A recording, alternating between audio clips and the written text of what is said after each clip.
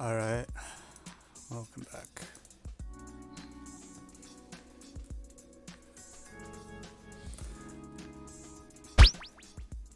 Alright, so yeah, as promised in Discord, we'll do a bit of visual math, and then after that I want to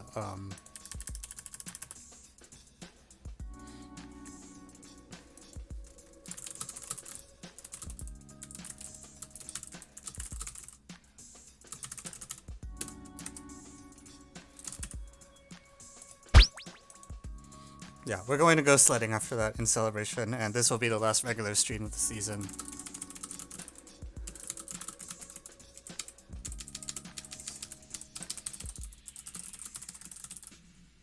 How to submit problems to ISL? So it's through whoever controls the IMO registration for your country. There will be the TLDR has talked to your team leader, and in the event that you happen to be in the United States, I think it's through the USIMO board. I'm not totally sure anymore. I think the USIMO board is the one that like manages it.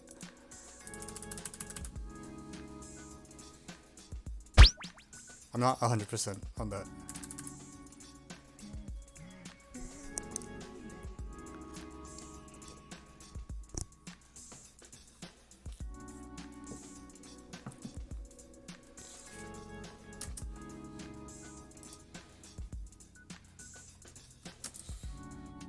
All right.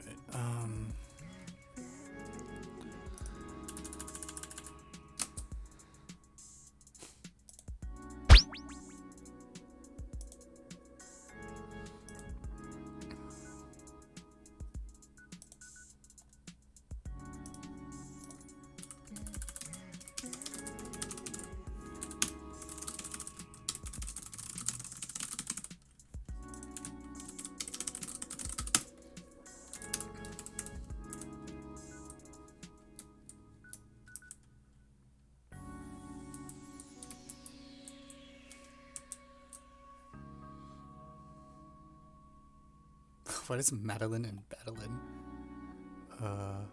Have you done the dungeon problem? Oh. So actually no. I looked at the dungeon problem and I was like, this is amazing. But I didn't actually, I glanced at the construction in the thread, but I didn't actually think about it at all. I was just like, oh, this is great, we gotta do this. At some point. So if you want to submit the dungeon problem, like, okay, I'll take it. Where do I get Christmas AMO these days?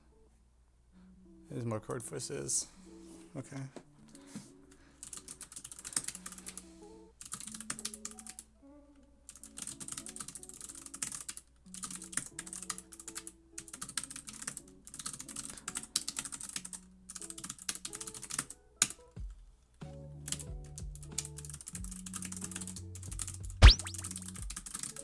Oh, the fruit problem.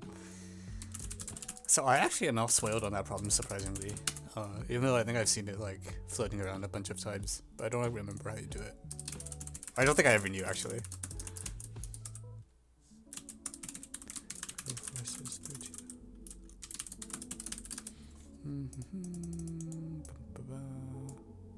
Oshiba. Okay. Mexico 20.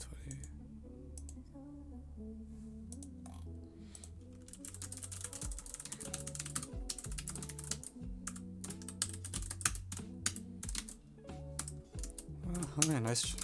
We have a traditional geo. Act 69 still there. I'll put it up. Oh, I don't like it.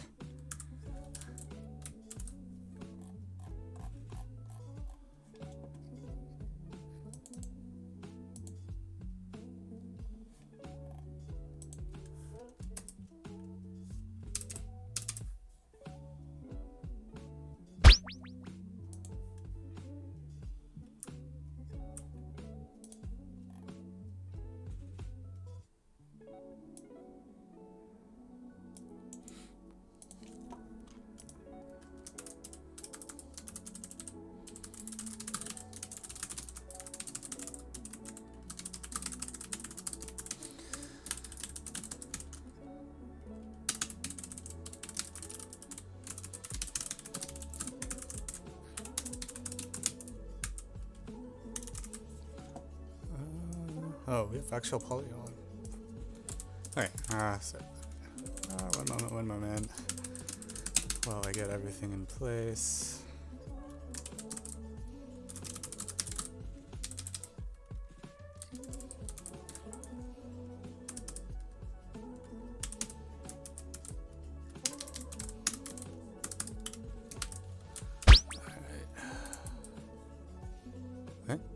That is not what I expected to get chosen.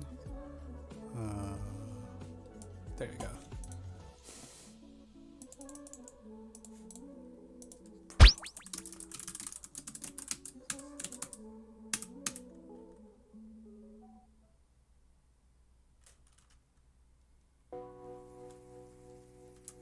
Okay, I assume Madeline and Badeline is who wins. Oh my lord.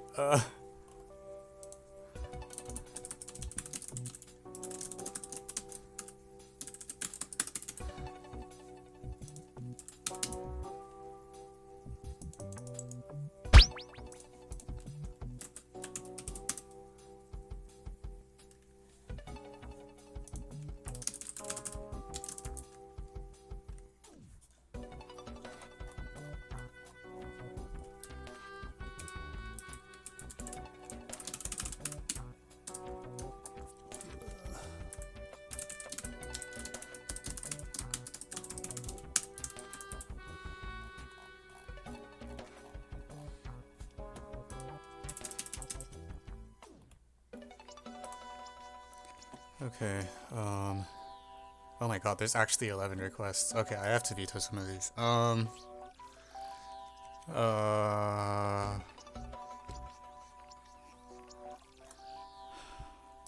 Cause the thing is, like, today's also a short stream, so I wanna randomly, I don't really wanna do 9. I think I'm slightly spoiled on the dungeons, so... Oh, the thing about the dungeons is that even if I'm not spoiled, or I know what the shape of the section is going to look like, and it's like going to take me a while to set it up, so I don't particularly think it's good for the short stream. But you all should do the, you should check out the dungeon thing. That's pretty funny. I'm gonna veto. I'm gonna veto fruit on the basis that I don't think I will get it during the stream. I know a little bit about what that's supposed to be too, and it's like. Doesn't seem like the kind of thing that's good for the stream, so yeah. Alright. Executive decisions. Blah blah blah, yada yada.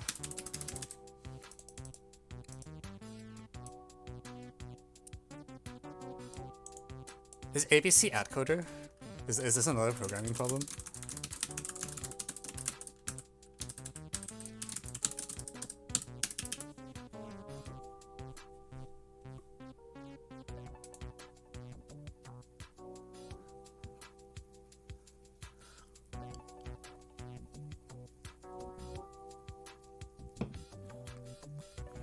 I see, at coder beginner contest. Okay.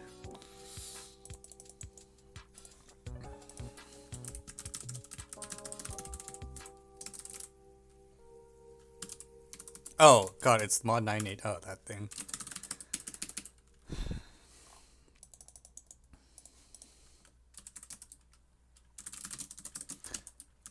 Wait, so my understanding of that particular, first of all, is that prime like 2 to the 32 plus 1, or not? Oh, sorry, not. Shit, what? 2 to, how do you factor that thing? 98.2, 4, 4, 3, 5, 2. Times 7.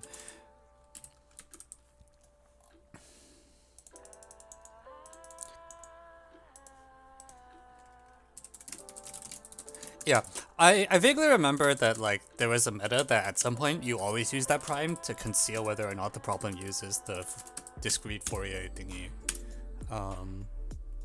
So it's just like, you know, you're always supposed to use that particular prime, and then yeah, something. Yeah.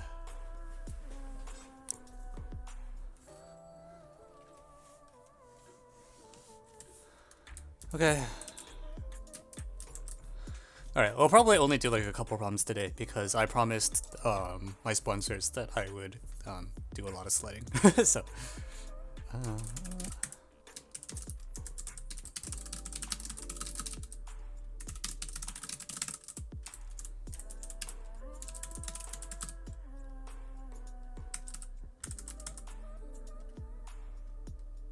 Oh no. Serious.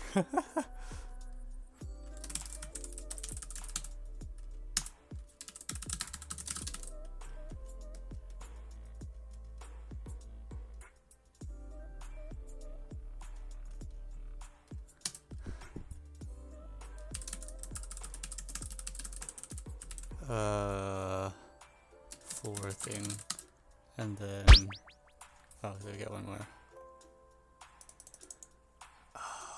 Okay, we'll squeeze in one more. I think that brings us to 10.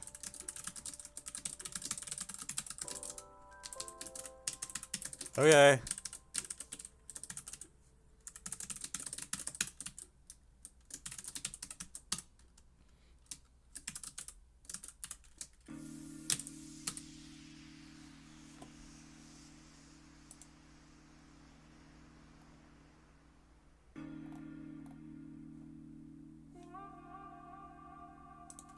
Easy problem with a high solve rate. Is that it? I cannot tell whether that is sarcastic or not. Alright, get your votes in!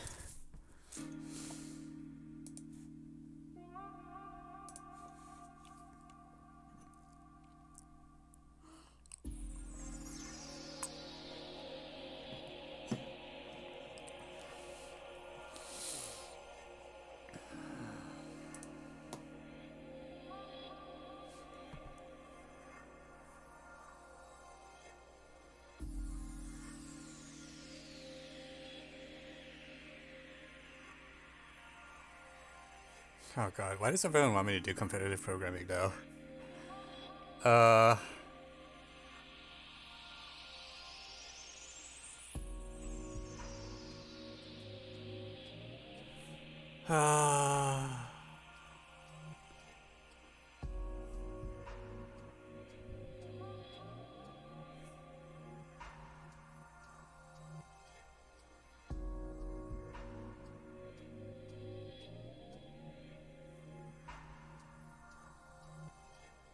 Oh, wait. Freaking... Why is there non-Unicode minus signs? Like...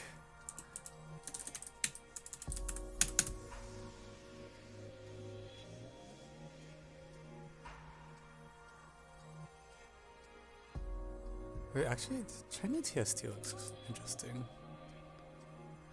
Oh, the ones that I actually want to do at a glance are the ones that no one voted for. Oh, that's tough.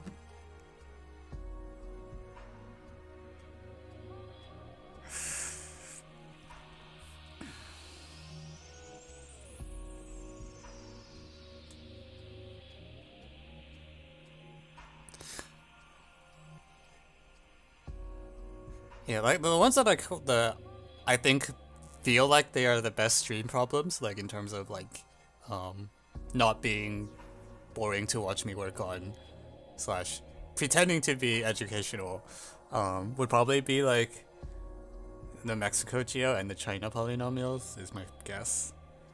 But no one voted for either. I guess there's like one vote for China.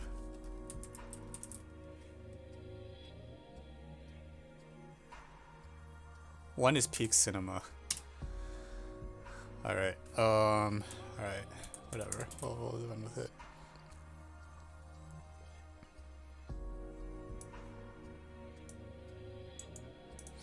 Okay, yeah, we'll start with the CodeForces, I guess, since it seems like a lot of people want to do that, and then we'll go from there to one of the, probably the geo, and then the floor, and then we'll see how that goes.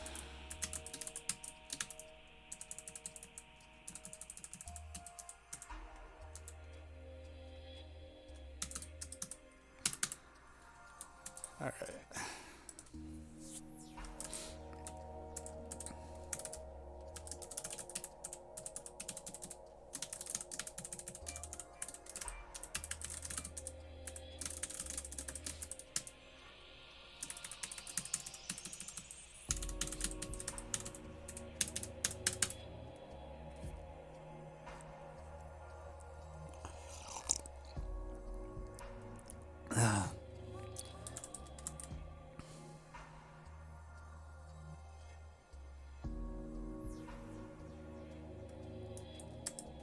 Oh. Oh, I remember now. I see. Okay, never mind. Yeah, okay. I've actually seen 7, now that you mention it. I wasn't thinking very hard, but it is equivalent to the Brazil revenge problem that I've talked about.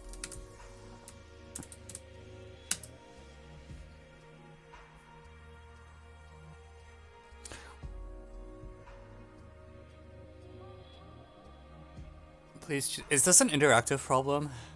Are you going to make me write an interactive thing?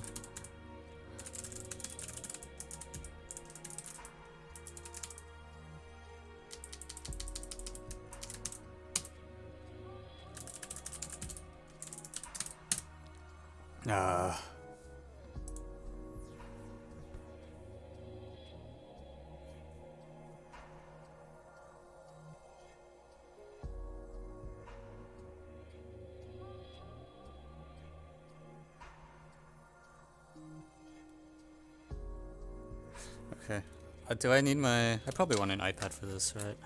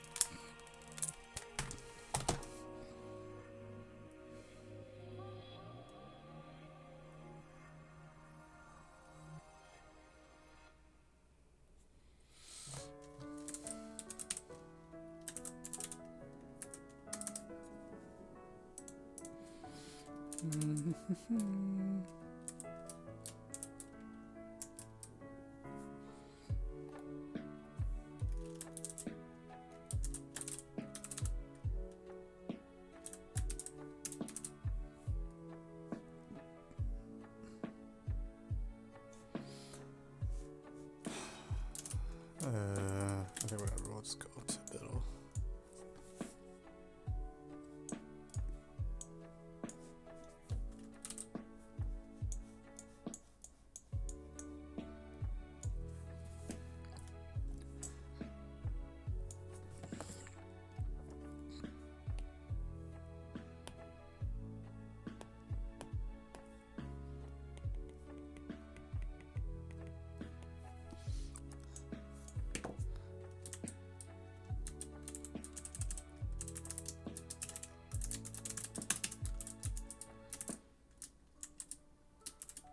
Okay.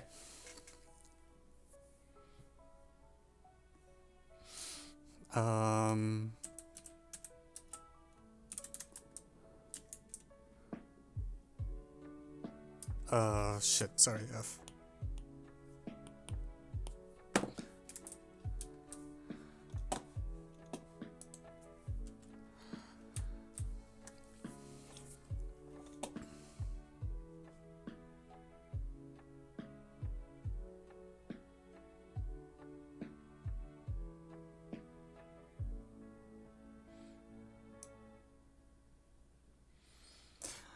All right. Okay. Welcome back. We have more CodeForces. So in this game thing resembling a game, I don't know.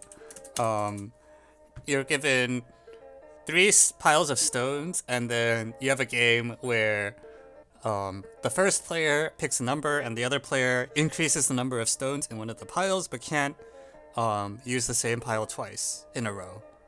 And then the first player wants to get 2 piles to be the same height within 1,000 turns, I guess.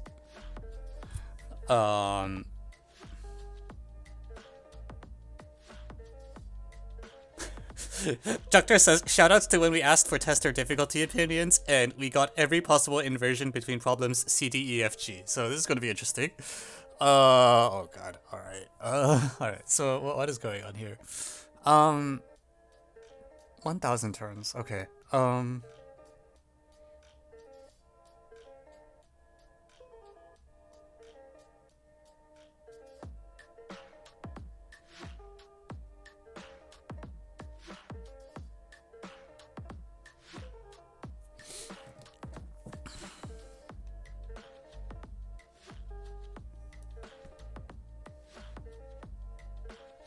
10 to the 9.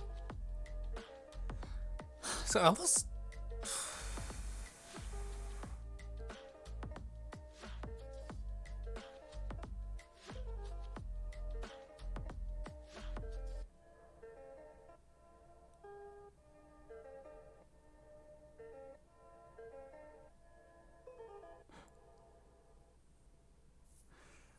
Yeah, it's funny because I think if you if the starting piles are small,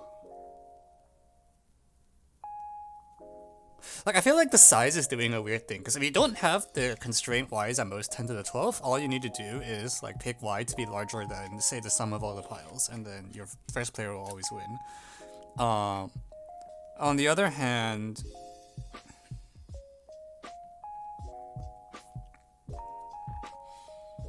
it feels like it's. I'm a little confused with the size. So, 1,000 is okay. Ugh. All right,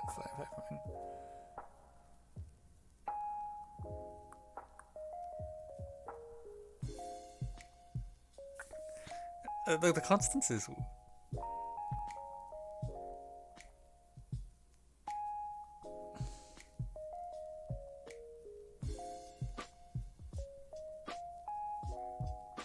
Numbers on Z cubed.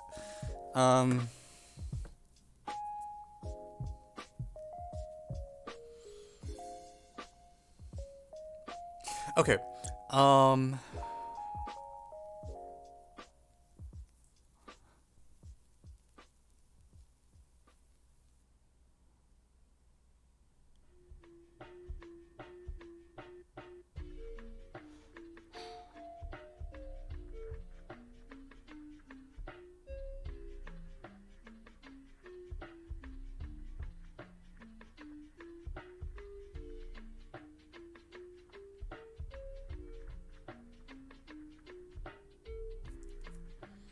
Is there like...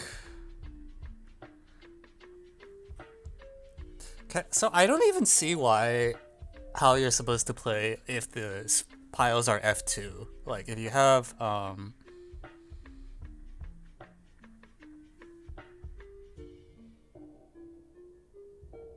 okay, let me play the game with like, let's say the piles are all like 0, 0, 0, mod 2 to start. So then on the first turn you end up with 1, 0, 0. Oh, okay. So, okay, the mod is a little weird because I guess you can if 2 piles are 0 mod 2. Okay, never mind. I don't want mod 2.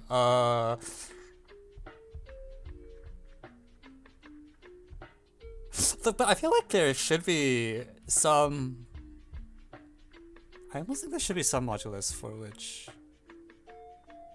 Okay, what does it look like right before you lose? Like the only way you can lose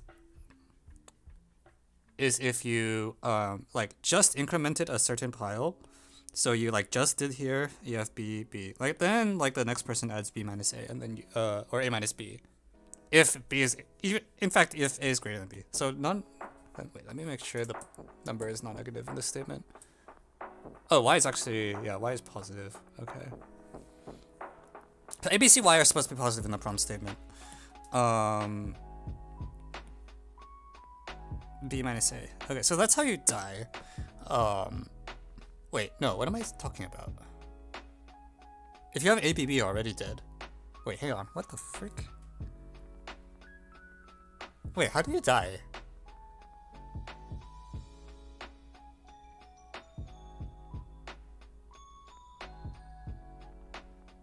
Sorry, this is a lie. You die if you have an arithmetic progression. So if you have A, B, C in arithmetic progression, and like A minus B is equal to C minus... A minus B is equal to B minus C. Okay, that's how you can die. If you have this difference the same, and you just hit this. Yeah, okay, so... The losing state right before you die is an arithmetic progression, where you also had to have just increased like the... previous number. So like for example, like here, 765 where you just increase 7 is a losing configuration. Okay. So then, okay, how do you get there? So what would force someone to enter 765 or any other? So if I just operated on 7, maybe I should use some numbers to give me a, let's do like, I don't know, 1395 or something, just so that the numbers are a little bit bigger. What would lead someone to end up in a state like that? 1095, 1395.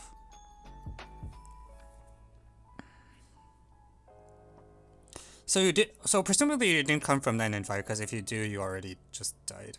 So I need like a situation where I have like x, let's say x less than y less than z or something, and then no matter what I add, I end up with an arithmetic progression. Can that even happen? I can't think of any examples. Like, I don't know, man.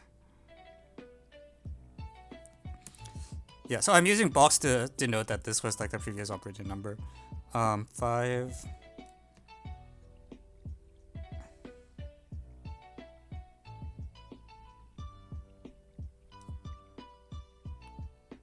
So this is losing.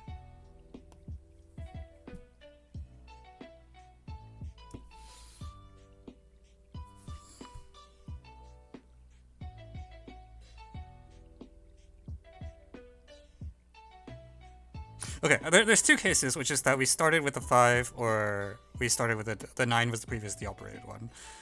So this is like... So if I operate to something to get 13, it was like 13 minus x, 9, which meant that I had to get there by adding x. So I need 13 minus x, 9 plus x, 5 to be an arithmetic progression, which should be possible. 26 minus 2x.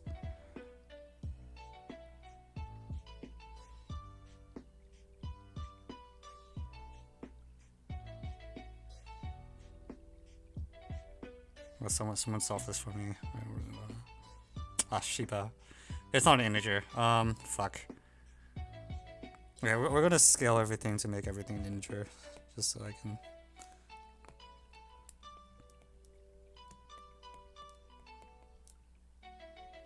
Alright, change of plan. Scaling.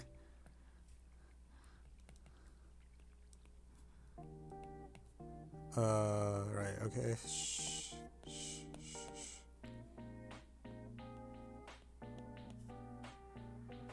Okay, so 42 plus x should be equal. Wait, did I fuck up? No, that's fine. 6, 12. Wait, what the fuck? That's literally, okay, that's 27, 27, 15, in which case we are already dead. Wait, what?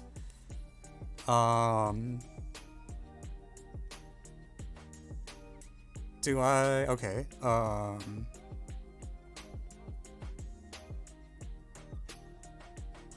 Shiba. Okay, so this doesn't actually... Is there any other order? So this is one case, and the other case is if I have something like, I don't know.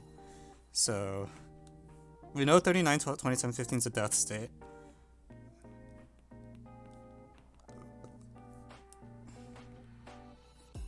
And then the other case is that we just operated on 27. So this is 27. Again, we did something to get to 39. And then if I want an arithmetic progression the other way, it's 15 plus x, 39 minus x.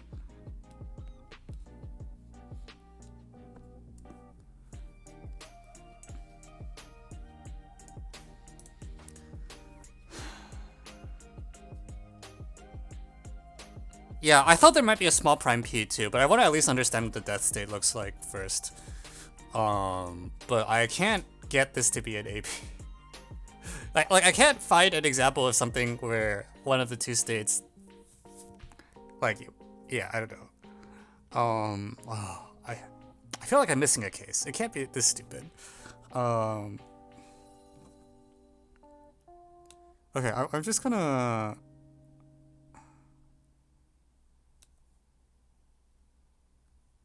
Okay, so the sum of the numbers is 81. So for it to be an arithmetic progression, one of the numbers has to be 27. What? No, this case doesn't happen. Okay, that case doesn't happen. Okay, sorry. This okay. I think the top case is just stupid and never happens. We're just gonna ignore it. I'm interested in this bottom case. In which case,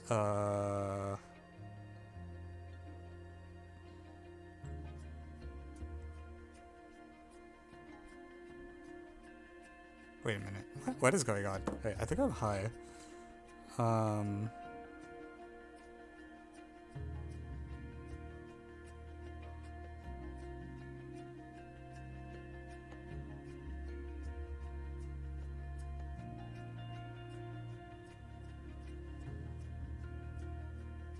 Isn't this one always an AP? This is always AP, right? Like, no matter what I do. I feel like I'm being baited somehow. This is always an arithmetic progression.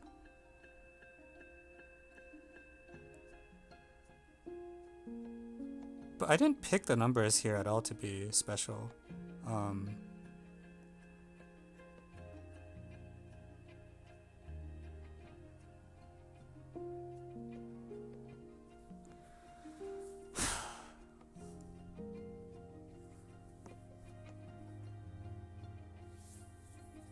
Okay, so I think... Okay, okay. So if we're in a situation where, in general, if I have A, B, C to start, and I can cause the...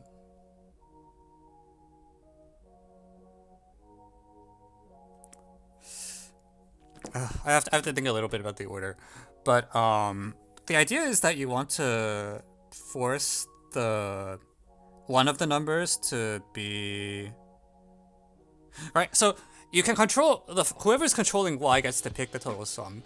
So as soon as you can force the one of the numbers to be the just like sorry, what am I saying?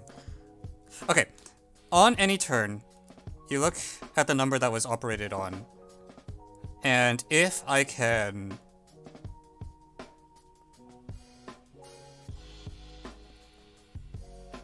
I see. Okay, so there's a size... It's a size thing. So as long as, like, 3 times C is... Yeah, whichever number is still alive, you want to make sure... Whichever number is not pickable, you want to keep that number and then force the sum of everything to be equal to... 3 times that number. So,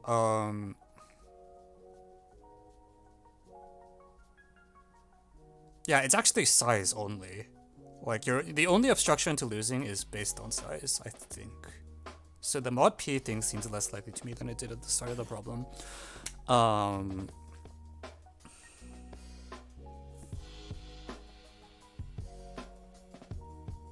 Yeah, wait. Also, y is bigger than 10 to the 12th. So, okay.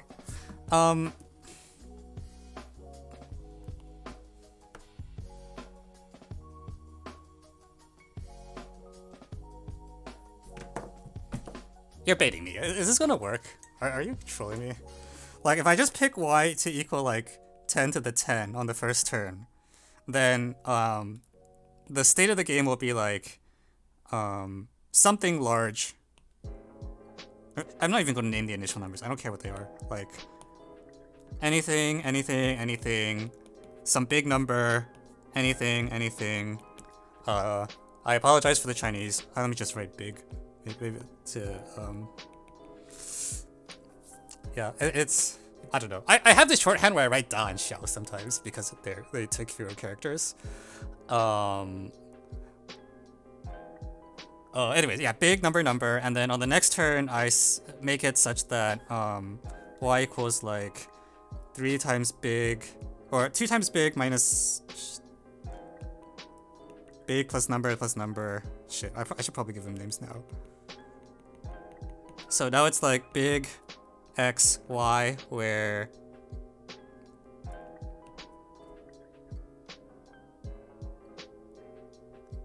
now they're in arithmetic progression. And okay, is this the state that I wanted? In the earlier one, no, hang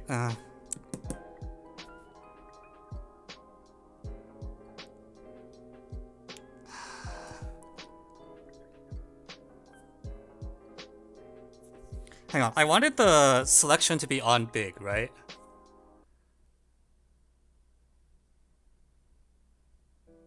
So after I do this, X is the largest one, and then what did I want to do again?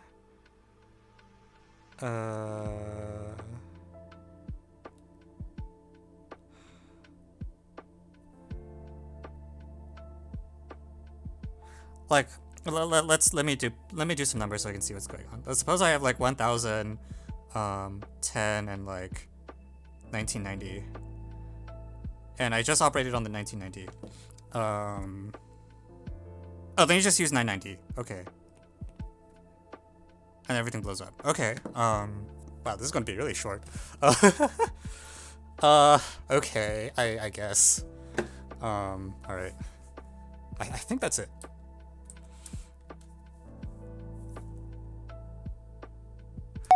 Okay. That's okay. If this is correct, it will be very fast to test. We won't have to spend a lot of time implementing it. So. All right. Let's write some code. All right. Dude, I love it when I can use Python. I'm so bad with C++. All right. This is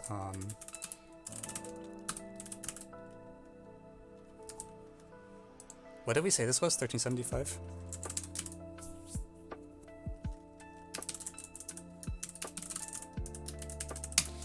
Okay, so right. Let's see if I know how to use interactive things. So b equals int input. Actually, this is interactive, so I don't even want to bother writing test cases. And we want to be the second player. And then print. First we print n, which will be 10 to the 10. Let me just call it big. And then after that, the second player prints 1, 2, or 3.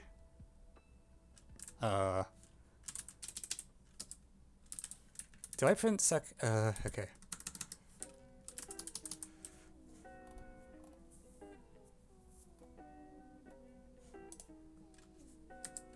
Oh, I need to from sys import standard out. This okay, I don't know, whatever. Print big.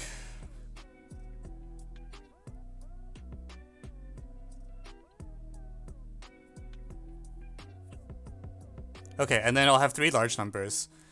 So, oh frick, I equals input. Assert 1 less than I less than 3. Okay, so then I'll have a fucking. Oh, this. Okay, well, we'll do this manually. If I equals 1, A plus equals I, I'll have I equals 2. God, the joy. We're writing great code, guys. Okay, and then whichever one is big, then I output the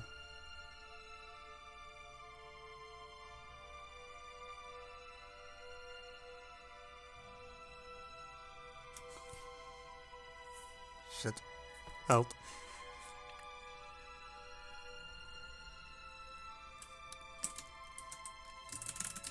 I'm so glad Python doesn't have integer overflow. Okay, and then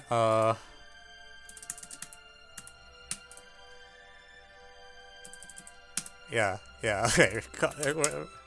If I equals to yeah, this is great code, guys. Definitely learn all your coding habits from what I'm doing right now. Okay, cool. After that, whichever number just got operated on,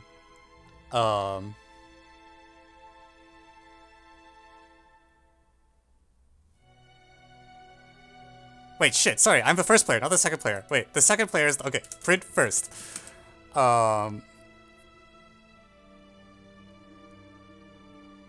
Yeah, okay, great. And then I print, so after this, ABC should be an arithmetic progression. And then after that, so because it's arithmetic progression, I should just print the max minus the min over 2, right? I think?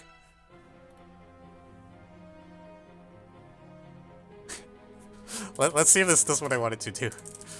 Okay, my initial piles will be, 2, 5, shit, I shouldn't have used the number so big. It's gonna be really annoying to type. Well, actually, it's okay. 2, 5, 5,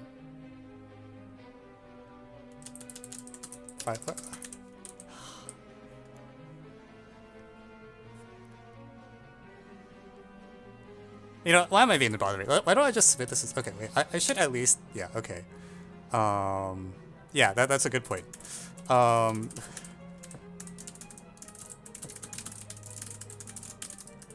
Okay, I should probably at least read the input correctly.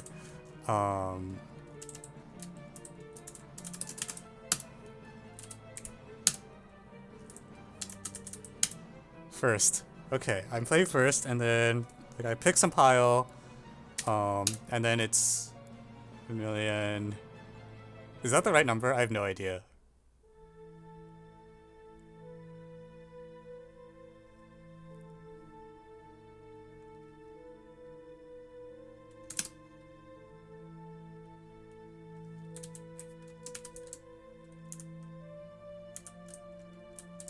Okay, anyways, let's add then stand out of flushes.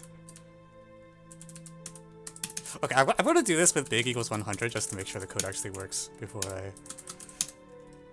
I... okay, so 5, 102, 6, 285, 290, 102, 6.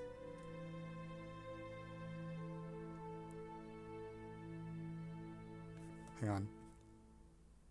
Something's wrong. Wait, what did I fuck up? That shouldn't be that small. Shit! What am I smoking? It's not plus equals I. Big.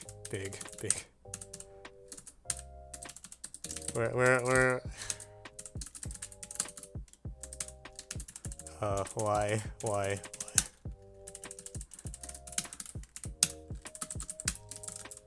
Okay, so 5, 102, 6, and then 5,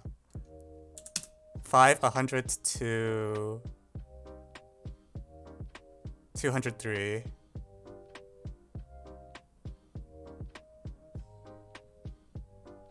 Sorry, 193.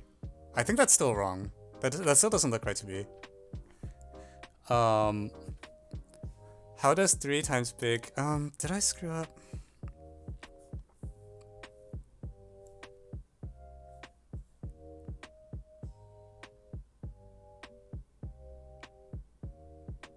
Oh, okay, I'm just cloning.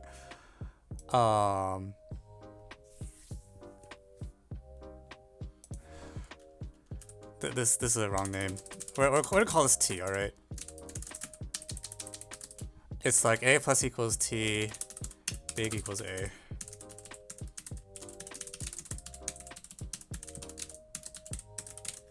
Okay, yeah. Let's try that again. Okay. So 5, 102, 6.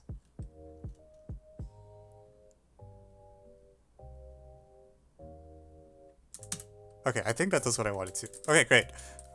Yeah, sorry. I wrote big both first as a big number and then also as like,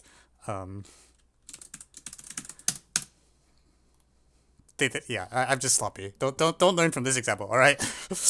All right, let's see if this works. Star, ProGamer, docs.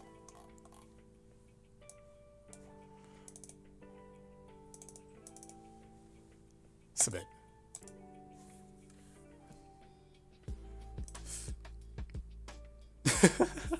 Yeah, learn to code and don't follow this example. This is not learning to code. This is just like doing math problems that happen to be on CodeForces.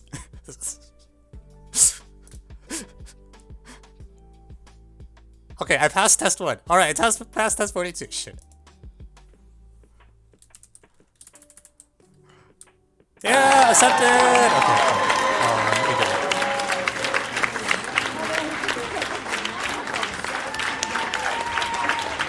Aren't you glad I made the interaction never makes itself lose? Yeah. Yeah, writing the interactor for this sounds super annoying, honestly.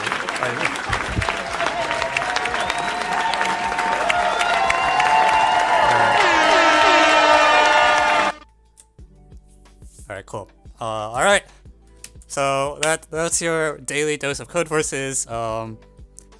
Thank you everyone. If you're watching this from YouTube, thank you for tuning in. Stay warm. See you sometime in 2024 when I resume streaming again. What are your opinions? I actually do not think this is really an anti-problem. I think it's like pretty motivated because you're like, okay, what's the state that causes you to lose, and then what's the state right before? So you only need to step back to like 2 steps, and then you're like, okay, that's just what's happening. Like I think the critical moment for me was when I like drew this thing and was like, wait a minute, this just always is an arithmetic progression. I feel like I didn't need to, like, all of this was just like, you know, take a step back, take 2 steps back. Oh wait, this just always works. So I think it's like, yeah. And not trying to get. I think this is fine.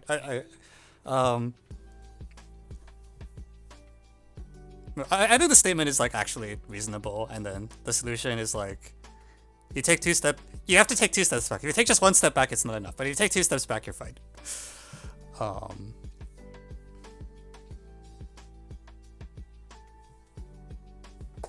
Yeah. Cool. Alright. But yeah, for those of you on YouTube, thanks for tuning in. See you in 2024. Cut.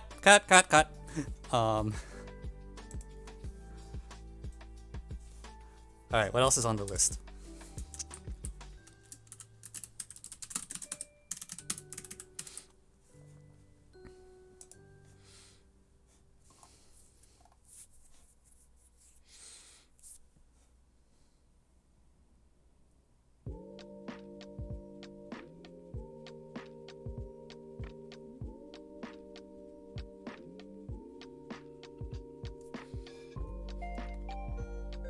So we have a geo, and we have like the thing with the florist.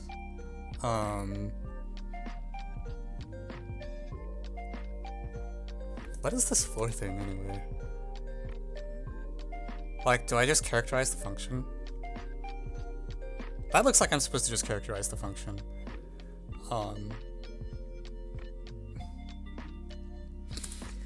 Okay, we'll start with the geo just for variety, and then we'll do the...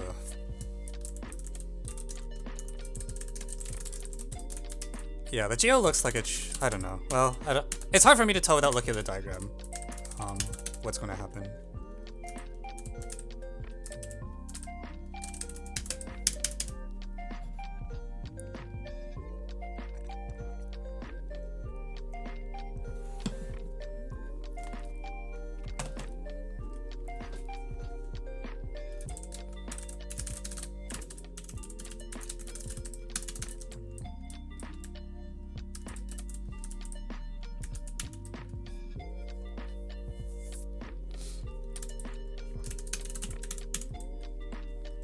Yeah, I will say I feel like in the CodeForces problems that have been suggested to the stream, I feel like I've had to not do very much code. Like I feel like, which is good for me because I'm not very good at debugging, as you could very clearly see from the last like 20 minutes. But yeah, I think this is this kind of CodeForces problem that's good for me, where like as soon as you know what you're supposed to do, it's like, the program is so short that I will make at most a few bugs. Instead of like so many bugs that we give up.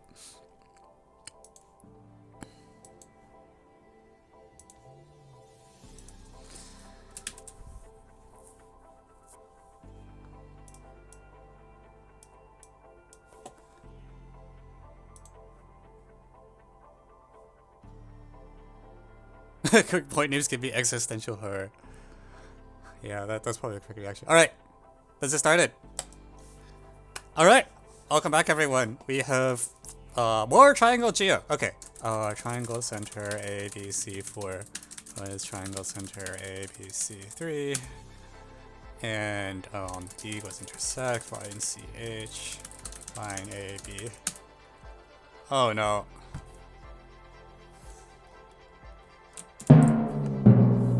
Oh, I am not very happy with these point names right now. D is the foot of the sea altitude? Are you kidding me? And then E is... What the...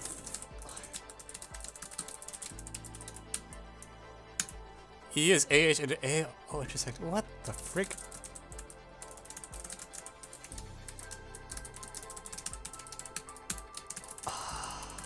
Okay, I'm getting more and more not excited about this problem. I think I got baited.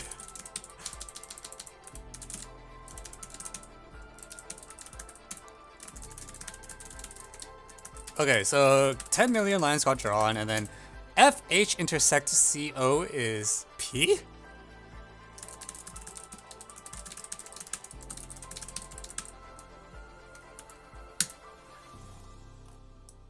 Oh god, it's all the way down there.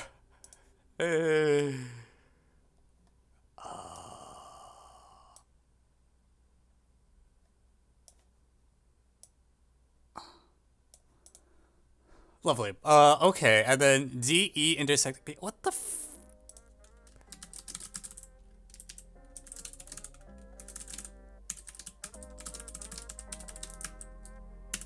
Okay, so Q of course ends up right next to B, so I can't see it after I work really hard to make it P not to... Oh, frick. Not that I think I'm going to really use the diagram, honestly. Like, let's be real. This is going to be one of those shitty, like...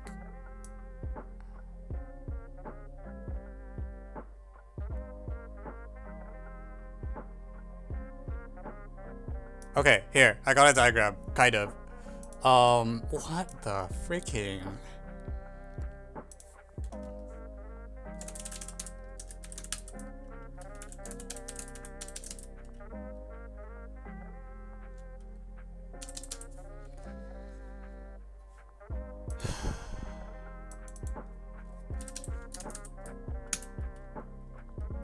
We should do Naylor Geo. Okay. Okay, and then BQ is the other one. Q is intersect DQ. What the freaking... Okay, so...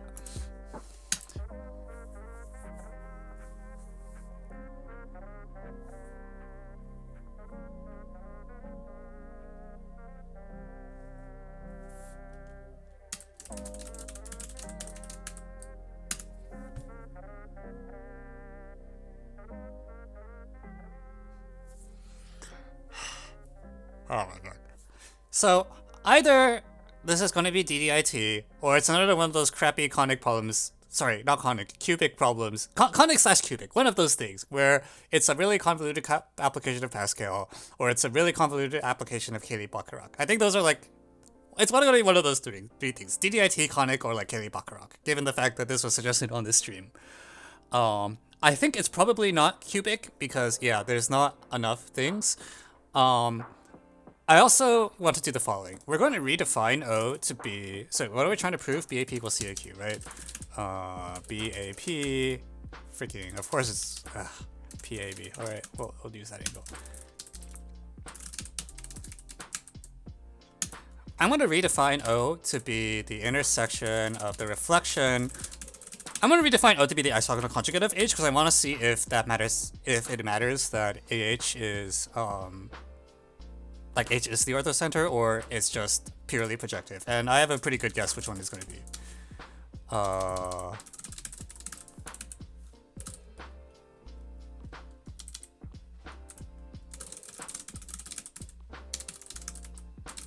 I did not define I, so I have to do that at some point. Sorry, one moment. I equals triangle center A, B, C, 1. Okay, so now H can be whatever. What is it right now? That is 2.5. Oh, goddamn. Yeah, okay, it's true for any isogonal conjugates. Okay, so yeah.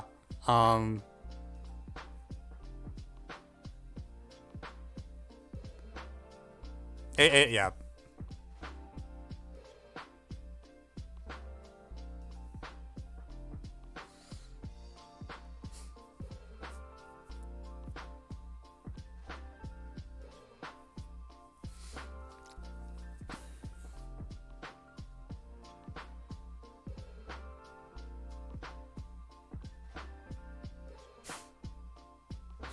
So either there's more so it's projective of something. It's just there happens to be a orthogonal conjugate. I have to think a little bit about what a standard way to encode that is. Orthogonal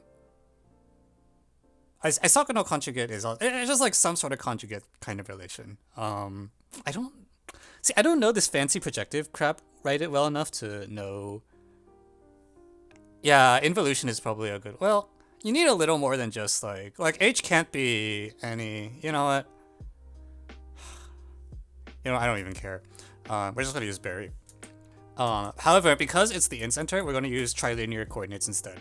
So we're gonna do this thing where, yeah, very fancy. Yeah, I feel like because once it's like boiled down this much, like, I don't even care. We use trilinear coordinates because we're cool like that. With H equals UVW and O equals 1 over U, 1 over VW. Basically, this is the same thing except I don't want to deal with the A, B, and C floating around everywhere, so like whatever.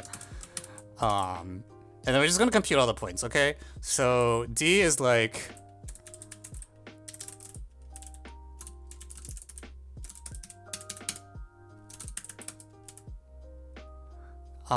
D is okay, so it's through C, so it's like UV0. E is AH intersect. Okay, so we'll do. Shit, I already fucked up. It's VU. It's the other way around because O is the no. It is. Never mind.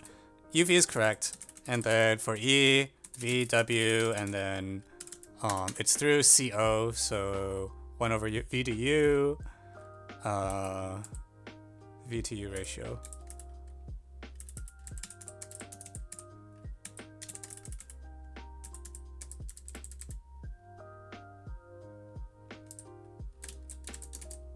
So like this, right? Ah, crap, I didn't mean to capitalize the V. And also F is like whatever it is. So it's like 0, W, V. Great. And then P was defined as FH intersects C. Oh, actually, that's a little more computation than I was expecting.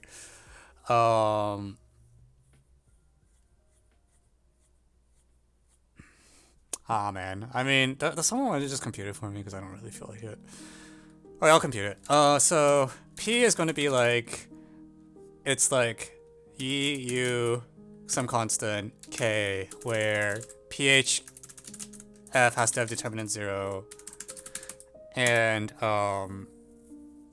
D, Q is going to be some point, so this was on BO, so like W, L, U, where the determinant of DQ is supposed to be equal to 0.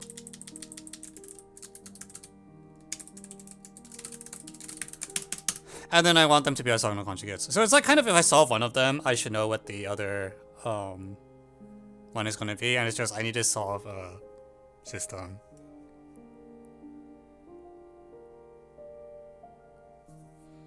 Okay, so of these two, which one looks less annoying to solve? D, E, Q. They both look kind of annoying. I guess the PHF is all degree 1. Alright, well, we'll do that one first. Alright. We're gonna switch to this view because I don't think I really need a figure for anything at this point.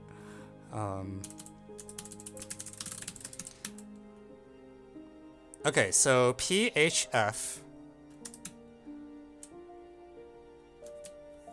is like, and someone please tell me if I make a mistake because I don't really want to deal with debugging. I'd rather go sledding. PH 0 W V. Okay. What is this determinant? It's like.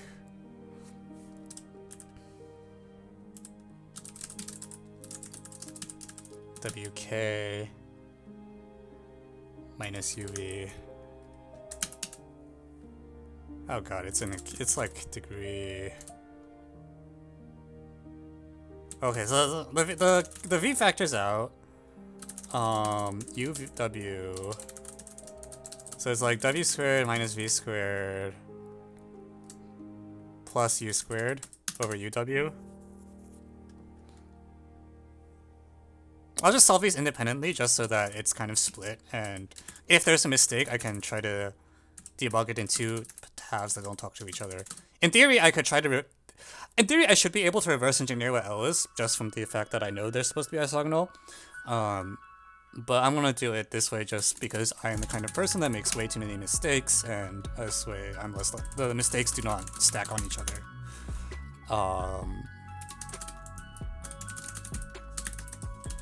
Okay, so again, there's like a 0 in it, so you know the determinant is like, okay, so it's like UV minus V cubed, which is or whatever, we'll simplify there. And then it's like UV UL minus VW.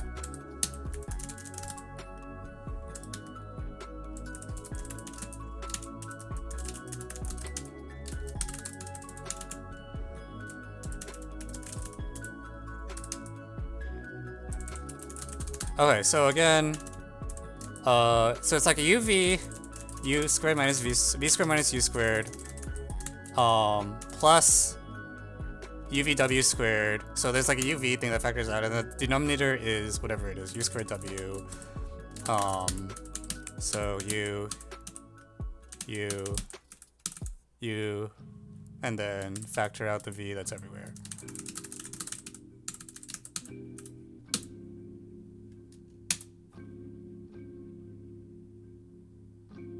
Wait, that's actually really... Okay, whatever. And what's the orthogonal condition? The orthogonal condition... Fucking... I flipped a sign somewhere, didn't I? The orthogonal condition is that, so, for the orthogonal part, I can ignore the A coordinate, and the condition should be that, the... Fuck, how does it go?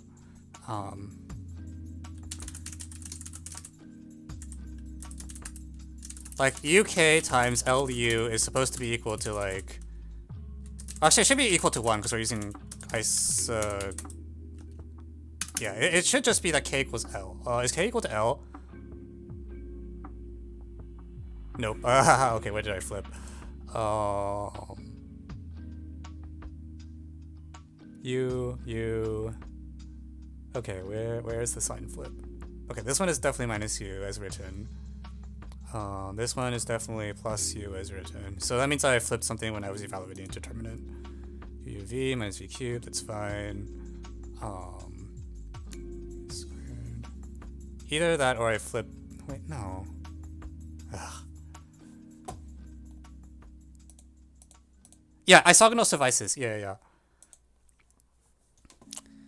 Okay, someone help me figure out why K isn't equal to L. VUK... Like, I have a sign. I'm off by a sign somewhere. UV... Oh, this one's flipped. This should be VW minus LU, right? Yeah, VW minus LU.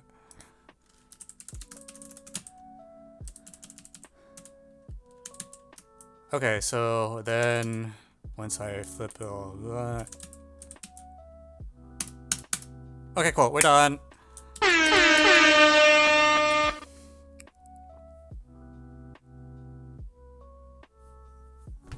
Alright, so, yeah, I don't know, like, the thing about these completely projective problems is that they're also completely projective, which means that in addition to nuking them with, like, fancy stuff, the Bary will also just work. Like, this has been a common theme where people have been setting these problems to stream where you're supposed to use Cayley Bacharach to a cubic or whatever, and then I'm just like, you can just bury this whole thing, right? Like, anyways, yeah, what's the intended solution? Just for my reference.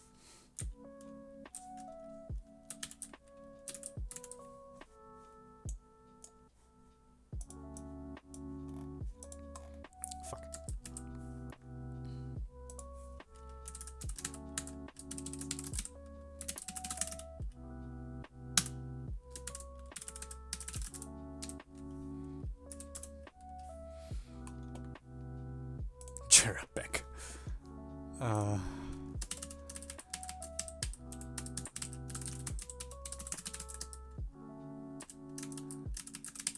Okay, let's type this up.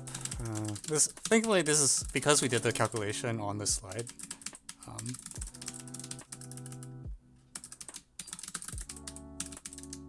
Okay, we need to make this production quality because this is going in my notes. So, point names come first, okay? Before. Also, I really should overline everything.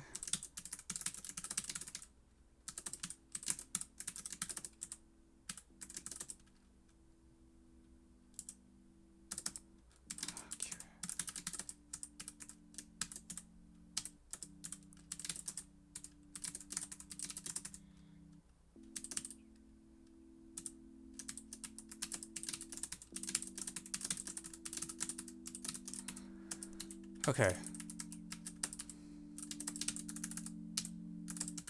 Now, home through.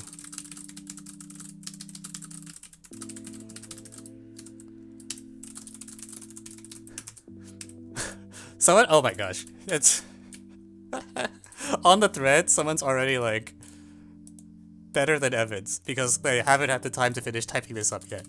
But we'll get there. We'll get there.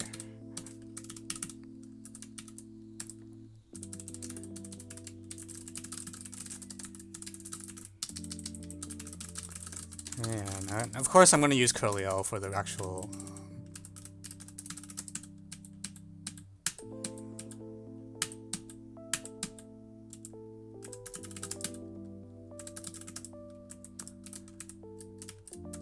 Shit.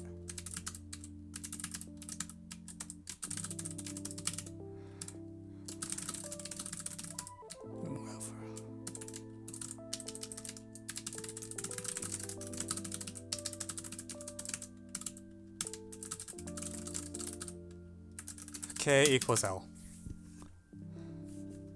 You see the K equals L, the isogonality, CQ follows. Okay, so, Bary's trunk is what we learned.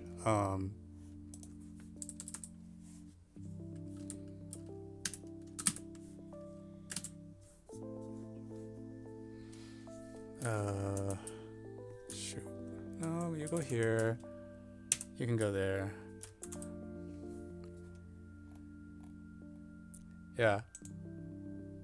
Yeah, it's always a bad sign if I'm using like the trilinear because it means that there's so little geometric substance that I actually don't care about the difference between the incenter and the centroid, is usually what it means. Because the Bary is the thing I'm used to for just the way that things are. So if there's so little geometry that I'm trying to suppress the factors of A, B, and C, then it's like, yeah, well.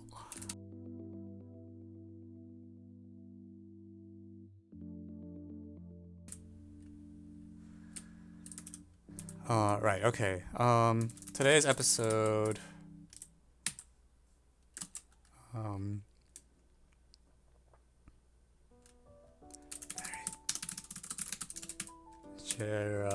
Back hyperbola.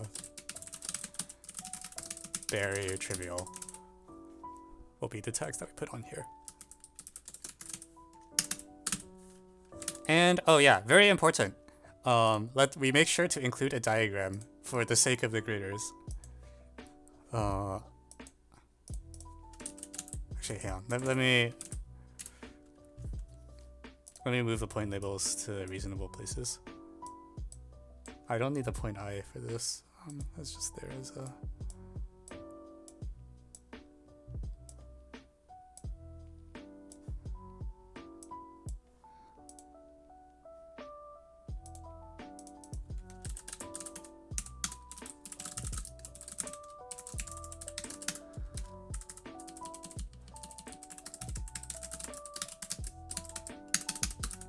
Okay.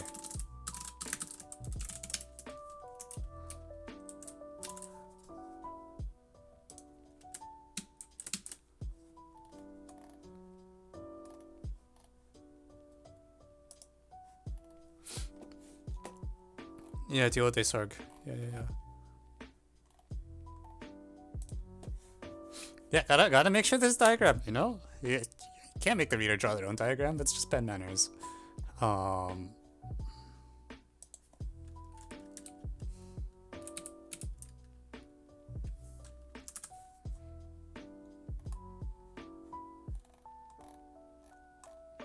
Submit.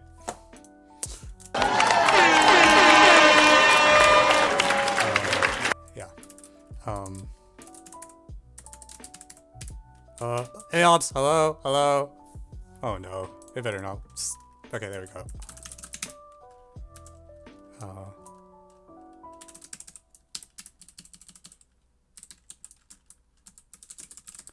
Okay, cool. All right.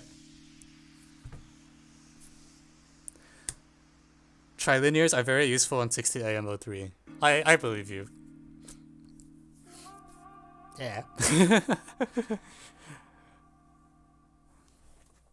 Okay, hope that was mildly entertaining.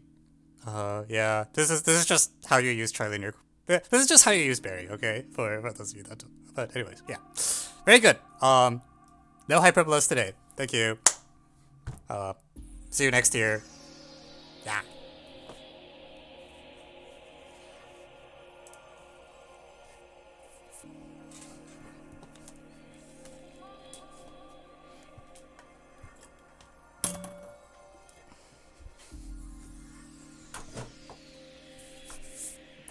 Okay, ba-ba-ba.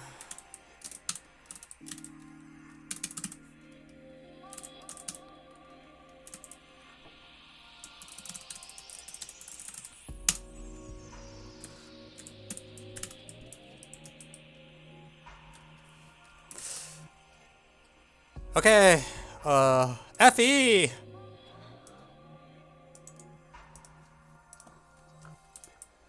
Alright, where'd my compiler go?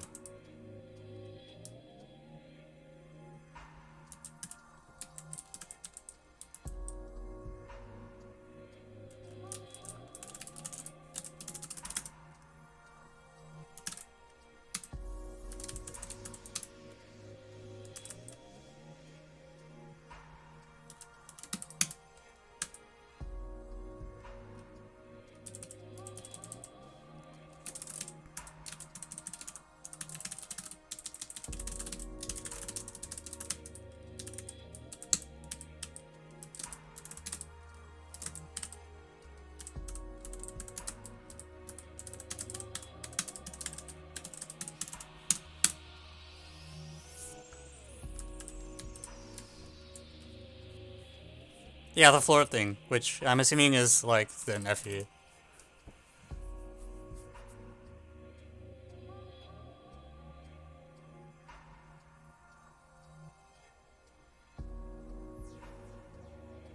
Well, actually, no, that's not really an FE. It's like, for every n, it's a system of n equations and n variables.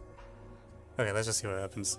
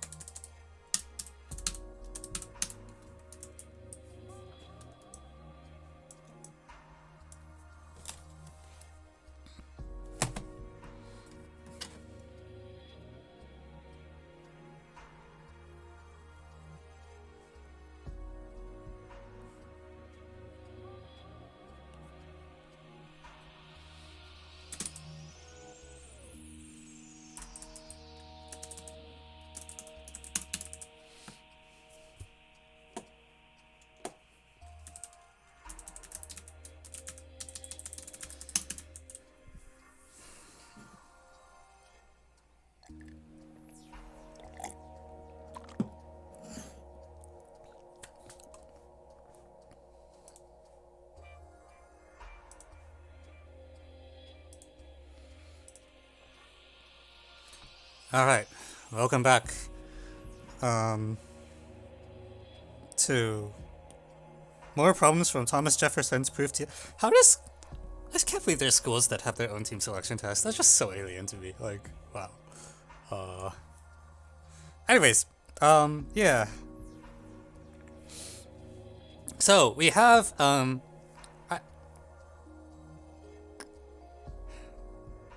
we have a system of equations is what this is. I mean, it's a little misleading to call it f, but basically the point is that for every, in fact, I'm gonna actually, but basically for every n, there's a system of equations, and I want to solve the system. So, for n equals 1, that system is just a1 is equal to 1, 1, 1. For n equals 2, this is a system that looks like a1 plus a2 equals whatever the heck that is. What? Hang on. Okay, so this is the k equals 1 equation. 1, 1, 2. And then for k equals 2, it's so this is just all the left hand side is just the sum of all the multiples of k less than or equal to whatever, and then the right hand side 2, 2, 1. Oh, this is like 1/2 or something. I don't know, man. So yeah, at this point I'm just like the AI is shorthand for f and I, because that is what it is.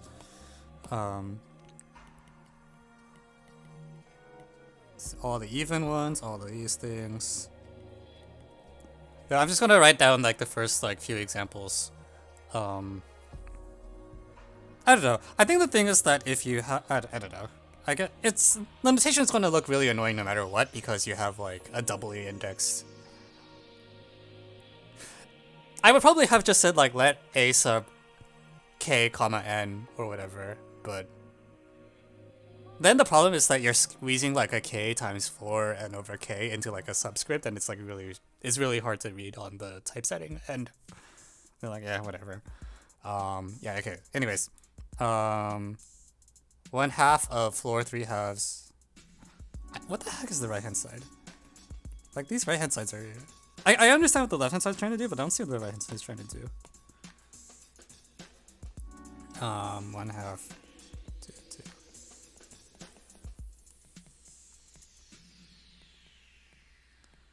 Okay, and then 4 is the first time that there's like more than one equation that isn't stupid. So this is 4, a2 plus a4 is equal to 1/2, 4, choose 2, floor 4 over 2, which is like 1, and then it's 3.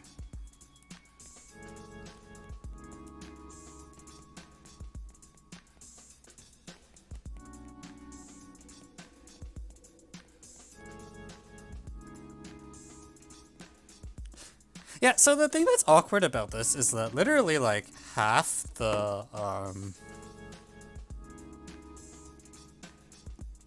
like for every n, like the latter half of the systems is like everything past n over k equals n over 2 is just literally a single thing on the right hand side, right?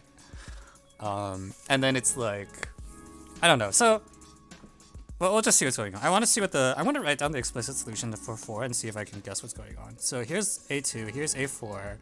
a2 is like 3/4, and then a1 is whatever the heck a1 is. 1 plus 1/3, 4/3.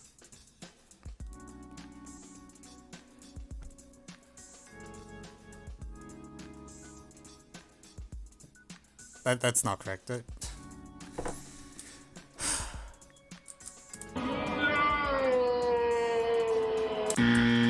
Sorry, I don't know how to subtract. What is 8/3?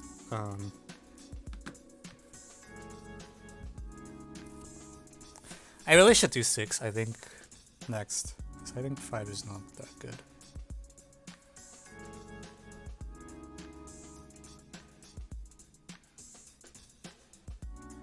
I also, okay, so the problem specifically cares about a sub 1. So the other thing you can try to do is like, do this minus plus thing where,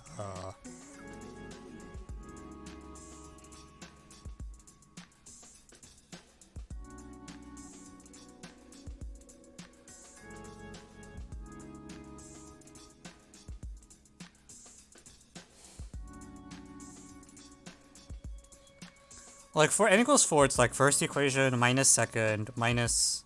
Actually, this is minus second minus third. I don't know, man.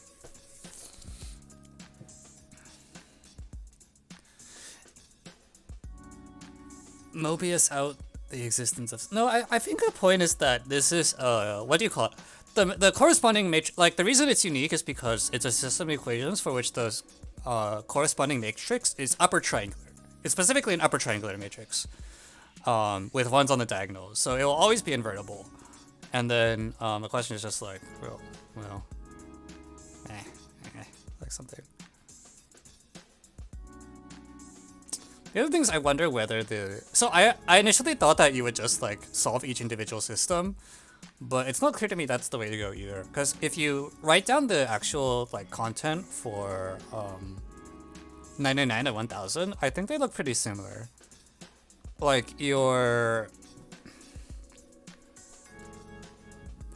like you can imagine, I wrote the system for 1000, I wrote the system for 999, and they actually look almost exactly the same. Like most of the things are identical except for like a small number of right hand sides that change and like the addition of like B1000 in like a few places. So like, yeah. Also, like if you don't want to think about it, you can just brute force it. that is also an option.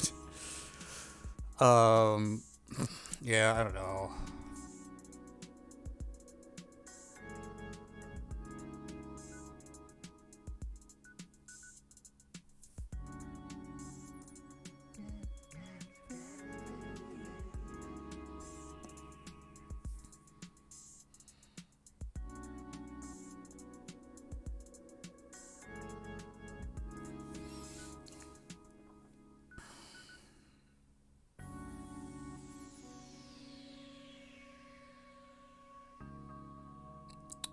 I really don't like the floral end over K. On the right hand side though, that doesn't feel good to me. What if I like no, actually no, that's pretty bad. Like I want this to correspond to being like so floor over K is counting the number of things on the left hand side. Like on the left hand side, the floor is not that unnatural because it's just like here's all the multiples. But then on the right hand side, like what is that floor n over K for? It's saying like the average of the terms is 1 over K exactly, or something like that.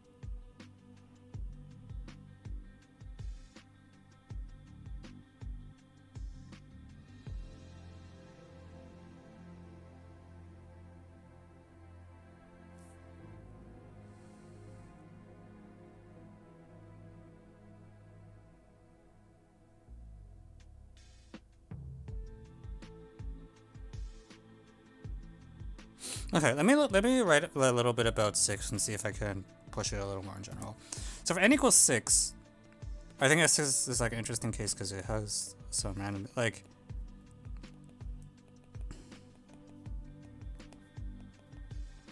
it's like you do 2, 4, 6, 3, 6, 6 kind of thing. And then if you do like plus, minus, minus, plus, you end up with just A1 left over.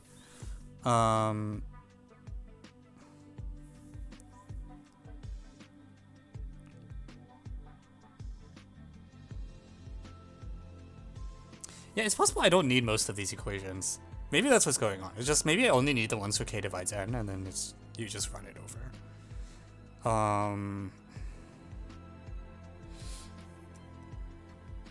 So for general N,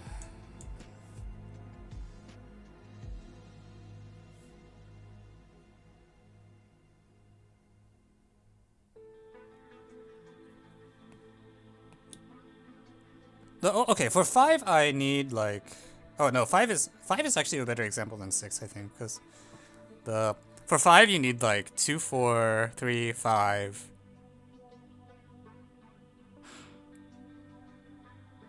What the heck?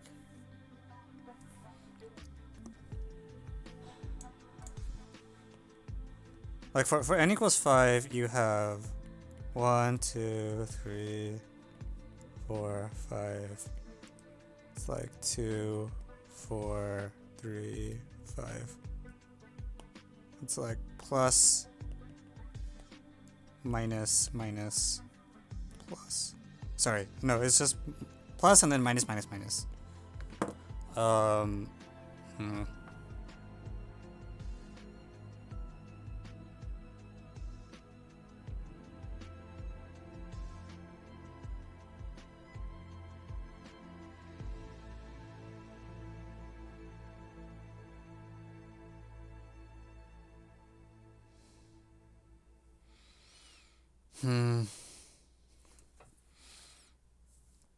Yeah, I feel like this feels better to me than solving the system because it's what's happening is like the answer is independent of certain equations.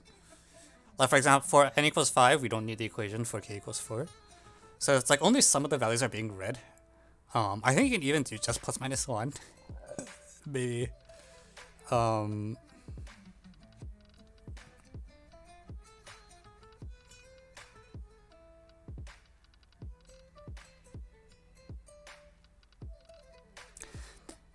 As another thing, like when you have, suppose you are going from like 1 to 100, okay, then a sub 97 is only read in 2 places. Like it's read for k equals 1 and it's read at k equals 97. So it's kind of yucky.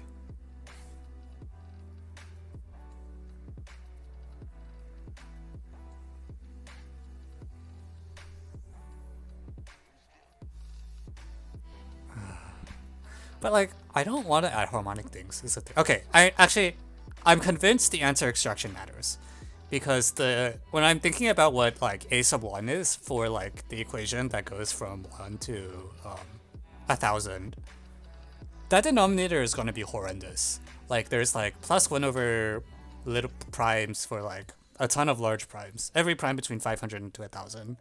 But then it will like very neatly cancel all the corresponding primes for f of 999.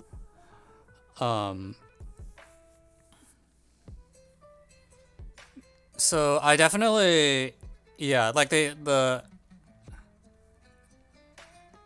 f of 1,000 minus f, the way the answer extraction is phrased does matter. Like you expect almost everything to cancel, and then the question is like what stuff doesn't cancel. And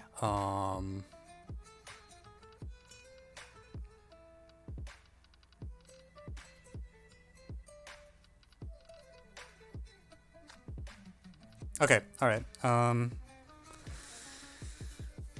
So the only question I then have is like these weights that I've been trying to come up with. Do I think the weights are like okay? Because I can do like this n equals 5 and 6 by hand. Or should I be like trying to?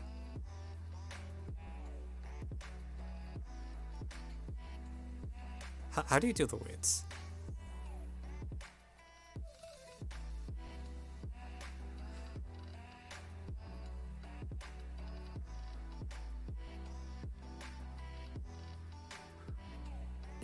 Is the weights like some Mobius crop?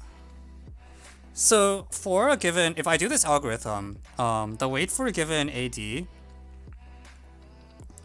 so the weight of the dth equation should be the negative of the, I shouldn't use d, sorry.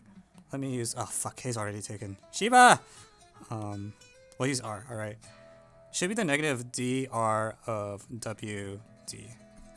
Okay, so it is just the Mobius, right? Thing. Wait, is it really Mobius? I feel like I was trying to. Oh, it's Mobius. Why did I think it wasn't? Wait, it is just that, right? Shiba. Yeah, this is why I'm stupid. Okay, I forgot this minus a5 here. My bad. Yeah, okay, it's Mobius. There you go.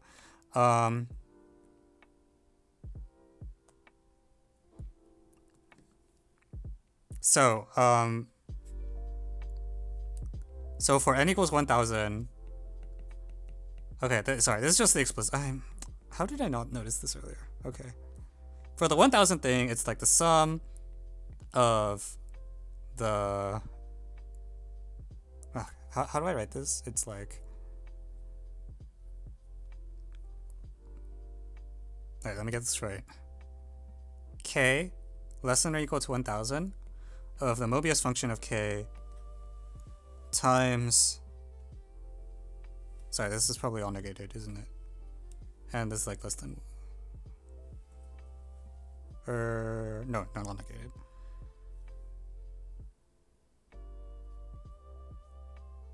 Okay, the expression was 1 over K, floor n over K. And then the corresponding expression for 99 is given by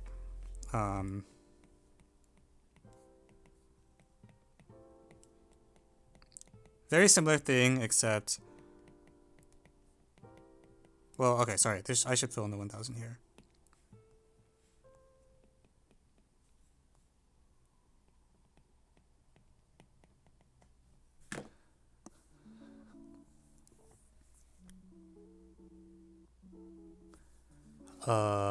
Yeah.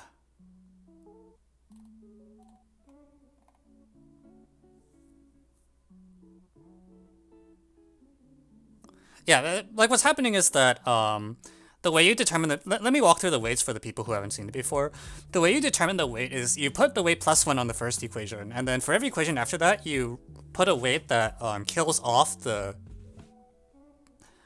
weight on the kth equation should kill off all the AK terms. So for example, when you did n equals 6, you first put a plus weight on the one thing, and then to kill off the A2, you put a minus weight on the second equation. Then you look at the third equation, you have A3 so far, so you go here.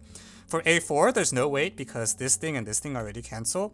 5, you put a minus 1, 6, you put a minus 1 to cancel the 1, minus 1, minus, sorry, 6 is plus 1, yeah. So that's what's going on. And then if you've seen this before, you know, this is the recursion. It's like, it's the negative of all the previous weights to kill off those things, and then it turns out W is just the Mobius function. Yeah, so it's just Mobius inversion is the, okay, anyways. So now I need to subtract these two things, and like the main thing is that for almost all values of K, like floor of 1000 is equal to floor of 999. So, the only values for which they're not equal are the ones for which K divides 1000. So the difference, for those values, the difference is equal to just 1. So it's like difference of K dividing 1000. Yeah, so for the bottom sum, this floor is equal to 0, so it's also okay. So honestly, like I could technically drop these two and nothing changes. Because the floors will vanish anyways. So the difference is the floor of K, the difference is sum of K dividing 1000 of Mobius K over K. And this is a multiplicative function. So basically what that means is I can factor it as, well actually also, okay, I don't even need to do that. It's only like, there's only a few, like, it's like 1 minus a half minus a fifth plus a tenth. Those are the only values for which mu K over K is not 0 anyways.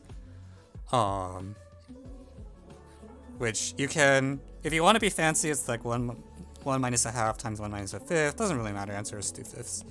Did I get the final number right?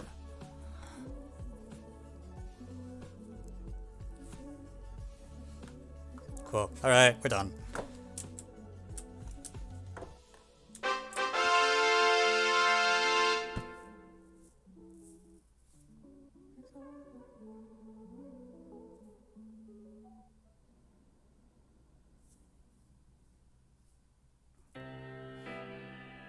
Yeah, it's kind of weird because this floor, I think you could have phrased this in a way that made it less floory or something. Like, well, actually, I don't know. So the problem is you need two systems of equations to do this. But I think you could have at least said that, like, from an aesthetic thing, if you said that 1 over K is the average of AK, A2K up to whatever, you could have written this thing with no floors, I think, and it might have looked a little better. I mean, same problem, of course. But anyways.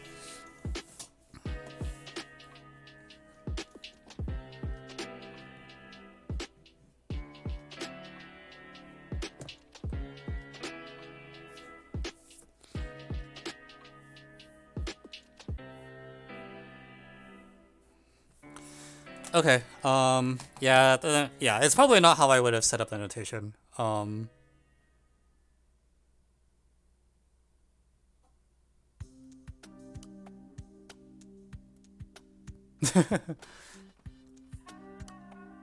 the thing is, like, 1/k didn't matter. Like, you could have used, like... Well, I guess if you use 1, then the answer is just 0. But if you used, like... But we could have used literally anything. Like, because the answer is, like, whatever this function is, minus evaluated at 1, 2, 5, 10, and then, like, you know, glue them together.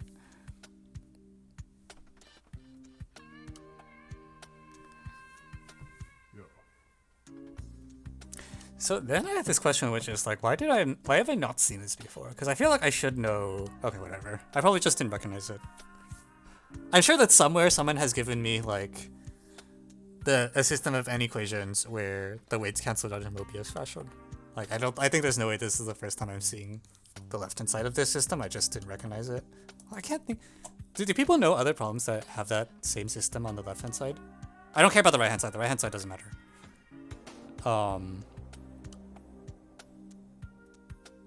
But I feel like I must have seen this particular system before. Like, not even Mobius. Like, I know I've seen Mobius stuff, but I feel like I must have seen the particular system before.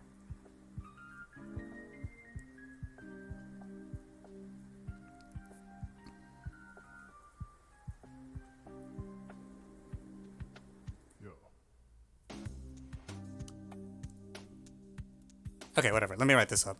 Well... Okay, let me quickly write this. I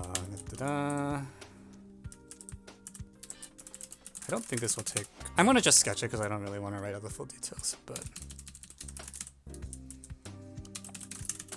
137.3.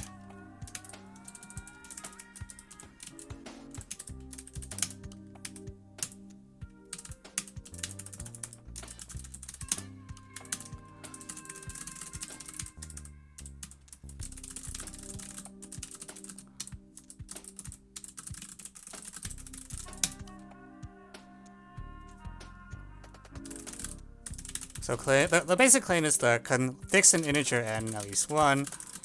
Consider the system of equations given by in n variables x1, x2, given by so you have like a constant c1 is like x1 plus x2 plus plus dots. And then the next thing is x1, x2 plus x4. Does my editor not conceal dots b? That is actually I need to fix that. Cn is equal to xn, where the kth equation. Well, let me write out more terms so it's more obvious what the system is, because this is.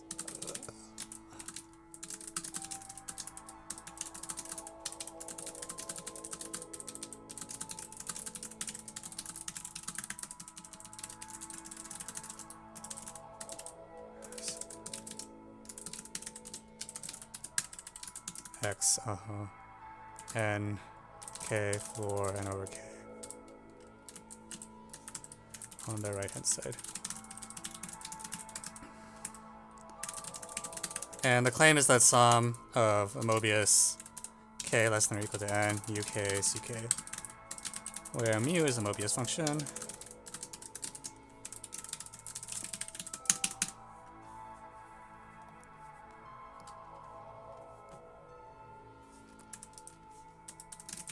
And the proof is the coefficient of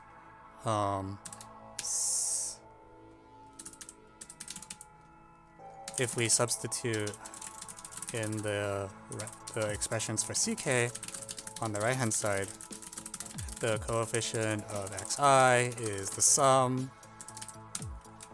Let me write m. Is the sum of k dividing m of mu k, which is known to be 1 for m equals 0. Sorry, m. Okay, so applying this directly here, we get alpha of 1, f sub 1001 is equal to the sum of k less than or equal to 1000 of mu k floor 1000 over k.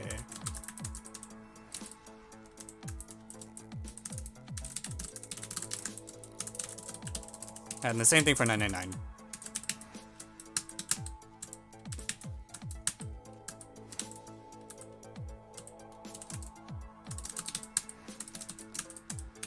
Okay, and then subtracting final answer is literally sum of k divided. Yeah. Note that, well, let me just write explicitly that floor. The difference of the floors is exactly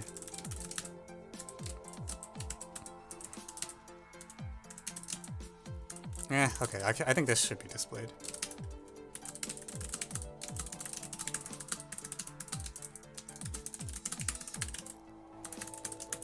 So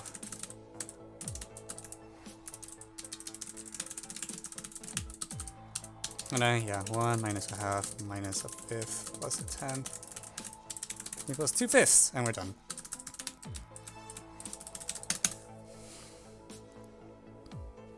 Yeah. No, I feel like I must have seen this exact system somewhere. I refuse to believe this is the first time I'm like seeing this particular system because it seems so fundamental. In fact,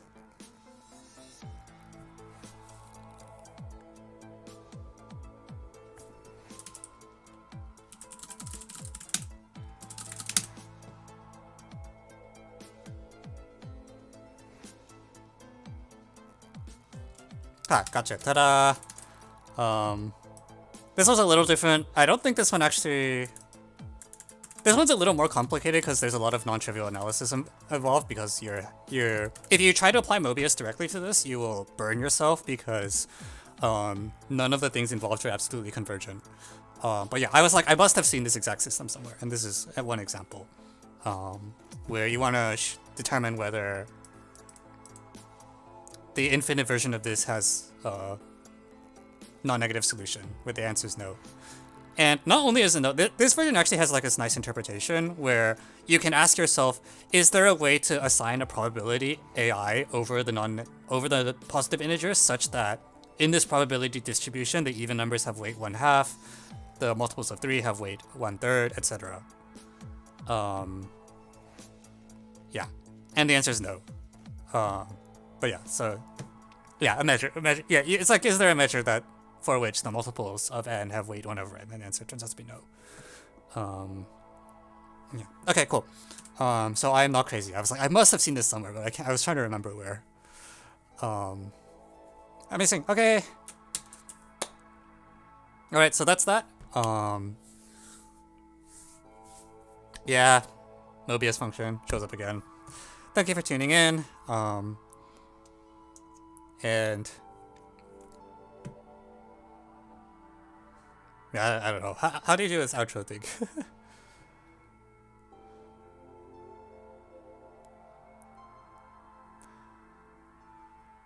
Well, yeah, okay. By the time this makes it up to YouTube, I think it will probably be 2024 or almost 2024. So, happy difference of squares year. See y'all.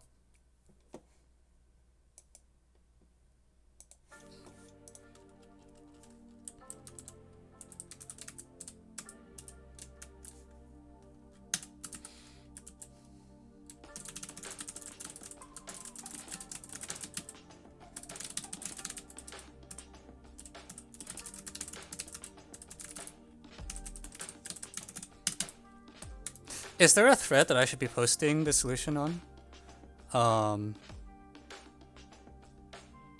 No. So, it's kind of like this thing where I upload these videos to YouTube, right? And then like up until now, like the ending has always been really abrupt because I'm just like cutting it. Yeah, so that was the YouTube outro. Yeah, when it's the end of the stream, it will be a lot more. I don't know. Usually, if it's the end of the stream, I will put up a actually end screen.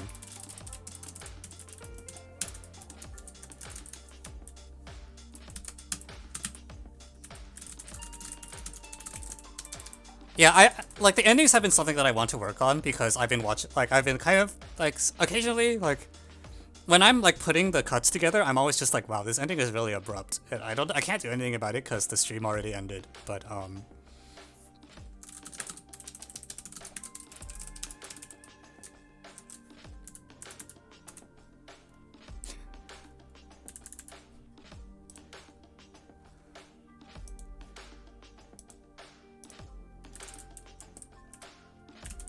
okay,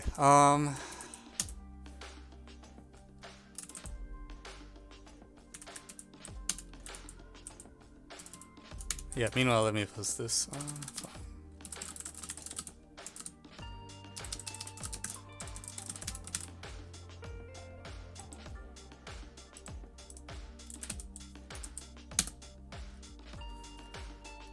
Computational NT.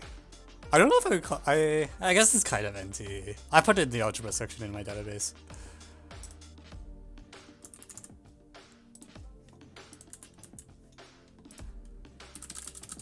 I think calling it Mobius inversion is a little overkill. It's just like you know there's a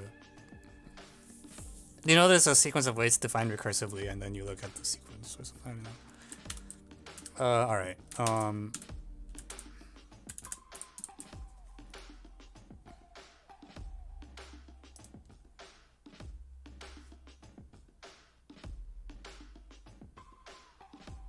Yeah, we're big now. We do YouTube outros.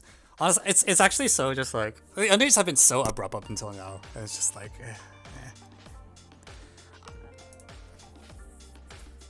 It's probably fine because I think probably when I upload the videos to YouTube, it's not like there's a lot of people that just watch it from start to finish, anyway. But I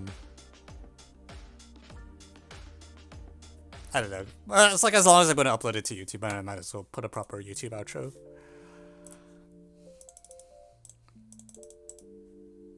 Okay, so I did promise my sponsors that I would play the sledding game today. Is the Christmas problem something that's going to take me like...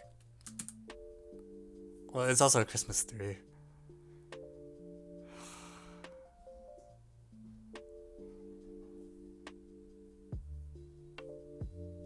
Yeah, I feel a little bad because this has been submitted a lot of times, but yeah, I don't know if it will fit in this stream. Like, I feel like this is the kind of problem where if I want to do it, I should do it like at the start of the stream, and it might be the only problem that I do with that stream, honestly. Okay, wait, it's a finite sequence.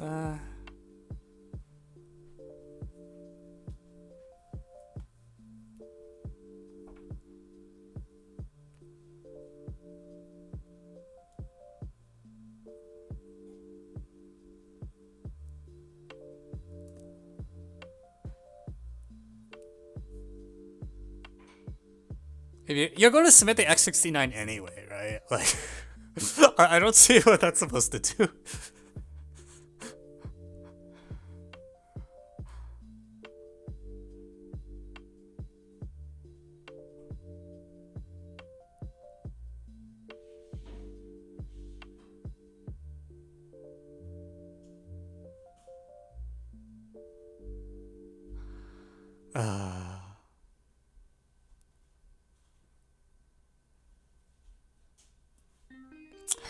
Yeah, it's like, do I think I'm gonna get this in like an hour? That's the question.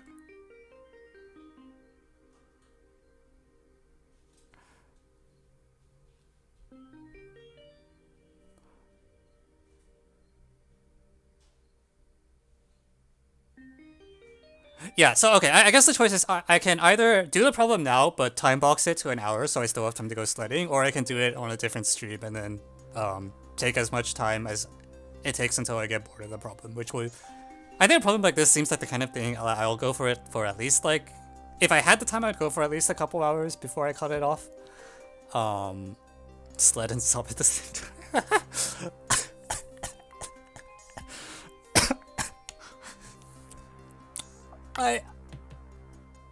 So...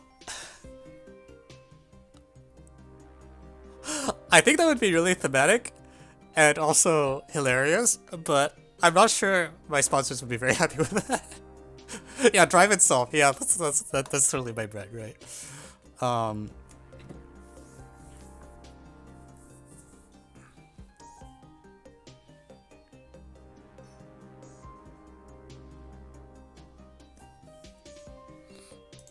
Yeah, okay, let's just put up a poll.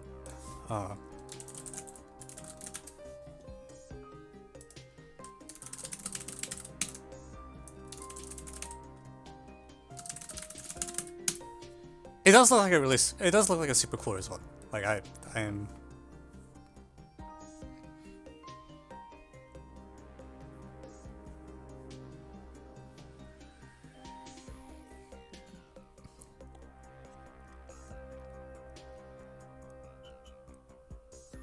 Okay, that is actually unanimous so far. So I'll let the poll run for another like 30 seconds in case anyone wants to try to,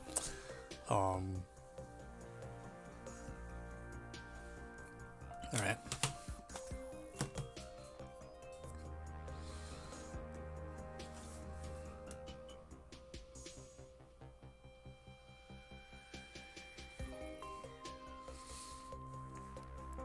Okay.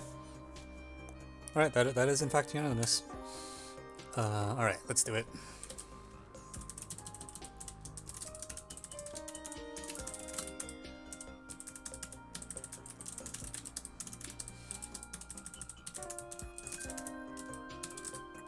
See, the thing is, yeah, if we get it in an hour, then we have to also fast track it on YouTube so it comes up before Christmas for the sake of the algorithm. See if we could get this into like some random people who have nothing to do with math's feed because it said the word Christmas in it. Like and subscribe!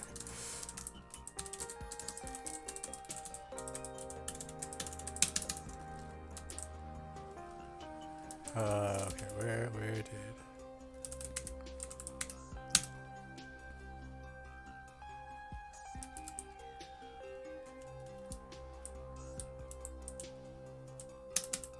Why is there an error on line 78? No, don't kid me, this is fine.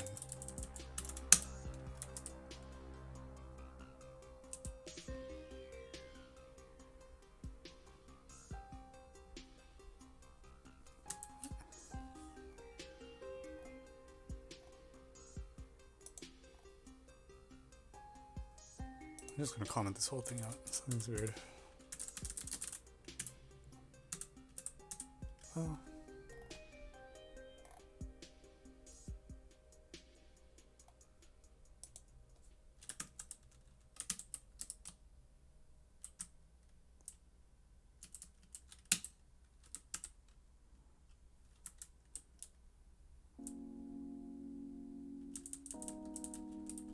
Okay, I'm gonna bisect search for the LaTeX error in the slides, because that is actually bugging me. If anyone sees the error, let me know. My compiler is saying something's wrong, but I can't figure out which problem has the bug.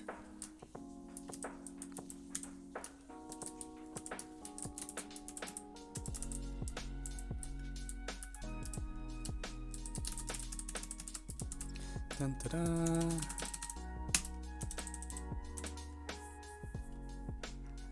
It's not that one. It's not that one. It's not that one.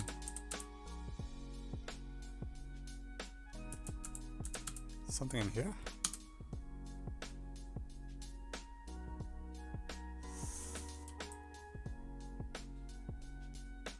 I don't know what could be wrong here. It doesn't matter.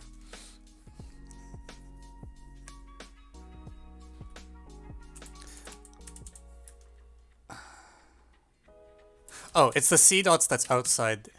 Guys, just always use dots. Like, don't use L dots and C dots unless... Actually, just don't use L dots, C dots ever, because apparently the correct thing is dots. There's like, AMS Math provides a bunch of different dots. Like, dots M and dots I or something. I can't get it straight. But apparently it's just never supposed to use L dots and C dots. Like, even if the dots autocorrection detection is wrong, apparently the best practice is still to use one of the AMS ones.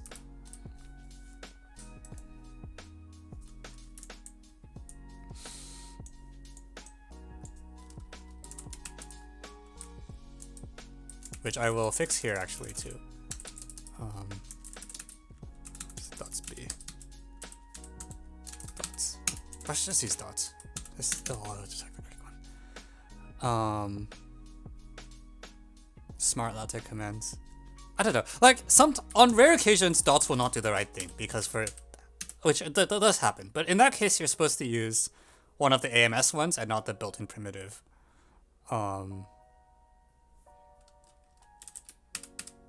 But usually dots does the right thing. I think that dots does the wrong thing, I think sometimes if you have like less than dots and then nothing after it. Then sometimes the auto detection is wrong. But I think like 90% of the time dots will do the right thing, and when it doesn't, use either dots B, dots I, dots M, dots O, or I forget the fifth one. Dot C. Yeah.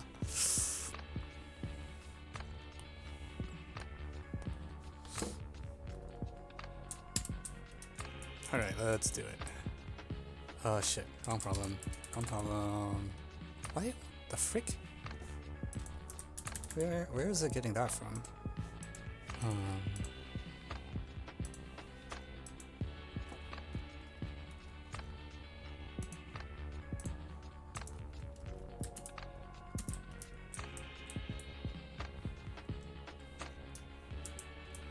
Technology.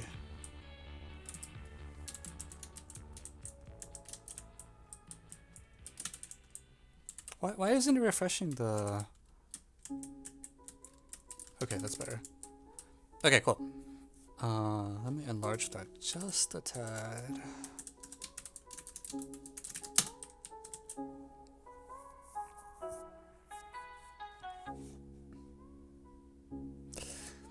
All right, welcome back, everyone. So this is this problem has been requested for a while. We're finally getting to it now. If you're watching this on YouTube, this means I actually managed to solve it. If not, yeah, we'll see what happens. Yeah, so this is the last Twitch stream for the calendar year. For those of you that are on YouTube, it doesn't matter. But for those of you that are watching live, thanks for tuning in for the last one. We're finally getting to the Christmas problem, very thematic, and then we'll see how it goes. So this is a problem where you want to partition the set of positive integers into a disjoint union of, for some k, sets which are like a scalar of some times some ki. I'll use capital K for the indexing set. And you wanna... This is only possible for some sets. Like for...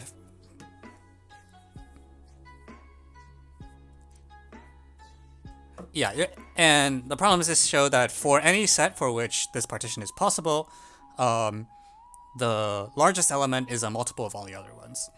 So n equals 1 doesn't do anything, so I'm going to start by looking at n equals 2, and the question is kind of like, okay, if I have two elements that don't divide each other, like 3, 5,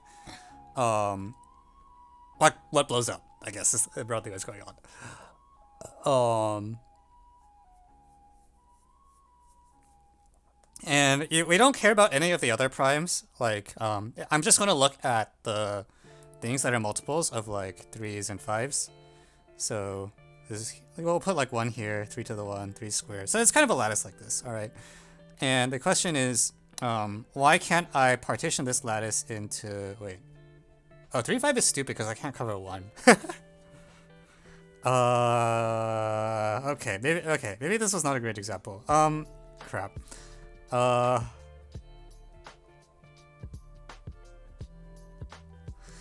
So I could do a different example that's like, Okay, yeah, n equals 2, never mind. N equals 2, you actually need to have a 1 to cover the 1, so it's kind of like silly.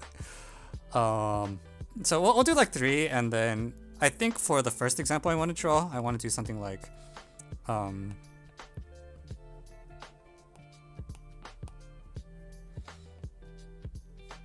like 1, 3, 5 here. Well, we'll use that as a starting. And then the question is basically, why can't I partition the set of positive integers into these little L trominos?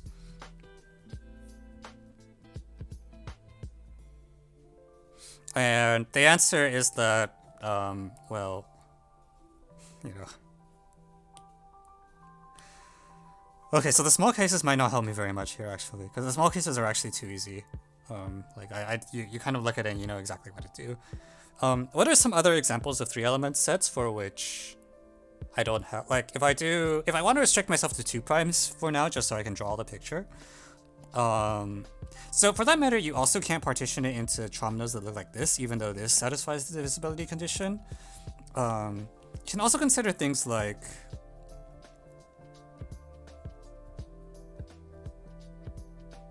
I don't know.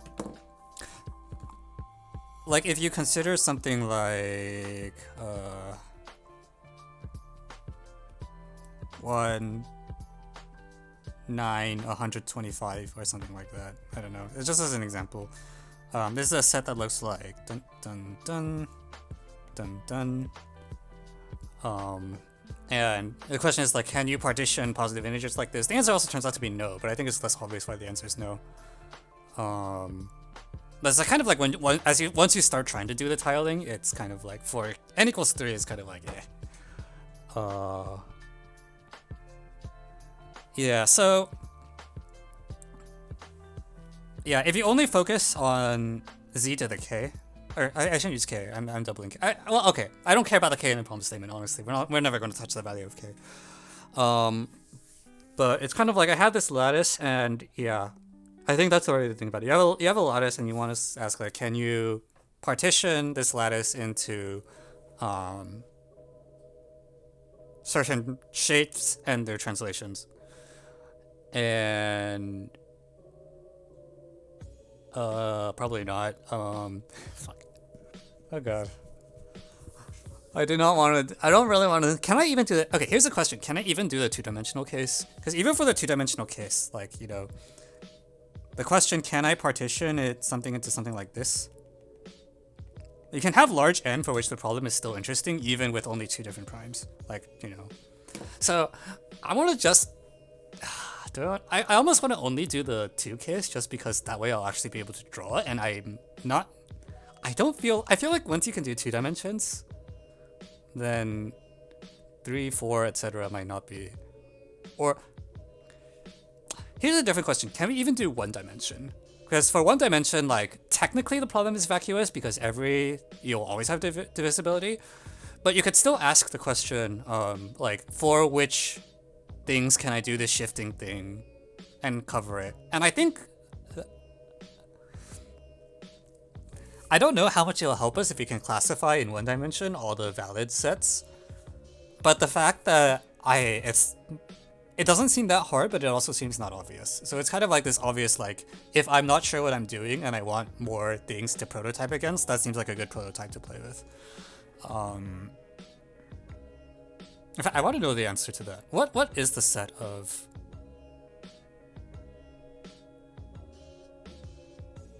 ways that you can tile just the positive integers with translates of a set? Like, which finite sets can you do it for? So if your set has like 2 points, you're fine. If your set is like an arithmetic progression, you're fine. If not, I think if you look at the smallest gap, you might run into trouble. If you're not uniform, you look at the smallest gap between 2 numbers. So I think it has to be like arithmetic progression type things. I think. I might eat those words, but I'm pretty sure.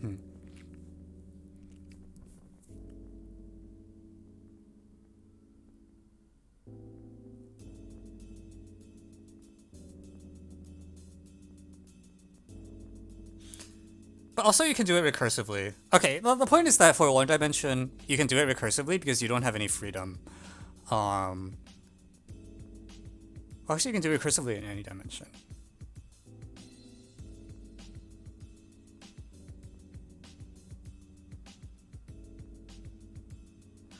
So in one dimension, what you do is you say the following. Like, suppose you have your shape, which maybe for us, let's take this as the initial shape. All right. And then you draw your thing, and you're like, okay, here's the starting number. You have to cover it. So you drop, boop, boop, drop, boop, drop. And then you look at the next uncovered number, and then you have to also cover it. And there's so you must place this thing down. So boop, boop, boop. And then here you get stuck. So in principle, for one dimension, you can just do this and see, does the algorithm work? And my feeling is that unless it's an arithmetic progression, it's not going to work, right? Because you just there's no way, right? There's just no way. Let me start that claim. But yeah, the reason this is important to me is because you can also do the same thing in any dimension along any axis.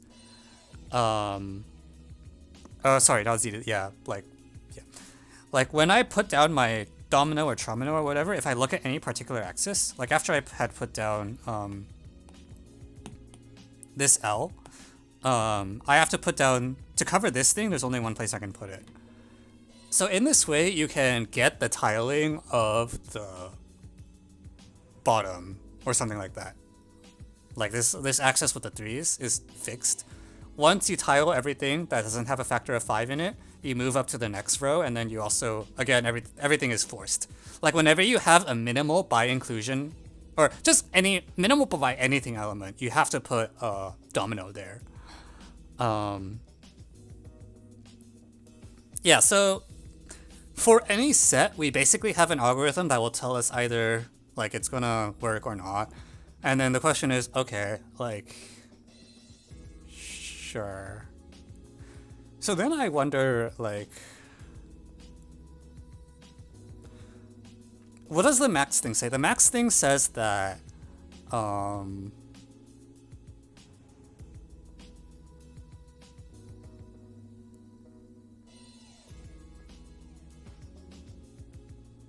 arrows. I do like I do kind of like this arrow idea where you're like, if you have a shape and like if I have a tromino shape and the bounding box like this thing isn't present, I could draw an arrow here. So this will give you this chain. This guy, in order to be covered by anything, well, this one has to have like another L thing on it because it's not covered and, well, no, that's not quite true. Never mind. It should have another. If you start from the bottom, it will, I think, or something like that. Like there shouldn't. Is that true?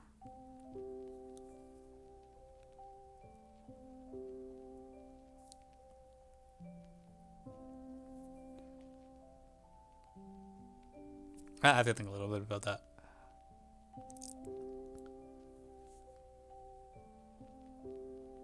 Wait, I actually don't see examples that aren't just like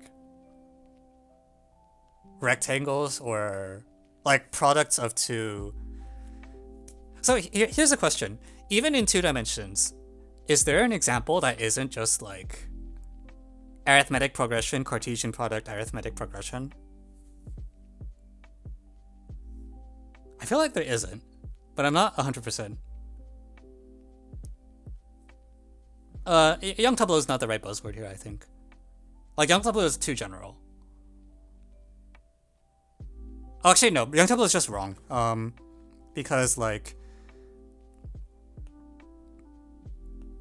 Sorry, yeah, it's not even too general. It's just wrong. Because, like, this one...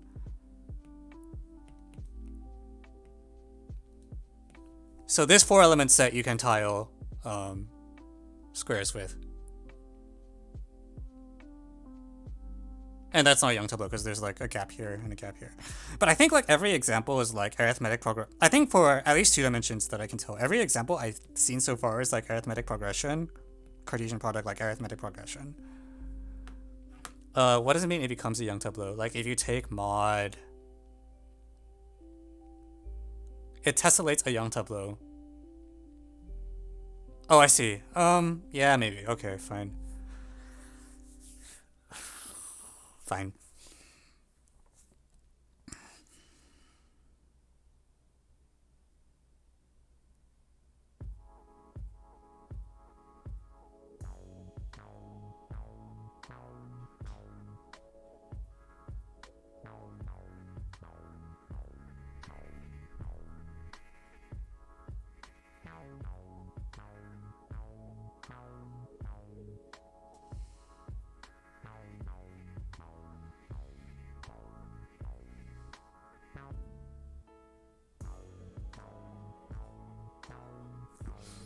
Okay, but anyways, someone wanted to help me do the like even in the one-dimensional case, how do you check that it's an arithmetic progression? Like I have this algorithm.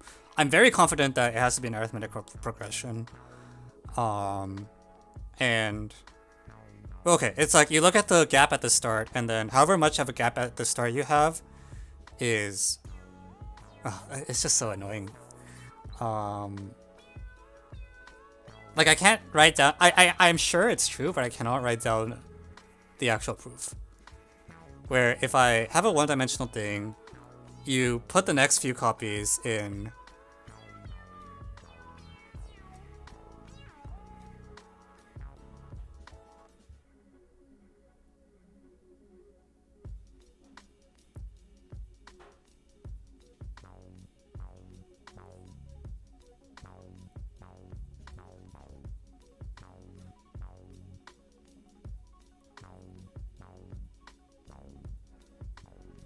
No, yeah, it's just.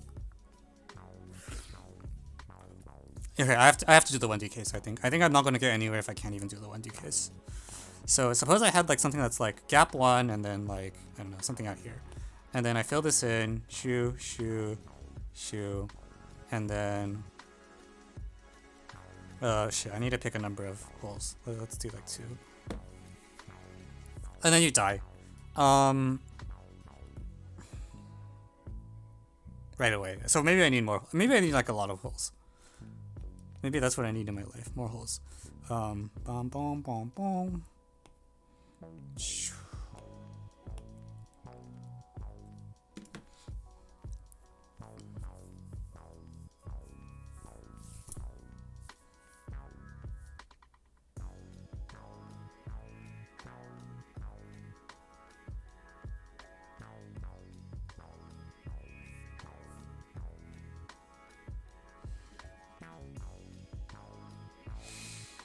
Yeah, this other thing, there's a thing I've been wanting to try as well, which is just like if I have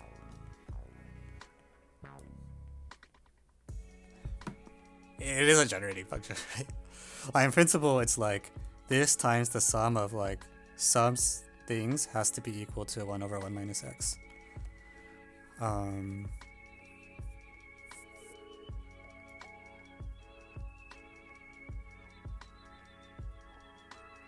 And then it's like, if I write it this way, is there something I can do to...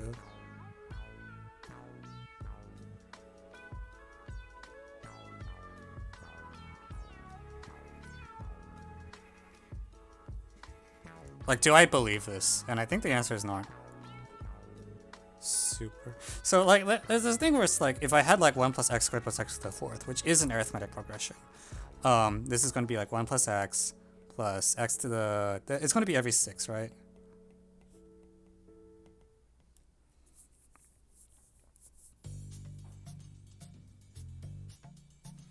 Which is like 1 plus x times 1 minus x to the 6, or something like of the shape. Like, this is true. This is true.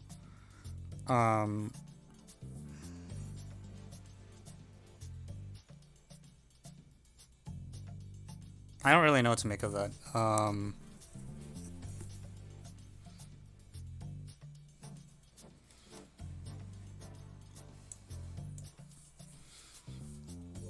But it's like, are there any non-obvious generating function identities of this shape? And my hunch is definitely no. If you could do something weird with this, someone would have told me by now. But I don't know how to, again, I still don't know how to prove it. It's...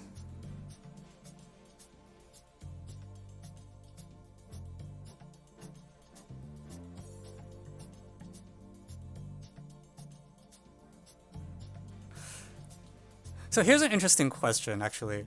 If I take this identity here, is there a root I can plug in that will blow everything up? There is. So if this polynomial is not exactly a cyclotomic polynomial, then it's a complex polynomial which has roots that are not. I can plug in a root which is on the unit circle. Sorry, which is inside the unit circle. So any root of absolute value less than 1. That also causes this yellow thing to not be 0, I think. And when I plug that thing in, this thing will converge to something. And this thing will equal 0. Left-hand side is non-zero. Pray to the gods of generating functions. This is something that I've never figured out. I am so scared to plug in numbers into generating functions because I never got the formality right. But I think this should be okay here. Which is you plug in one of those roots and it's bad. So in the one-dimensional case, it doesn't matter, plug in and pray. Yeah!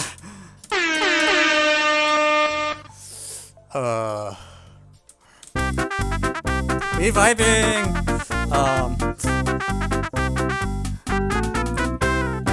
Yeah, you should play something with absolute value less than 1 and then everything should converge. So there's TLDR.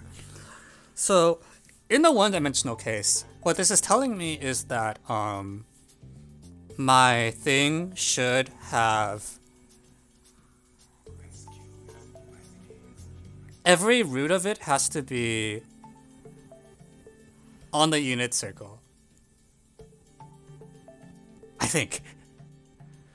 But also the coefficients are either 0 or 1. Is that good enough to do anything? I can't tell. Is it true that a polynomial with coefficients that are either 0 or 1 and with all the roots on the unit circle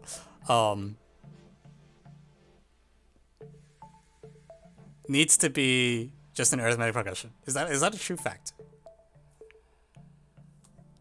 I have no idea. You doubt it, really? Okay. Because I actually believe it. I know that there's polynomials which are not related to cyclotomic polynomials, but for which every root is an algebraic integer that happens to lie on the unit circle. No, sorry, that's false. Oh, hang on. Oh, no, wait a minute. You know, you guys are baiting me, right? Didn't I put this on int poly?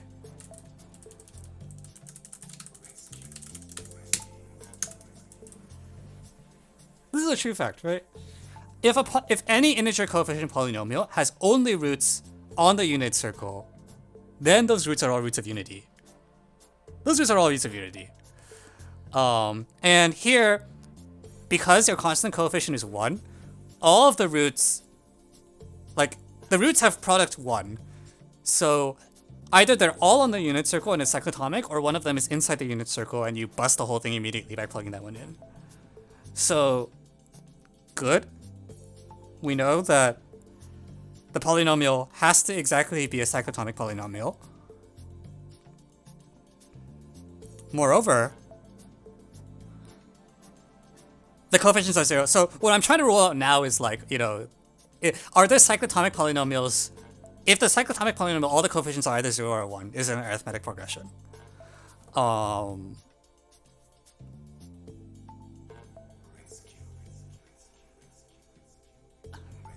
It has to be, right? Most cyclotomic polynomials have -1s in them. I firmly believe that. Alright, so it could also be a product, but... Okay, wait. If the coefficients are all 0 or 1, what else can I say? So I know it is a product of some cyclotomic polynomials.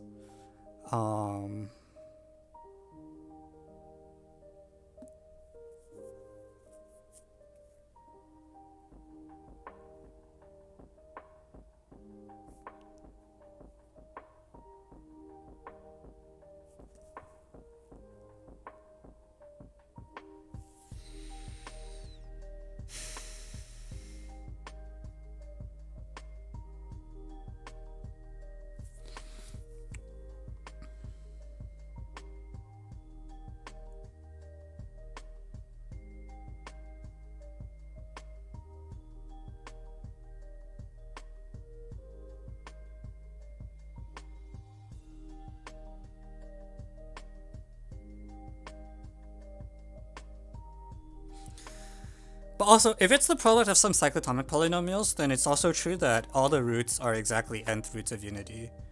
So in principle,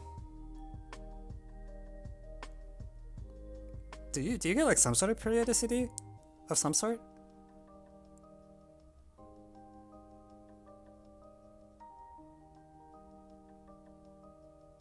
Like, it seems like it should suggest that at least it's like you have some really good periodic structure.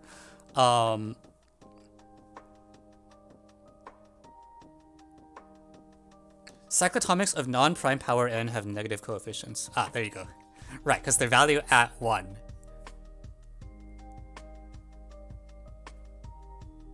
No, hang on.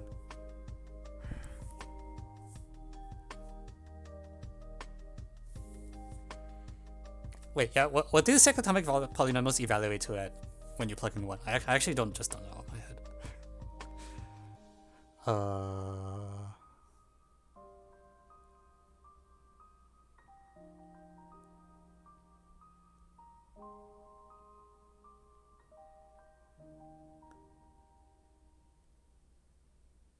I see. Okay.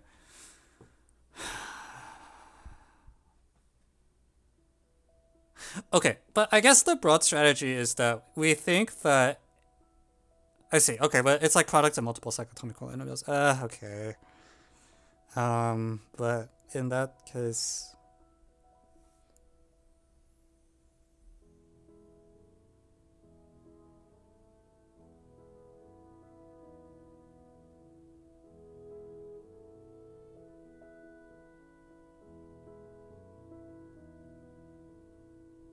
I feel like I should know the fact.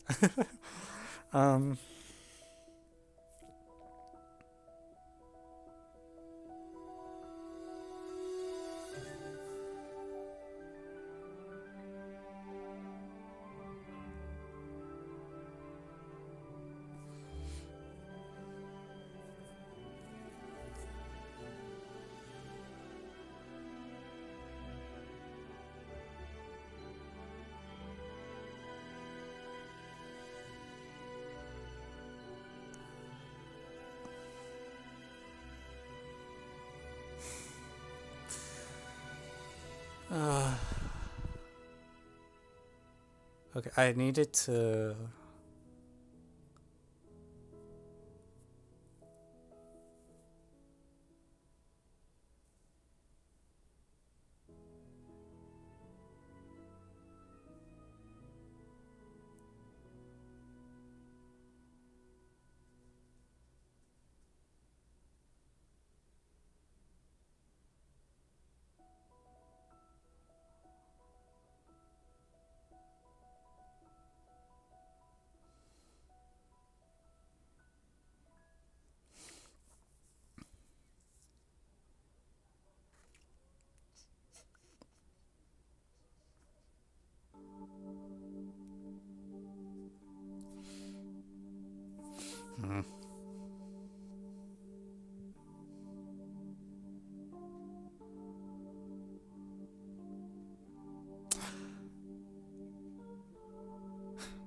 No, that's not true.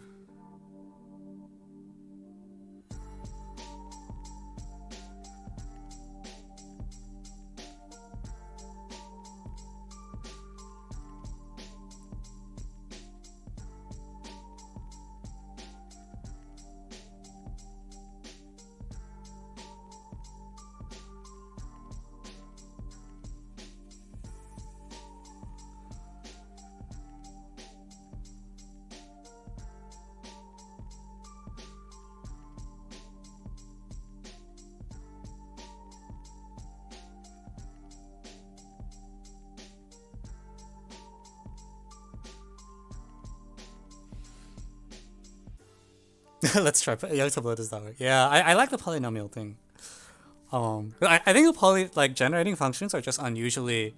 I have been consistently surprised at how well generating functions can handle translations. Like even when it seems like they shouldn't have enough power. I wasn't expecting the cyclotomic thing to do anything, but we've already managed to show that any polygon has to be a product of cyclotomic polynomials just by plugging in a certain complex number if it's not. Which, I don't know. Like, all these years later, it still surprises me like how strong the idea that you can capture translation using polynomials is. Anyways, for the present thing, I still want to force it to be an AP. I know it's a product of cyclotomic polynomials, and I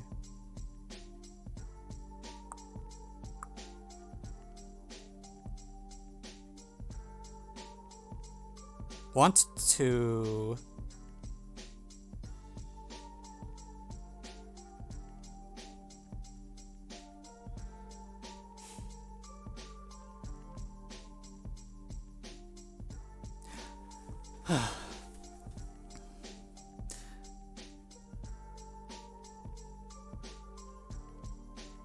wait. Oh, hang on. That's a true fact. So it's possible we don't need to finish this part. Because in the general situation, what we have is, the general situation is that you have a product, like, you have a multivariable polynomial, for which, Shiba, She's got a lot of talent there. I thought you'd think so. I was a model back in Texas. let me just write the two variable case for concreteness. Like again, it's like, you have AI, Y, BI, some finite thing that looks like this. These are your things. And then also like some X, some infinite set like this. And as long as you can show that this polynomial factors in X and Y, you're gold. But in fact, so just by plugging in Y equals 0, i.e. projecting to one axis, you already know you kind of have a good control of the bottom. And in fact, it's sort of like saying for every value of Y, all the roots of the X to the AI are cyclotomic for like varying Y. And I honestly don't see that happening. Like if I plug in literally any value of Y with absolute value less than 1, then your whatever this thing is supposed to be a polynomial which is a product of cyclotomic polynomials. And I think there is there's good discreteness reasons to believe that won't. Wait, how can that possibly be true? Is like multiples of a cyclotomic polynomial. Sorry.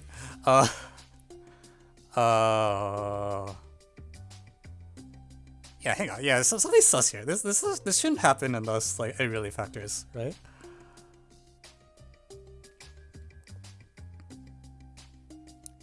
Uh, 1, 2, 16, 32 is an 8. Oh, wait, are you saying you can tile with 1, 2, 16, 32? Shit. Fuck, you might be right. Hang on, let me verify that. I think you're right. Well, actually, if you're telling me this, you're definitely right because I think you've thought about the problem before. You never run into convergence silliness? No, I don't think so. As long as your absolute values are less than 1, we don't. Nothing bad happens. Like, it's like fix a value of Y. Fix any value of Y with absolute value less than 1 and then focus on just the X part.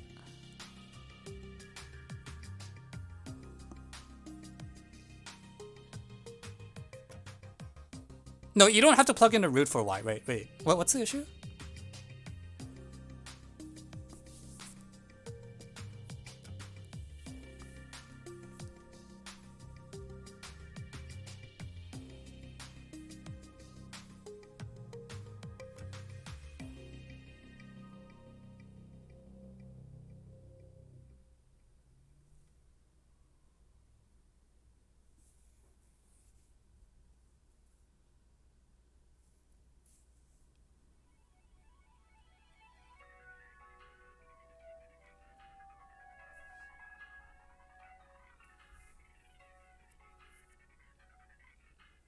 No, I don't see what.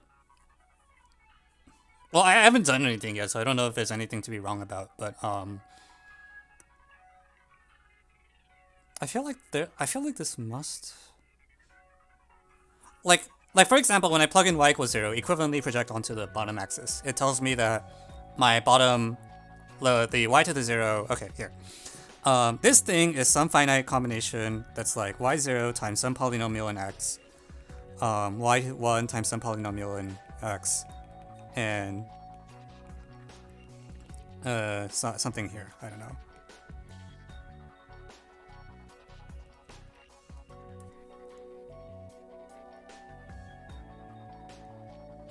Arithmetic progression, which it sounds like people are telling me that me thinking that it's only APs is false, which I'm a little surprised by, but also I don't care because it doesn't affect the thing that I'm trying to prove. Like, I'm trying to prove the polynomial factors is what's going to happen. And I thought in the 1D case that, in fact, every polynomial should have its exponents in arithmetic progression, but if that's not the case, it's not a big deal. Like, it's not relevant to what we're trying to prove. Yeah, so for example, when I plug in y equals 0 into here, like, this should just... y equals 0. This stuff all goes away. You get a one variable thing. Like, it's just projection onto the bottom. But similarly, if I plug in any particular complex number with absolute value less than 1, I mean, this is still just a polynomial on x. The coefficients are screwed up now. They're not necessarily 0 or 1.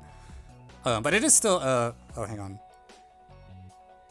Okay, I do need to make sure the constant coefficient is 1 for the argument to go through. Shit.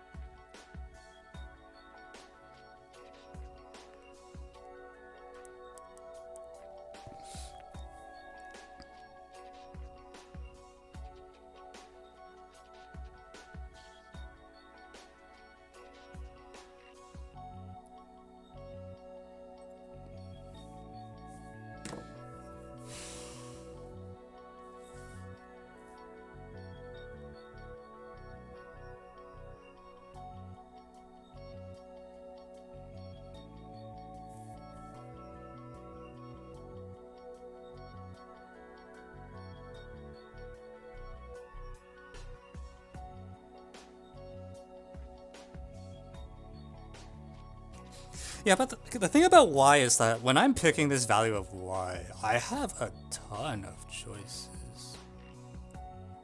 I have so many choices. You have a whole continuum of choices, and you're being told that for all of them, the roots of the PI, like basically the end goal is that I want all the p's to be the same. But what I have is that when I vary y, I'm being told that all the roots are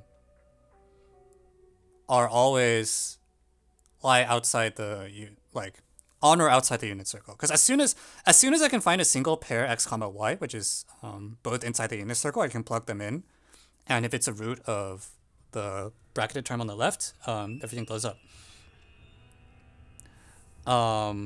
Box is a bit of a misnomer. It's more like open disk something.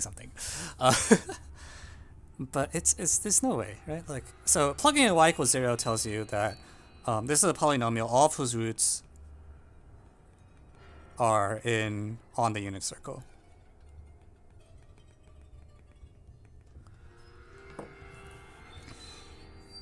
But I think basically for complex analysis reasons, like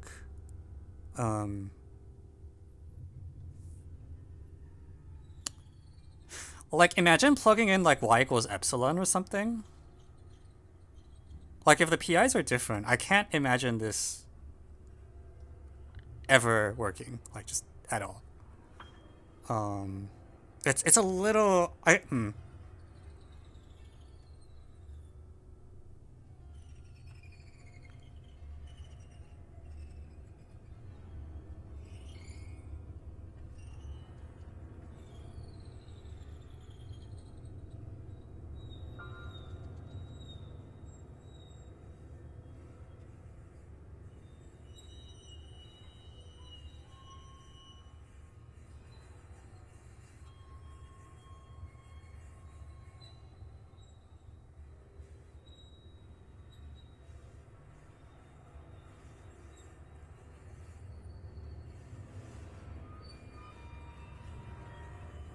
In fact, Here's an idea.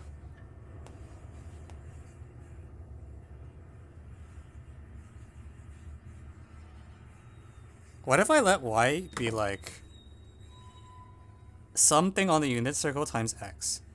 The reason this is useful to me is because that way the constant coefficient of this polynomial, so y becomes a multiple of x. The constant coefficient of this polynomial is still 1. Yeah, it's still 1. Because now so the product of the roots is all 1, but we're also told, again, yeah, so they're all on the unit, yeah. They're all in the unit circle. I almost want to try to like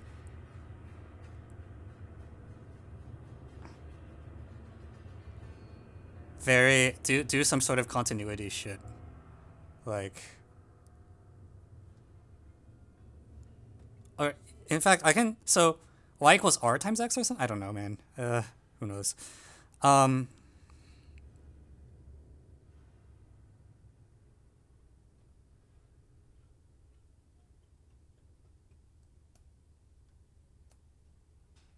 I feel like this must work. Oh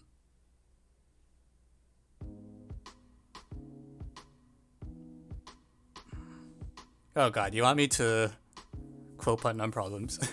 No, I feel like this must work. Like there's I think there's no way the polynomial doesn't factor. So I need to stake this claim. If I plug in a root for I can't quite plug in a root of p0, but I want to do something like it, and then like I don't know. Like the condition is way too strong. Like the fact that all the roots have to lie on the unit circle. Oh, actually, sorry, I lied a little bit here. This is a little weird now. Because if I let y equals omega times x, then what's the leading coefficient? It's something that's kind of weird. But you actually know that the leading coefficient is supposed to be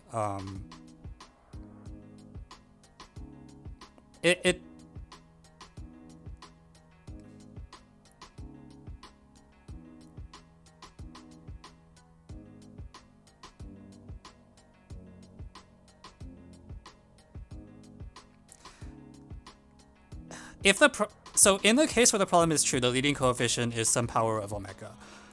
Otherwise, it's not. It's equal to something like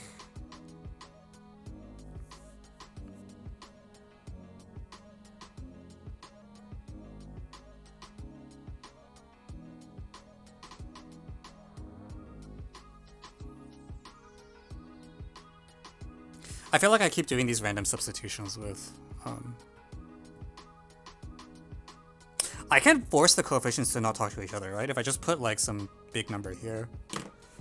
Again, all I need is the PIs to be equal, and then I can factor, and like everything's amazing.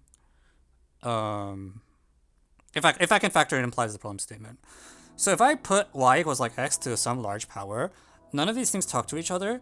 You're told that for every y, yeah, there's just no way this is gonna. It's like I have these polynomials that aren't interacting. I know the leading coefficient is something, whatever it is. Who knows? I don't care.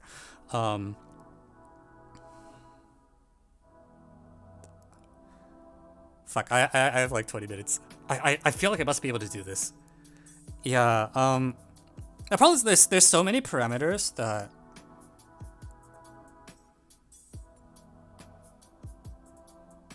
you can imagine, like, you have the roots of the polynomial, and as I vary omega or something, the set of the roots has to be continuous, right, in some way. Like, you know, you have the root set of roots when you plug in a particular value of y. Like, say y equals 0. You have a finite set on this unit circle. And then when I vary, if I perturb it a little bit, like, the set of roots should move to something else. Like, in some continuous way. Fuck, I'm convinced this will work, but I don't know the machinery. Like, I almost feel like I'm trying to do algebraic topology. But you can imagine, like, when y equals 0, right, you're told that all the roots of this polynomial are these things on the unit circle somewhere. And then, so this is the y equals 0 picture, and then like when y equals like a half or something, they've like moved to somewhere, you know, some other set of 5 points. Or not, it doesn't matter if it's 5 or not, it's like some set of points. And my claim is that the set of roots for a particular value of y, like when I go from 0 to 1/2, they should move continuously, but also they're all supposed to be cyclotomic, which is like a disconnected set. I don't think it has to be on the unit circle anymore. Shiba. Why not? Do I fuck everything up?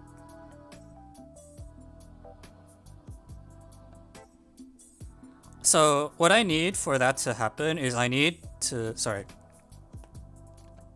Let's do 1/2 x. That way the constant coefficient is still 1. And the leading coefficient, oh shit, it's, it might not be, oh god damn it.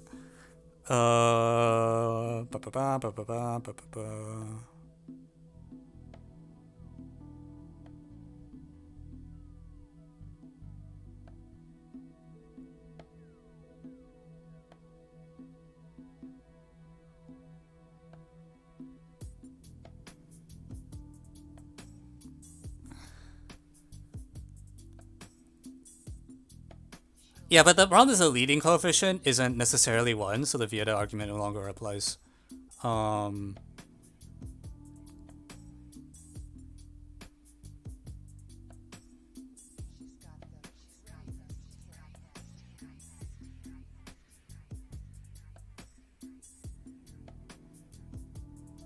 Yeah.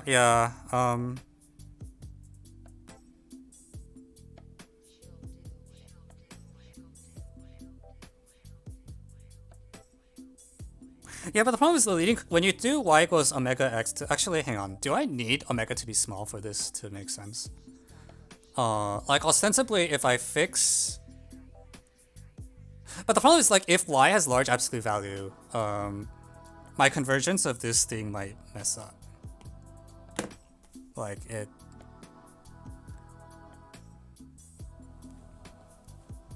no, but see, the result is stronger than the roots are on the unit circle. It's the roots are specifically cyclotomic things. Like the roots lie in a totally disconnected set. Like the set of possible roots for each value of y that I plug in. Like it's not actually. I don't know if I even care about the unit circle. It's just like it's not even a connected set. Like if you can't. It's like I plug in y equals 0 and like y equals like 0.1, like somehow the set of roots moved in the complex plane, but no,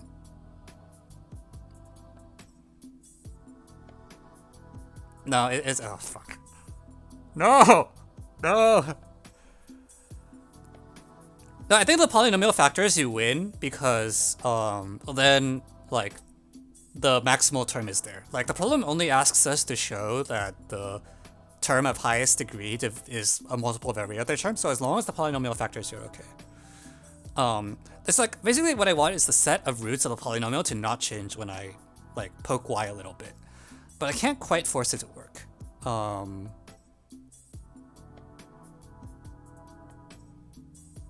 Like y equals 0 is the good case, and then I need to change y in any way that doesn't screw everything up. Like, I really want to plug in y to be like some...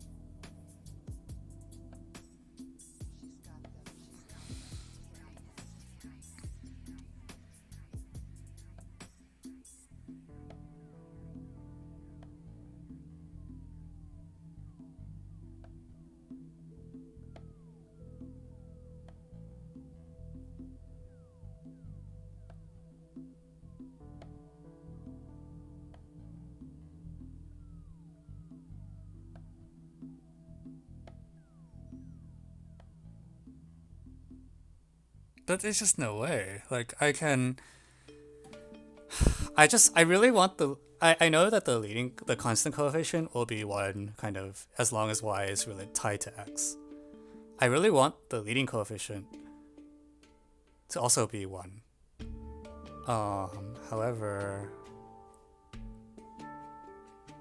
What if I just use x to the large? If I just use x to the large, like full stop, Does that force the leading coefficient? Yeah, I think that forces the leading coefficient to be... Yeah, if I just plug in y to the x equals to the big, the leading coefficient is 1. Maybe that's all I need. I've been trying to do continuity shit, but maybe I don't need the things. It's just... Now I have this discrete set of polynomials, and I'm told that all the roots are always on the unit circle for any value of... Any sufficiently large value of x, or of the exponent here, when I plug in x to the big, if big is large enough that the leading coefficient of everything is 1, then again, all the roots are on the unit circle. And I want to say this shouldn't really be... It's like... so what I'm gunning at is like x to the 0, x to the n... I shouldn't use n. Let's just use a capital N, and like x to the d n or something. I'm told that for every sufficiently large value of n, this sum has roots only on the unit circle. Because the leading coefficient will be... the leading coefficient will be whatever comes out of this thing if you take n larger than the max of the degrees of the PIs.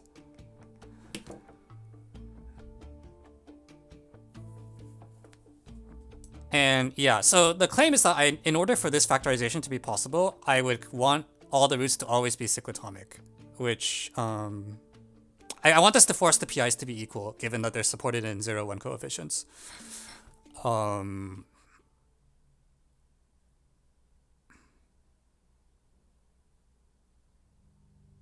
And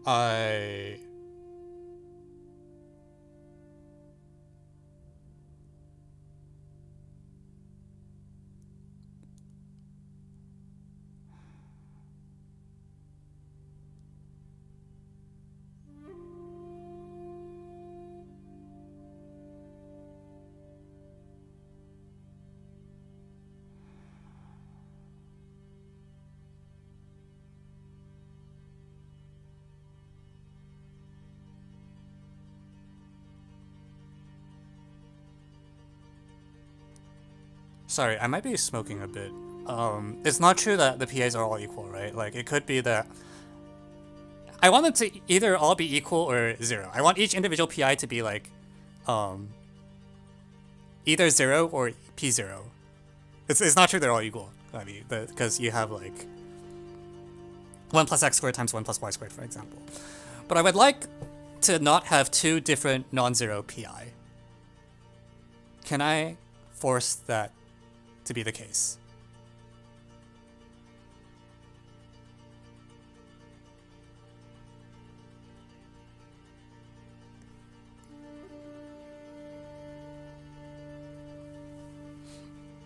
Can I bound the size of the cyclotomic?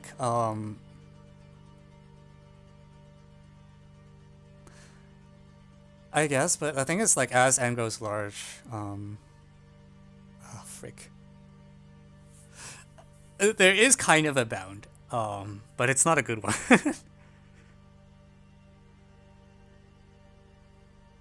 I just feel like this feels so implausible to me. But...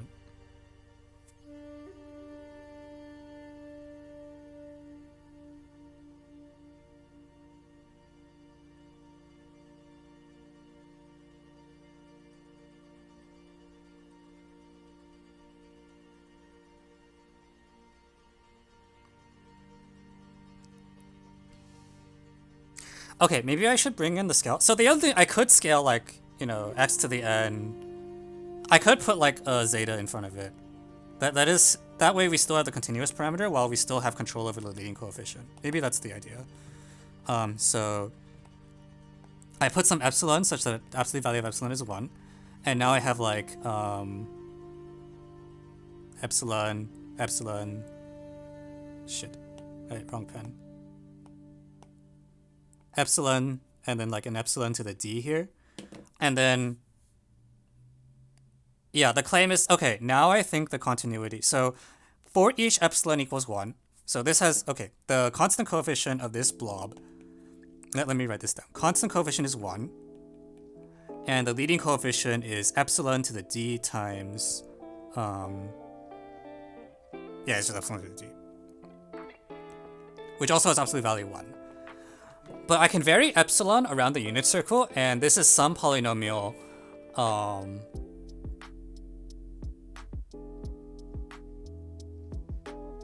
which,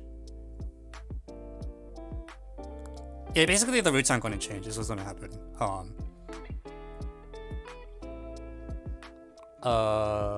Wait, something's wrong here.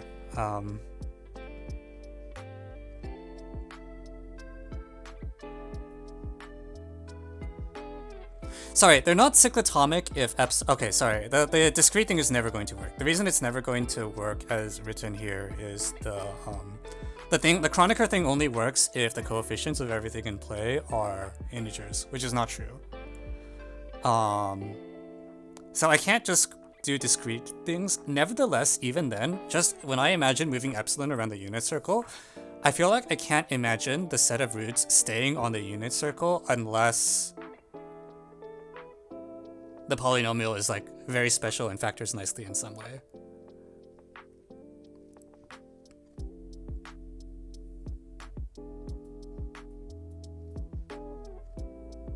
Yeah, so maybe I don't need to do the number theory part, and I can just try to do the analysis part, where I have this parameter and these polynomials with completely disjoint polynomials in the sense that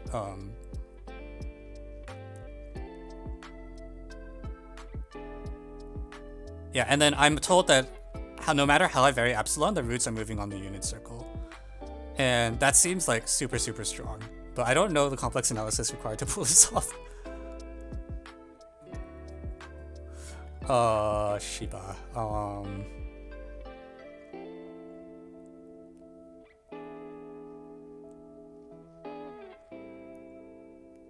Yeah, when epsilon equals 0 or when epsilon equals 1, I know that the roots are on the unit circle. Or I know the roots of P0 on the unit circle.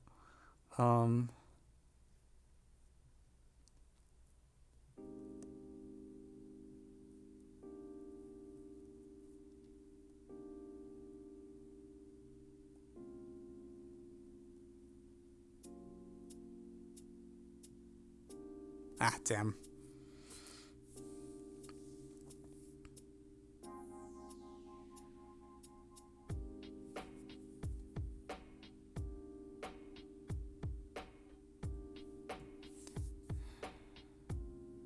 Okay, you have a claim, which is that if I plug in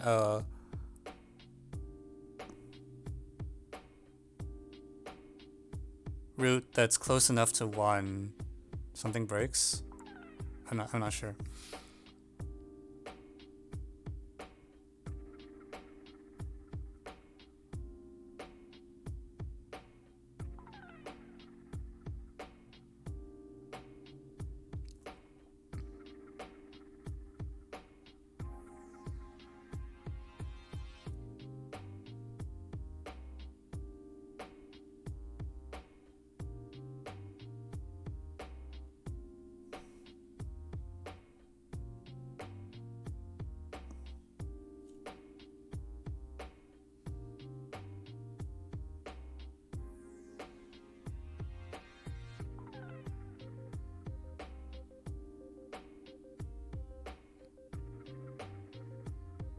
Yeah, it's like I can either vary n, in which case I know the roots are cyclotomic specifically, or I can vary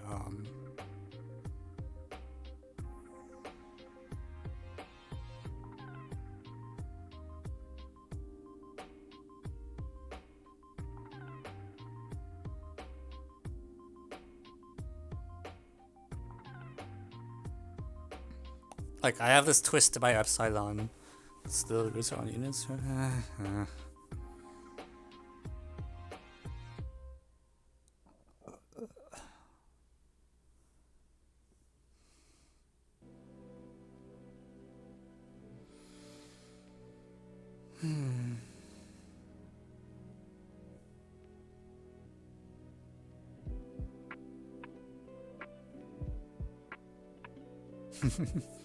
Yeah, I'm convinced that this is the correct route, but I don't know how to. I don't know complex analysis well enough to execute this, and I feel like this speaks to me like complex. Like it's saying my roots are super constrained, even though I have a ton of parameters, and it's supposed to force the p's to all be the same, or at least have the same set of roots. But I can't force it.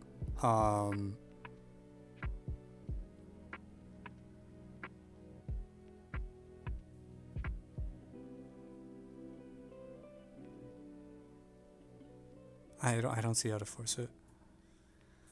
Anyone knows like how to do Ricci theorem crap? That's like one of the things I never learned. But it seems like it might. This feels like the kind of situation where you want to pull out something like that. Maybe, I don't know.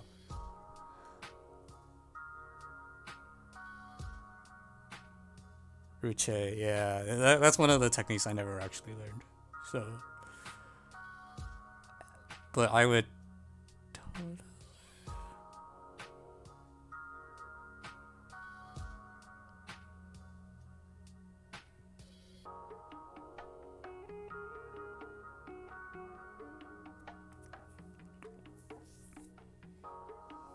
But yeah, even with epsilon equals just 1 period, like it feels like there's no way this is.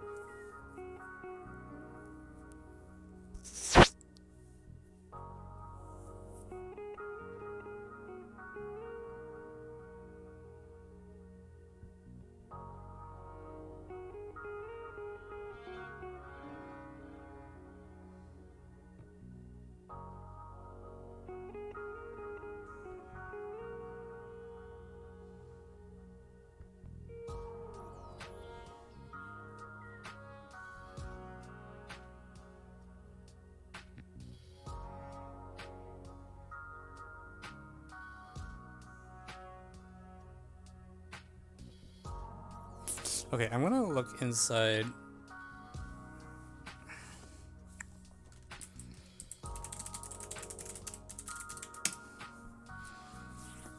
Like, I wonder if I actually need. See, the bound on the Chroniker thing is so bad because it's like. What you do is you consider like, it's like there's this n of choose n halves to the n+1 type garbage.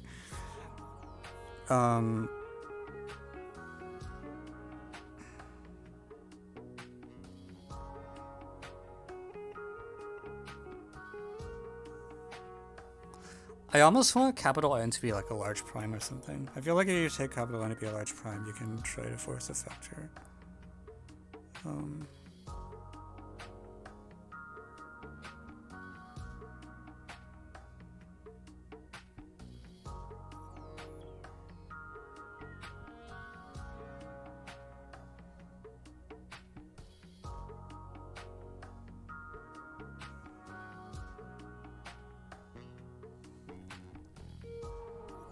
Can we? It's not gonna be irreducible though, right? That's the problem.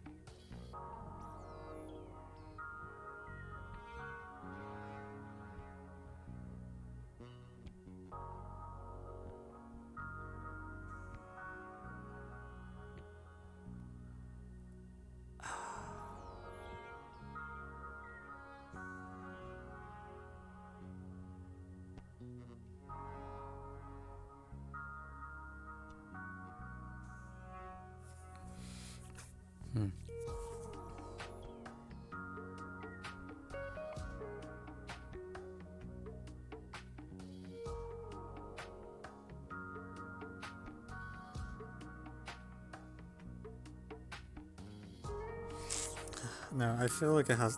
This has to be.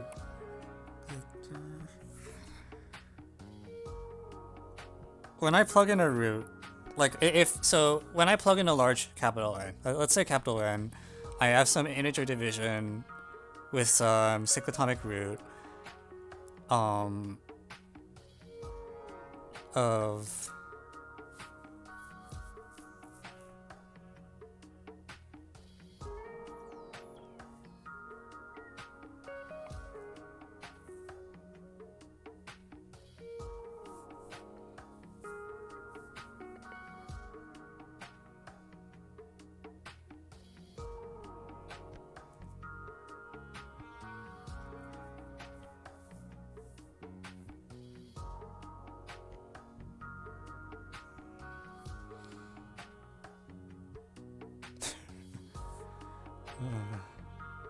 what am I not seeing?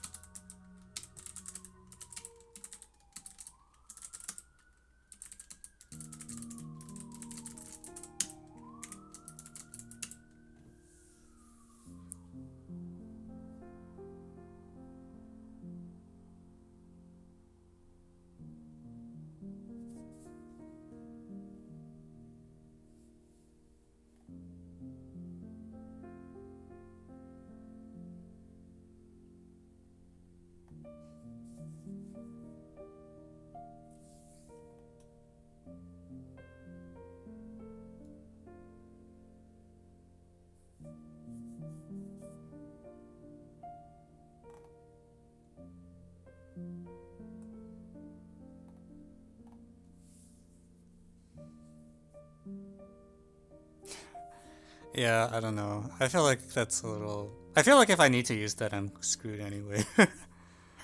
Like, damn. Yeah, I just don't know integer polynomials well enough. That's the problem. If you really knew your theory of integer polynomials, I think you should be able to see what to do here, because it's just so obviously implausible that the roots will all happen to stay on the unit circle no matter how you pick n. But I don't know how to show it.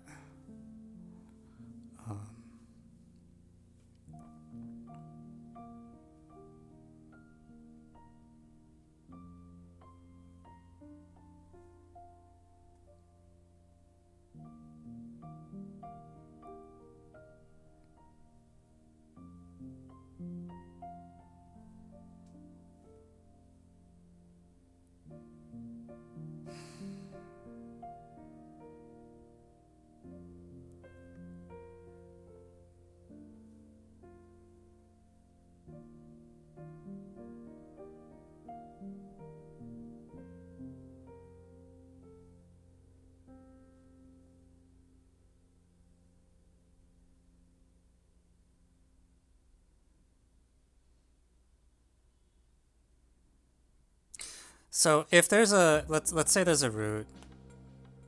Okay, so I picked some big N. Suppose there's a root zeta, which is an primitive mth root. That means I should be able to take this whole thing modulo x to the m minus 1. And it needs to be divisible by like phi of m. However,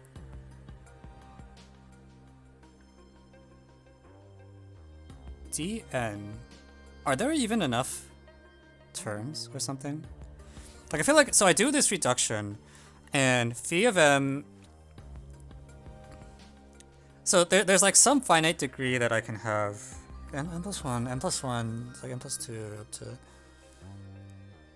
So when I reduce everything mod m, these are like some exponents which will be like not too huge, like something less than or equal to m.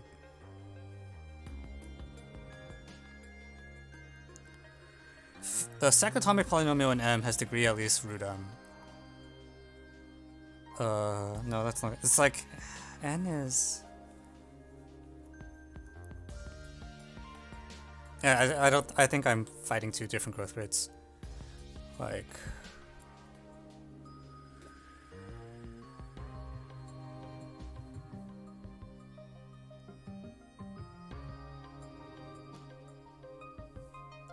Because M can depend on N, that's the problem. I think this can be used to show that if I pick a large...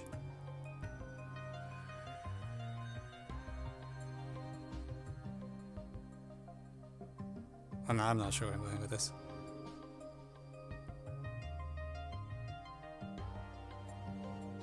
I think I can feel that I'm quite close to the solution, but I don't think I'm not sure I'm actually going to be able to finish it. I want to plug in a root of unity and force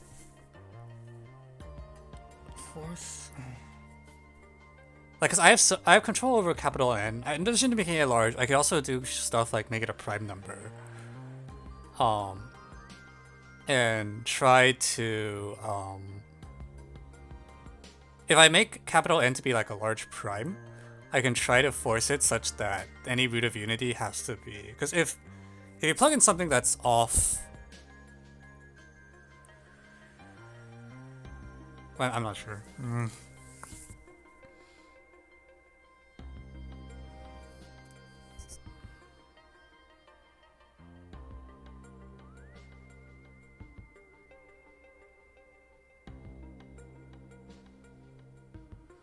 No, wait, hang on a minute. Wait, there's a lot of roots, right? Like, this polynomial has, like, many complex roots for large N. Hang on, wait, every root... It's not just like there is a root. There's like, virtually every root.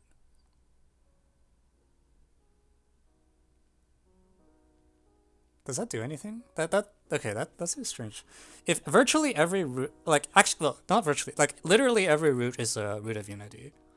That might be a lot of roots.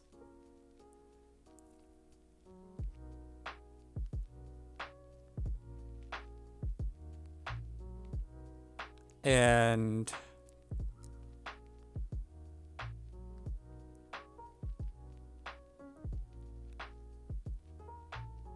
so there's like a polynomial of degree little d times capital N plus degree of PD.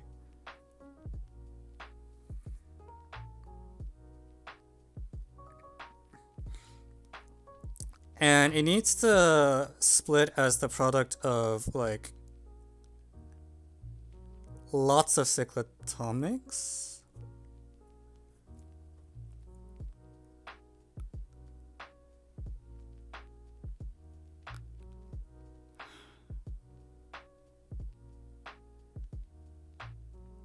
Okay, I should write down some examples. Like it's sort of a thing where like you can imagine you have like I don't know, man. It's like 1 plus x squared or something, and then like 1 plus x, and then I'm telling you that like I multiplied this by like x to the 1000, and then I multiplied this by x to the 2000, or some other equally ridiculously large number, and then like everything is a root of unity of like some degree, and I don't think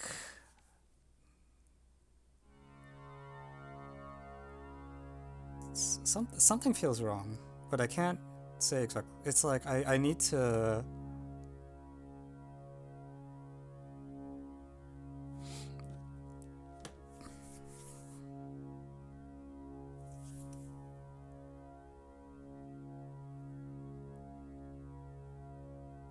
I really needed to factor, but I can't see how.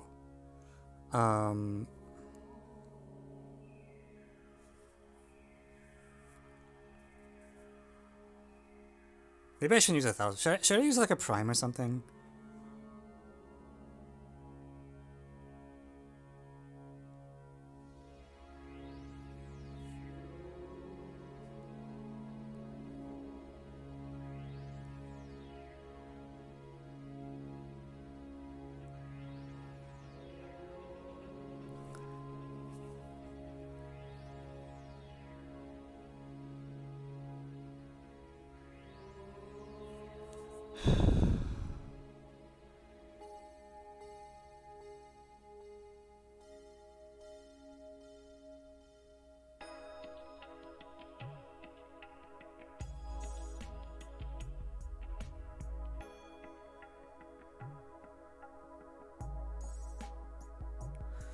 So just for complex analysis reasons, like when I plug in a root of unity, that is okay. So if there's a root of unity, then by if there are roots to this, then if there's like a primitive nth root of unity, we can take the one that is closest to 1, and then these things, if the oh shit, this is too complicated. I really wanted to say like these things are close or something to like x is close to 1 and then something something, but I don't think that's gonna fly. If I put in like thousandth roots of unity, like if I put in a 1,000th root of unity, I guess yeah, maybe, I'm not sure. But this is a polynomial degree like 2003, so there's like a lot of roots. But I just can't force it. I don't see what I'm missing. I'm convinced that the solution is along these lines, that you're taking some polynomial and like arguing that there's no way the roots behave like this. But I don't see how to finish.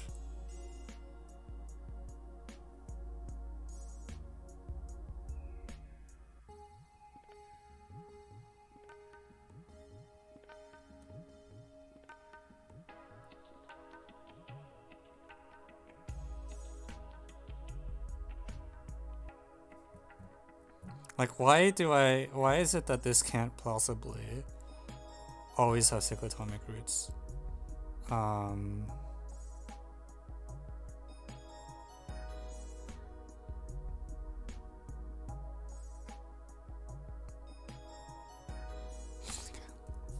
Or I can bring back the epsilon.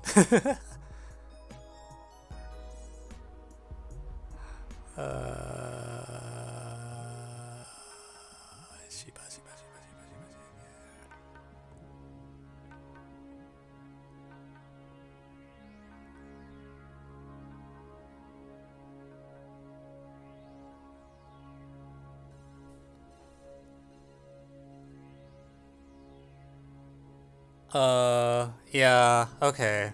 Okay. I guess I should do the discontinuous version, huh?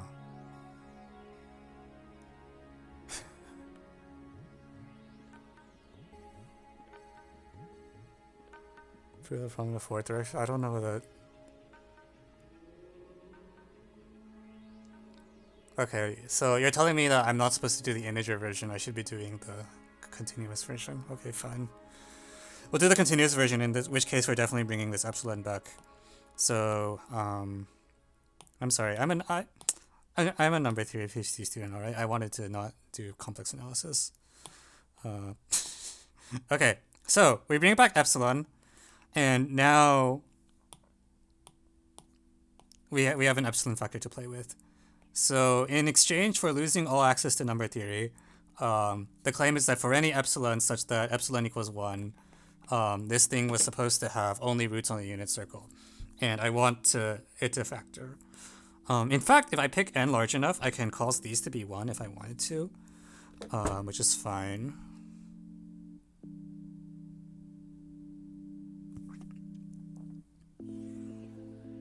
I'll post the. I didn't mean to. I mean, if you're going to do the You're saying that I can have epsilon equals 1 and still have analysis issues. Ugh, I guess that's fair.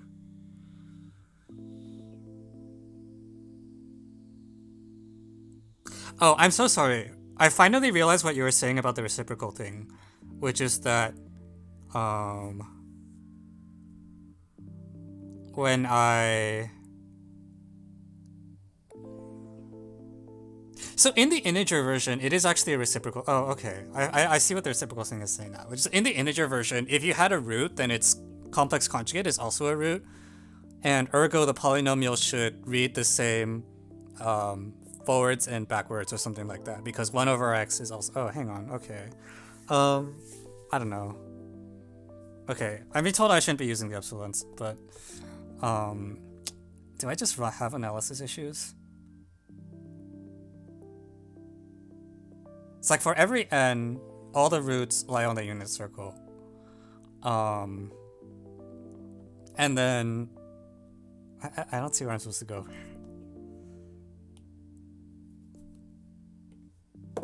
Also, my board just stopped working, so that's a big L. Miro is being updated.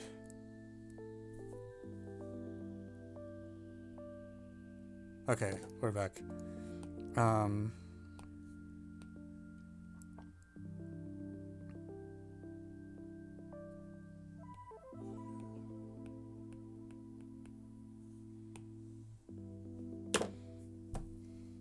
Okay, so I'm being told do this, but don't do the don't try number theory. Just use analysis. In which case, the fuck do I do?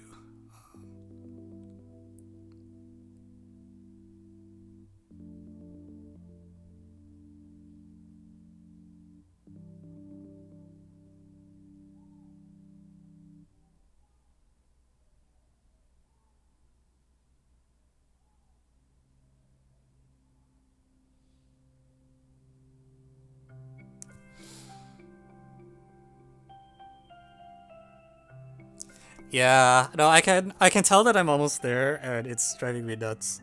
I'm like, oh god, I just need I need. There's one more I think there's like one more idea I need, but I don't see what it is.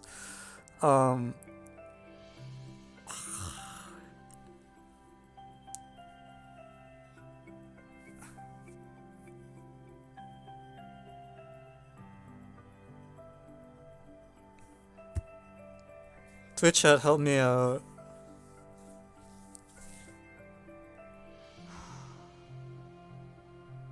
It's like I plug in.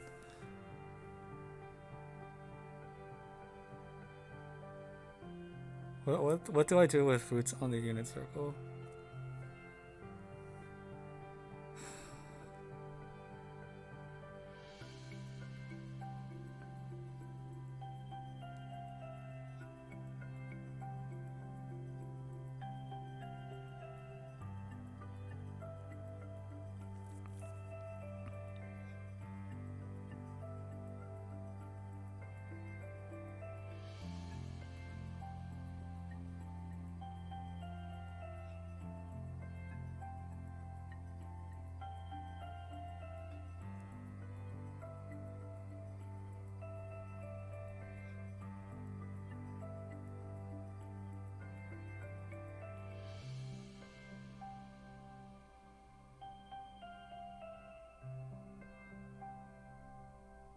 Well, I actually think the number theory is supposed. So, here's the thing: like, if you have a primitive nth root, then all these expressions here are like close to integers.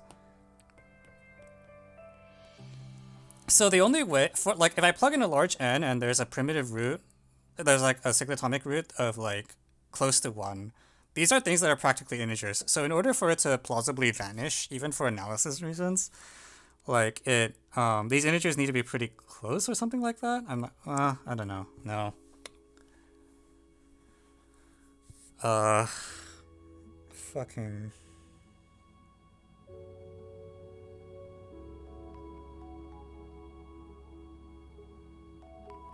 Shiba. What?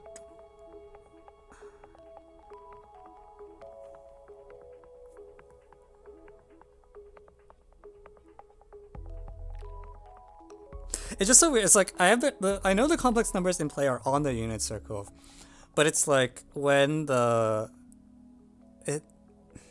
it's like when x is close to 1, for example, like relative to 1,000. Like these things are practically just like 3, 2, 2, and then these are the main things that are contributing.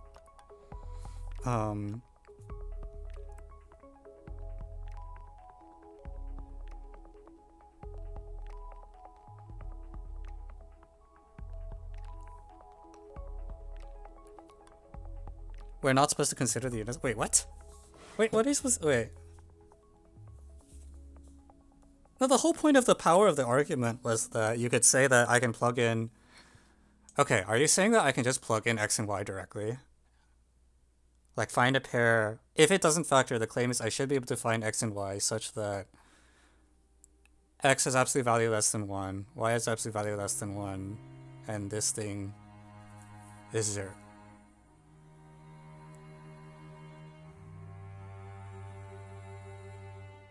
No, I think we're being told the number theory is bad. I don't think we're being told that the like unit circle is bad.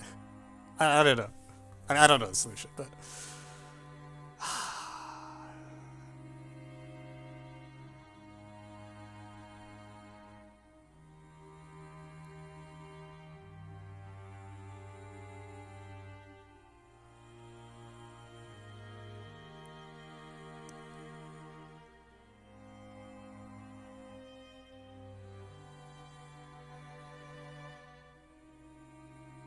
yeah, see, I told you, you're supposed to use the unit circle thing.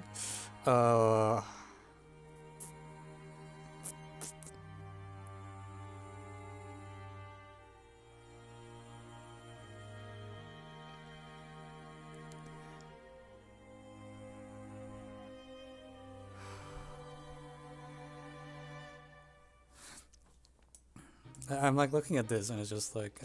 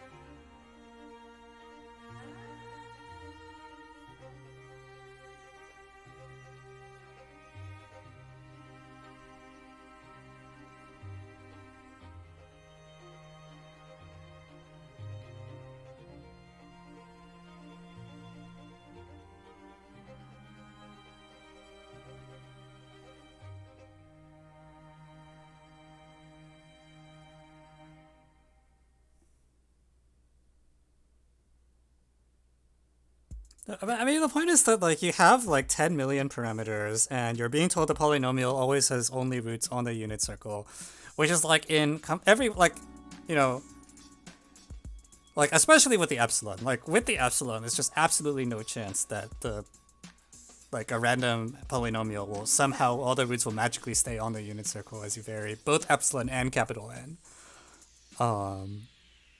But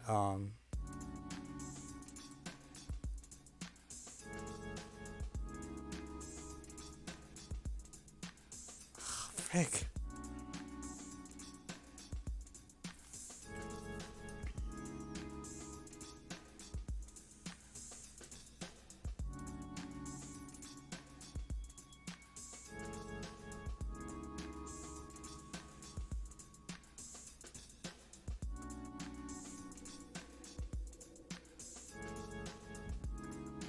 Oh man, yeah, this is sad. I think like the first like half hour of this solve was like, maybe not half, but like the first 45 minutes of it was like useful content, and the last 45 minutes have just been me like trying to push this last thing through and not knowing how to do it. Like I just, fuck.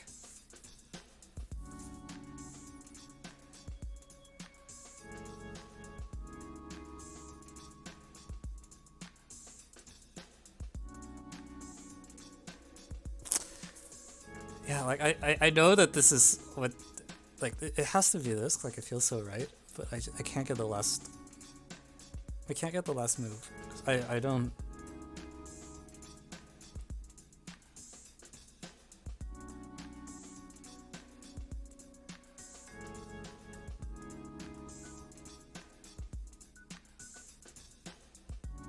I wonder if I should be staring at the Vieta a little more, because there is a thing which is like the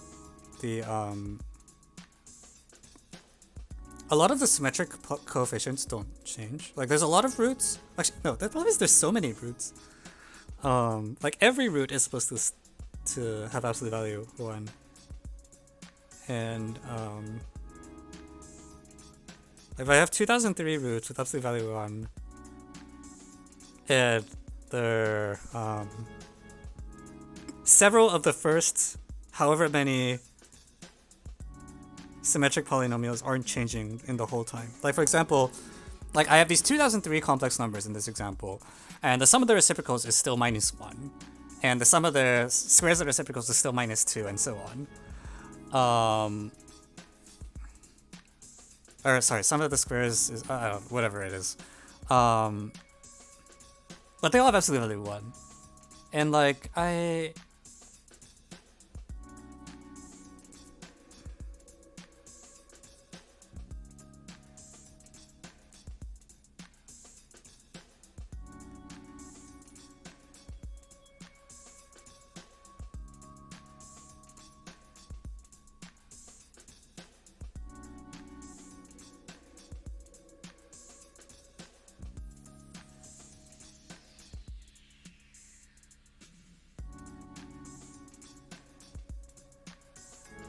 Must have a maximal term. Yeah, but like I think the point is that it has to just factor, right? Is the claim.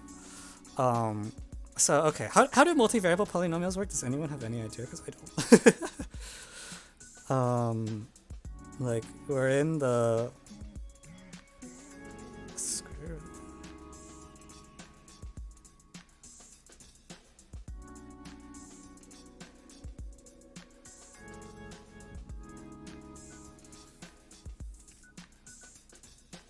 Yeah, but the problem is we don't.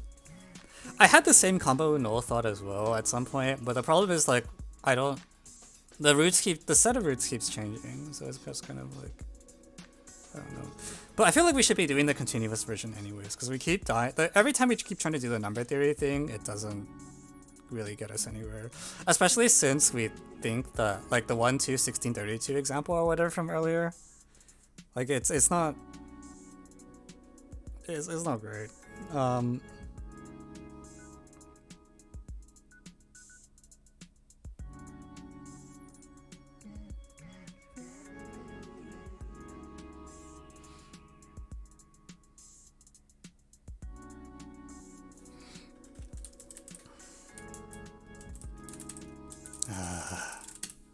We're gonna look up Ricci's theorem.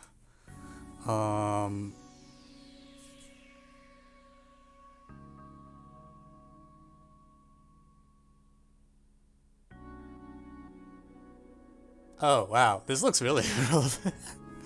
So, wow, the number of roots inside a circle, or any closed region K, apparently.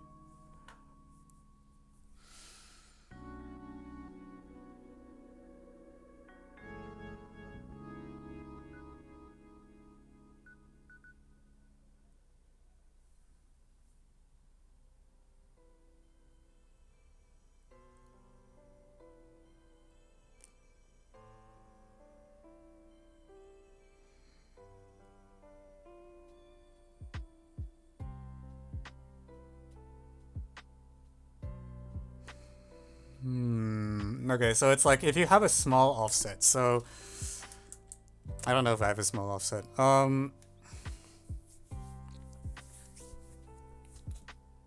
Actually, I'm not sure it applies here because the things are about the same size, so it's not great.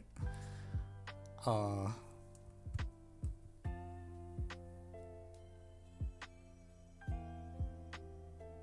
dog on a leash, yeah.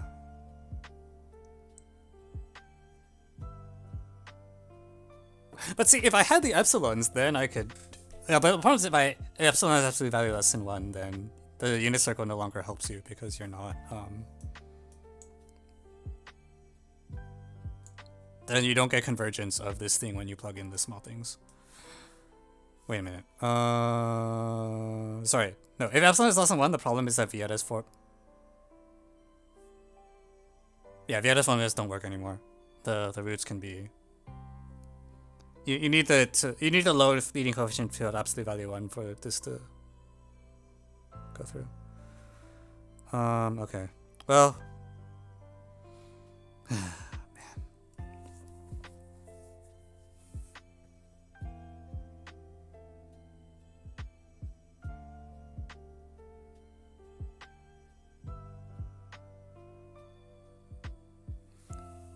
Yeah, I mean, okay, so you're like.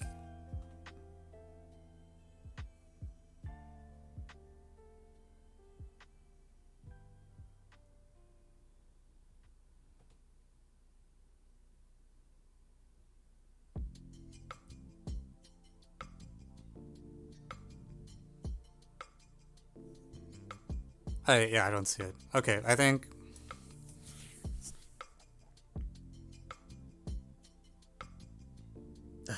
God damn, what am I missing?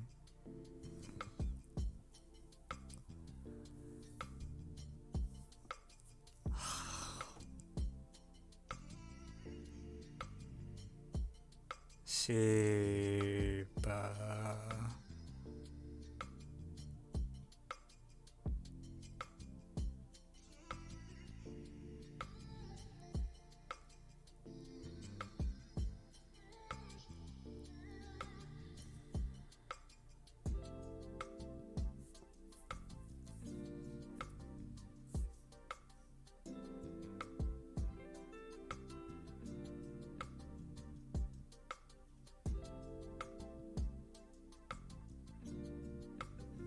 Yeah, I don't like. What does it tell you if all the complex roots have absolute value bigger than at least 1? I just don't think this is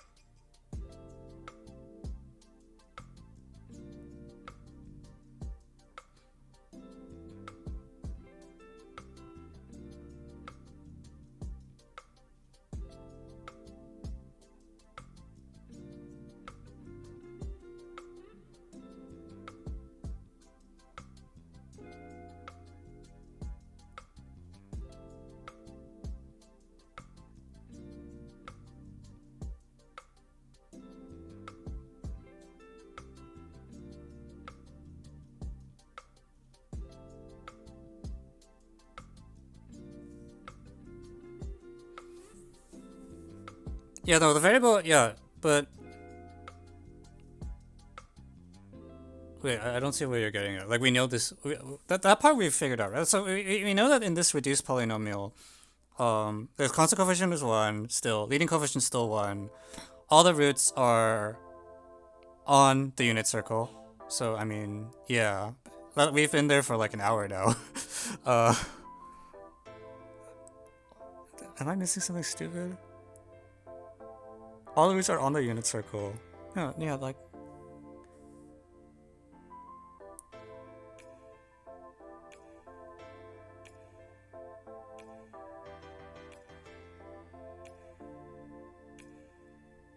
What? The fuck? I don't. What? What if x equals 0?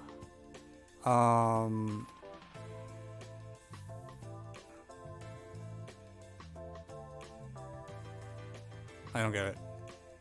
What? Huh?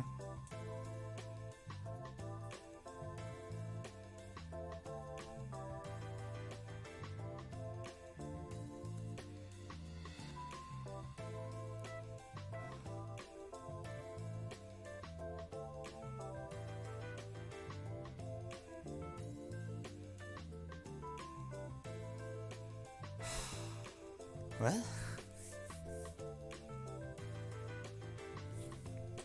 What am I not seeing?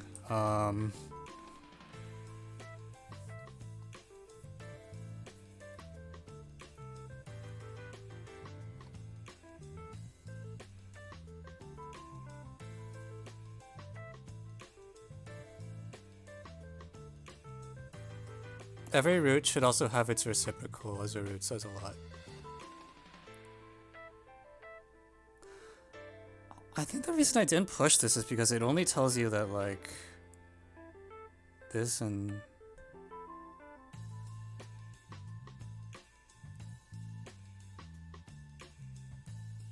Wait. Also, the reciprocal thing actually requires the integer thing. Okay, but I mean, okay, so you're saying that, like... Yeah, you're saying that these two things should be the same, which is fine.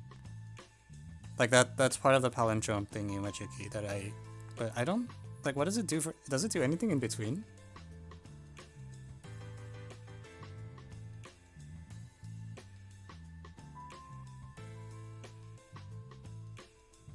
The fuck?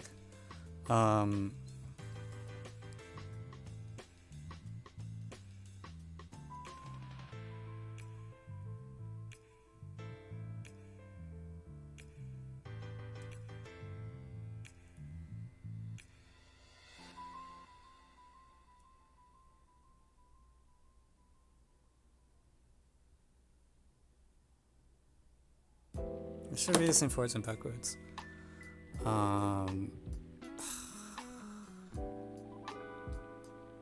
Motherfuck.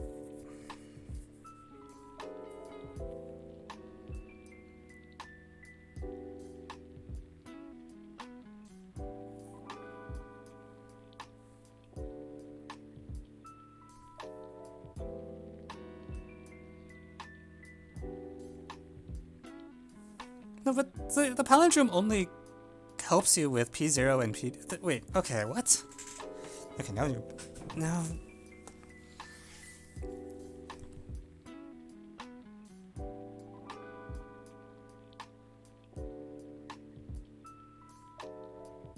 What the hell? Alright, so... The top and the bottom are but it only lets you pair things up, right? Oh, maybe that's... Is that good?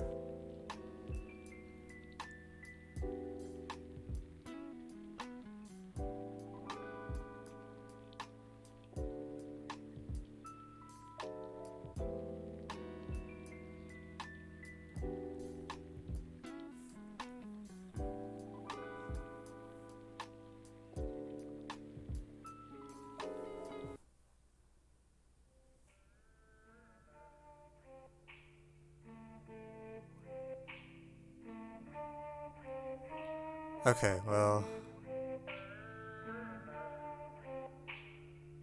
Yeah, we brought up the palindrome thing like a couple of times, but I don't... Ah.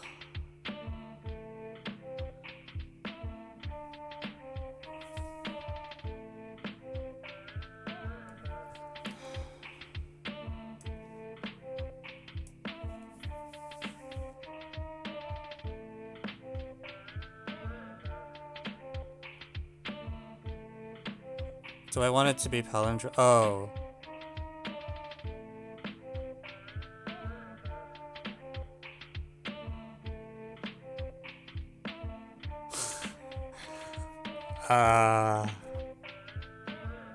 I see. You do the same thing in Y. So you switch the roles of X and Y.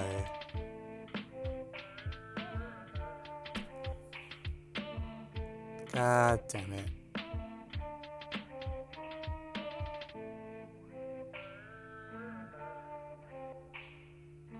I see. So you... Yeah, but it is because you fix each variable. Oh, come on. Are you shitting me? Oh, that's just rude. Alright. I wasn't gonna get that. I'm thinking...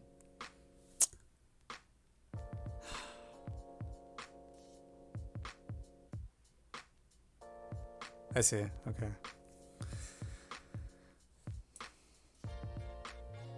So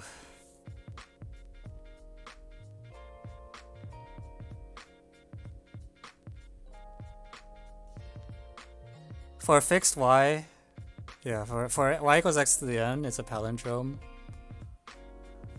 When you put y equals x to the n, you get a palindrome thing, and then when you put x equals y to the n, you get another palindrome thing. And if you don't have the divisibility, I don't think this is compatible.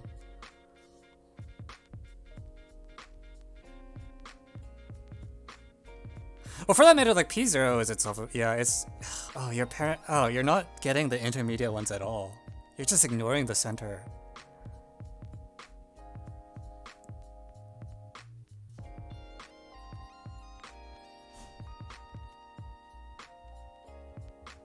Yeah. It's. How do I say it?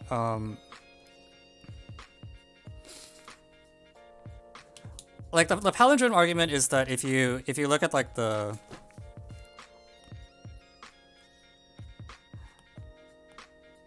here's like the bottom x and y to 0, x to the what 0, and then x to the whatever, and it's like this is a palindrome, and then we know that the top thing is some other is the same thing. Like the top row and the top two rows are the same, is what's happening. And then similarly, like, the top... Also... Oh, the bottom row is itself a palindrome, and the top row is a copy of it.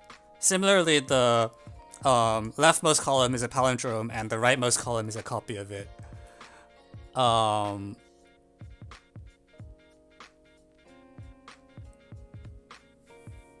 Fuck, you just ignored the center.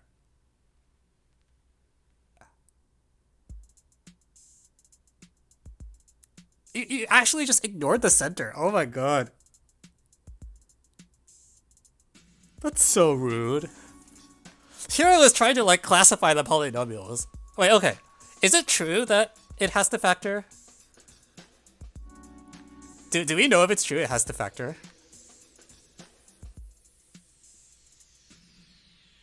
I know we don't need it because this solves the problem, but also, what the hell? Oh my god. I hate this. I'm not sure. Oh my god.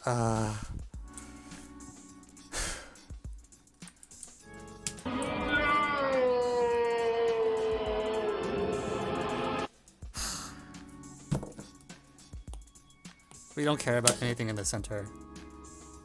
The bottom row is a palindrome, the top row is a copy. Left column is a palindrome, right column is a copy. And that's it. Oh my god.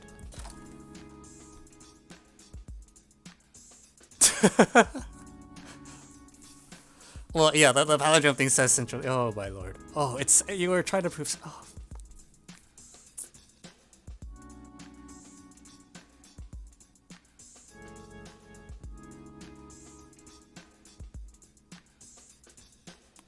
No, I don't believe you when you say if there are weird constructions that don't factor out. 1 plus xy.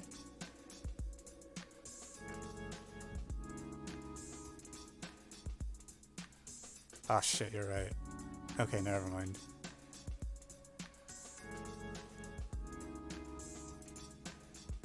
Oh, wait. Wait, oh, you guys are... Okay, why did no one... Oh, this is why nothing was working. Oh my fucking god. You guys, like, hello? Like, this is a tiling.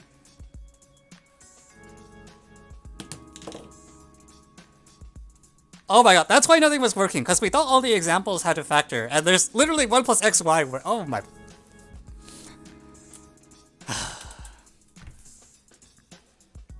That's why. We weren't supposed to try to show it factored, we just wanted centrally symmetric, and we had the palindrome idea. But we were convinced the stronger claim was true, and thus got wrecked. Okay, well, alright.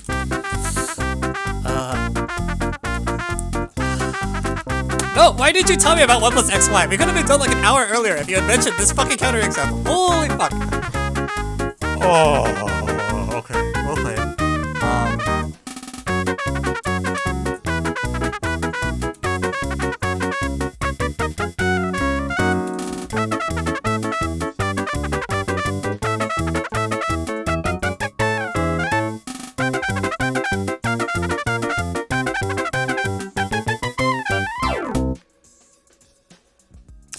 Incidentally, when I set the top rows to copy, like, okay, oh my god, it doesn't factor. I'm so stupid. I'm so upset right now.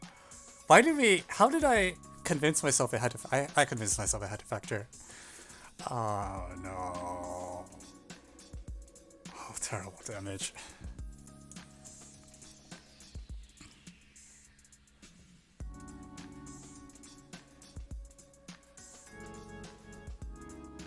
Okay, well played. I'm not writing this up. Oh god. Someone else write this up. Yeah, great problem. I hate you. I'm...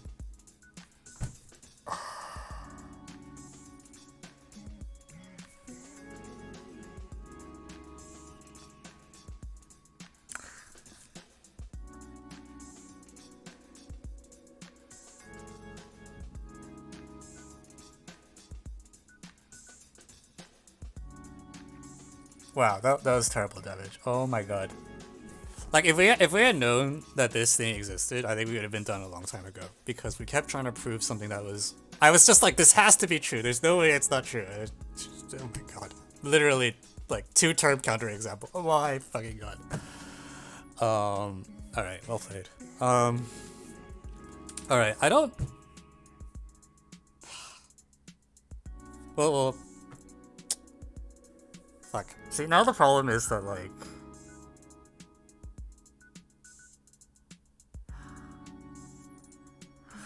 I could punt the sledding to a separate session if I want to sleep at normal human hours, but then I get fewer viewers.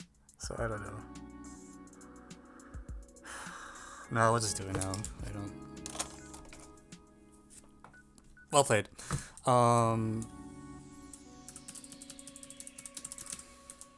God damn, 1 plus xy. This is why nothing was working that we were trying. That one, this completely not true claim that we kept fighting with for like a fucking hour. Oh my god, terrible damage.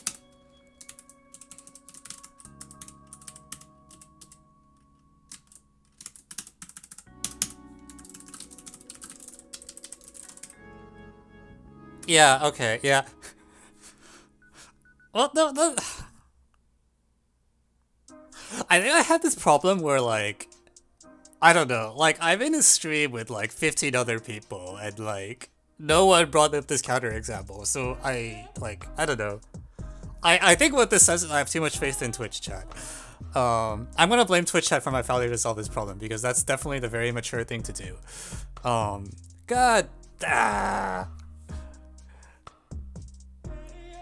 Like, we spent an hour trying to prove a statement that had a 2-term counterexample, and I just didn't notice. And oh my god.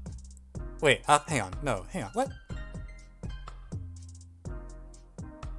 Yeah, no, it just, it's diagonal lines. Oh my god. I'm so stupid. I was just like, oh, it's no counterexample. Oh my god. Literally.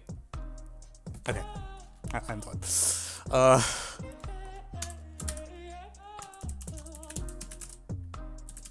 Put this on B, Gen Funk? Please, no.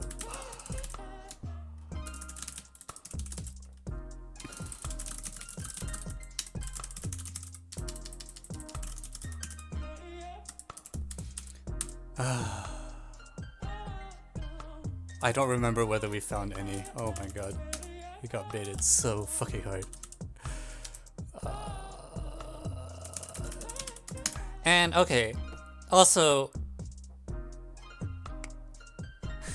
I will say, cyclotomic, I think it is cyclotomic. Like, because you're using the fact that when z is a root, so is 1 over z, you actually are using it. Like, I had this idea that it was going to be based on, well, I also thought it was going to factor, which is why I was trying to do, like, the number theory stuff so hard, and then I tried switching to the analysis stuff, but also the claim was wrong, so you're screwed no matter what was going to happen.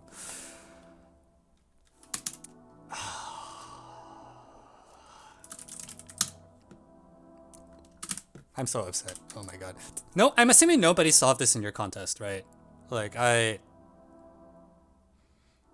think this is already the kind of argument people aren't good at, and also we just died on it with a lot of hints over it. Because the problem is that you need, like...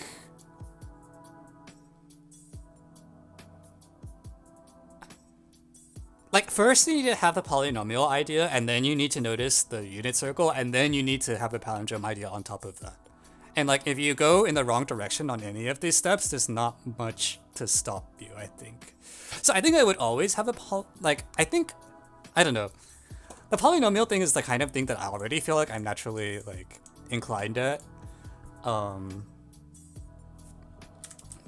Like, I was just like, yeah, and then like, okay, like, fine. But the palindrome thing, I don't...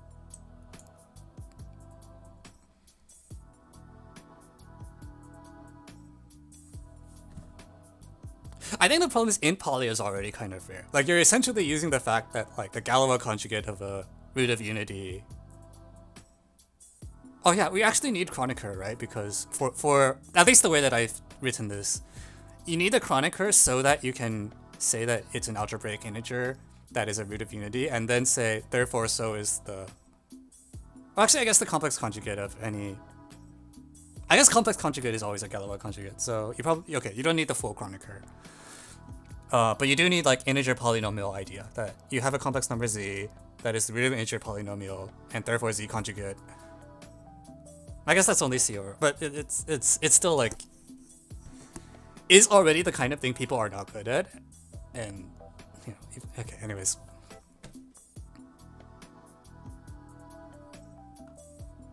I got too excited with no, you actually need every root on the yeah, okay, anyway, I'll deal with it later. Let's go starting. Okay. No, okay, and after today, I don't think I'm gonna forget Rouché's theorem, because I never remember the statement, but today, when I looked at it, I was like, oh wow, this is exactly what I want. So I don't think I'm gonna forget it anymore, even though it was completely irrelevant.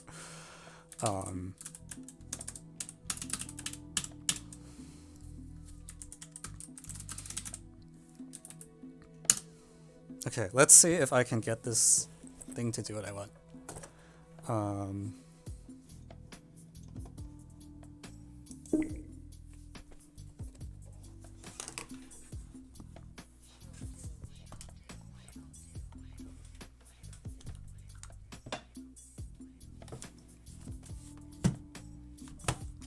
Also, I'm gonna pour myself one more cider in anticipation of sledding. So, BRB.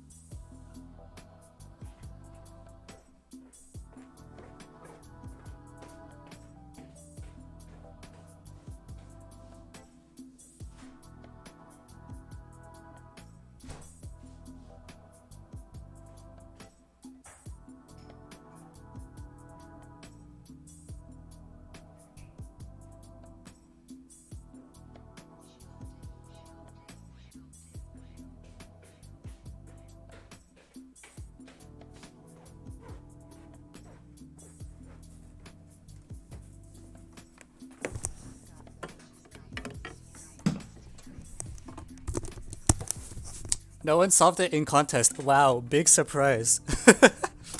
Yeah, I'm not surprised at all. this problem is like, I think if you put it on like a USA team selection test, there's a good chance no one would solve it. I think it's like plausible that someone would solve. It's not like unsuitable, but it would be like, it's pretty hard. Like, you need at least 3 ideas in areas that people tend to already be bad at. Yeah, I don't know. I'm just mad because like if you had told me the problem was to prove it was essentially symmetric, I think we would have finished like an hour ago. And the problem was that I kept thinking that you were supposed to prove a stronger claim, and so only using methods that would work on the stronger claim. That turned out to be false because no one told me 1 plus xy just works. So. Anyways, also I forgot to do the YouTube outro, but whatever, it's fine. We'll deal with it. Let's see if I can get this to work. Yeah.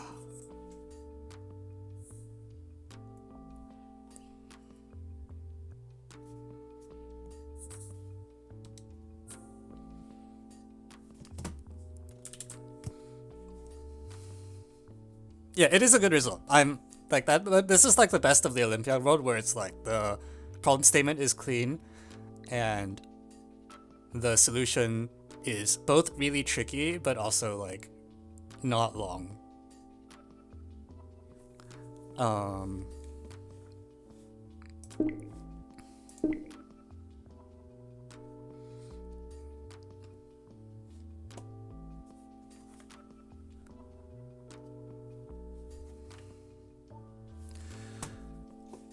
All right, let's see.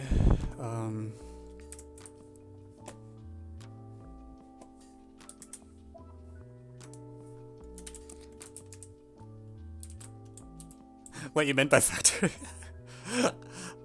Well, I mean, it's not just you. Like, literally no one else who is watching this stream, apparently.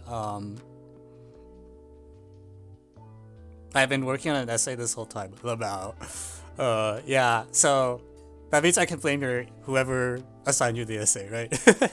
No, but no one else on the entire stream pointed out that 1 plus xy works, and I was just like, come on. Like, oh god, you can't, like, okay, like, but also, I think if you don't realize that 1 plus xy does works, then you deserve to not solve the problem. Like, yeah, that's not forgivable. Like, you need to test your conjectures a little more closely than that. Like, you can't miss a 2-term counterexample and then not notice and then complain after you spent 2 hours trying to, not 2 hours, like 1 hour trying to prove a thing that was like, literally the first counterexample is just sitting there. It's sort of like, yeah, like, I don't know. Like, it's the same way I don't feel sorry for the people who, like, try to prove that phi of n is at least 10 over 3. Because it's just so obviously wrong that's, like, you need to have a little less faith in your conjectures if you thought that was true. Alright. We're going sledding. Wait,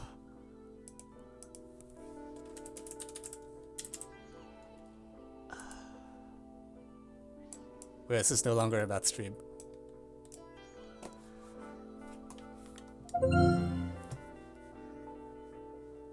Oh, I can turn off the pretzel rocks too now because we should have gave music.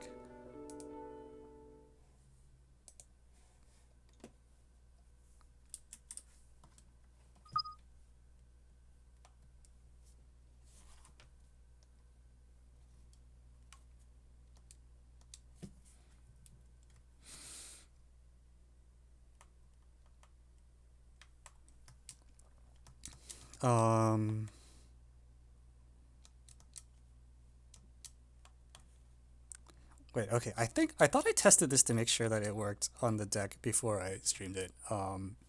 But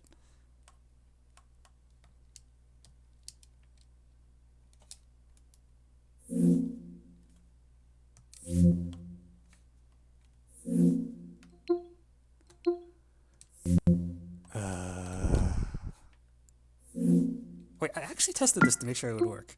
Okay, wait.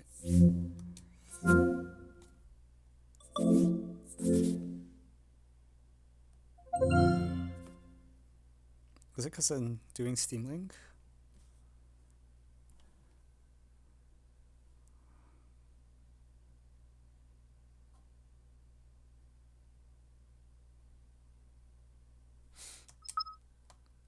Oh, there we go. All right, let me redo the intro. No, yeah, when you have really good problems for the Olympiad, you should save them for a real contest. I think is what I learned. Like, I also, when I was in high school, I wrote an inequality I was really happy with. Actually, it was the 88 B to the BC to the C one. And if I could go back, I would definitely tell myself, like, oh, you should definitely save that for, like, you know, something with more visibility. Because it was just like, but also it would have been hard. I guess, like, by the time I graduated, three variable inequalities were, like, kind of out of fashion. But,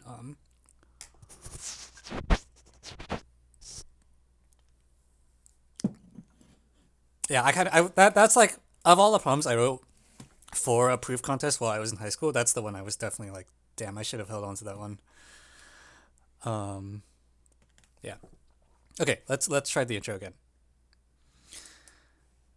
Okay. Merry Christmas, everyone. So, this is a new game from Bonus Publishing called Sledders. I have no idea what I'm getting myself into, which is sort of the point. And let's see if I know how to. Okay, so probably the first thing I should do is learn what the controls are. Let's see. Map move, map toggle.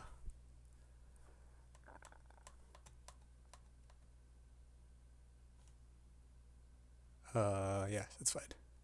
Is there a way I can get the escape thingy to not show on the screen?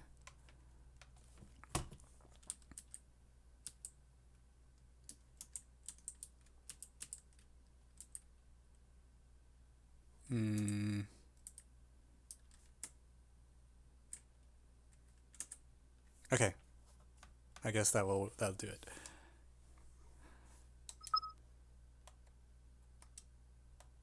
All right, let's find out.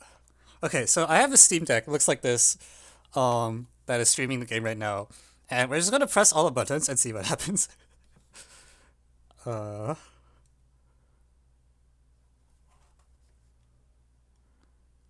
there we go. Okay.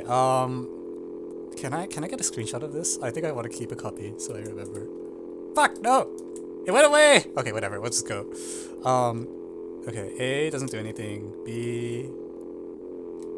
I don't know what that did. Joystick. Lean. Okay, this seems to let me lean.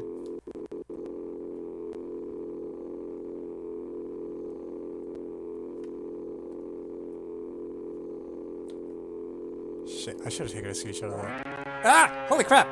Okay, we're going! Oh, crap. No, no, no, no, no, no, no!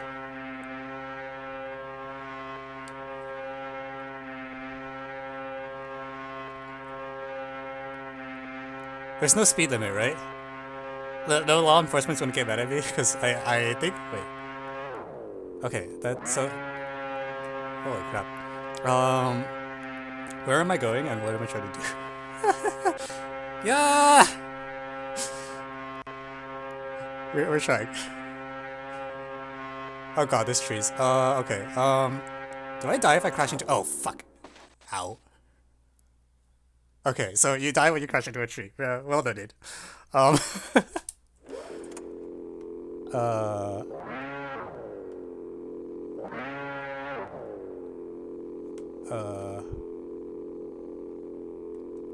Okay. Okay.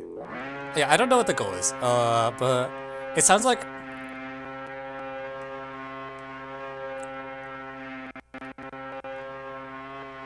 So far, I figured out that I can kind of lean left and right, and also if I press R, the thing goes faster. And if I release R, it slows down. I haven't figured out what any of the other buttons do. But, well, we'll get there. Spawn point, oh. Okay, so X is a save point, I think? Cool. Ah, freaking.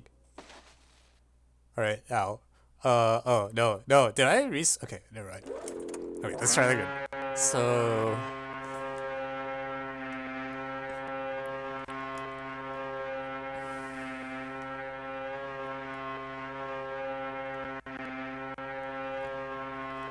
Alright.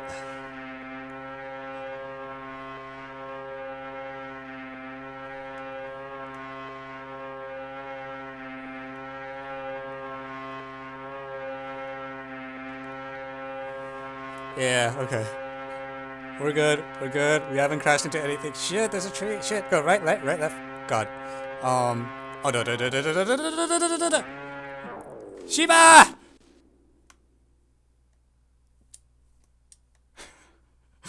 I'm glad this is a video game and not real life.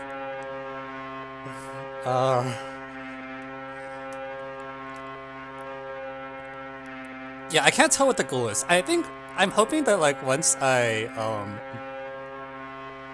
get somewhere. Okay, when I hold L, oh my god, what the frick is? Ow. I haven't figured out what the L button does yet, but we'll find out.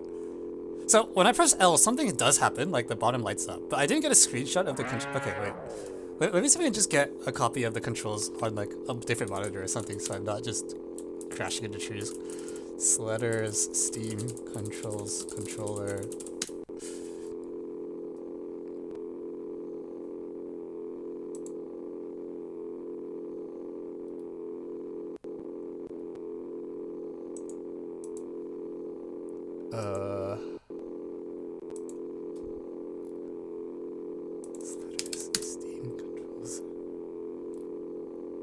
Yeah, fortunately, I don't know if this game has been out long enough for there to be like...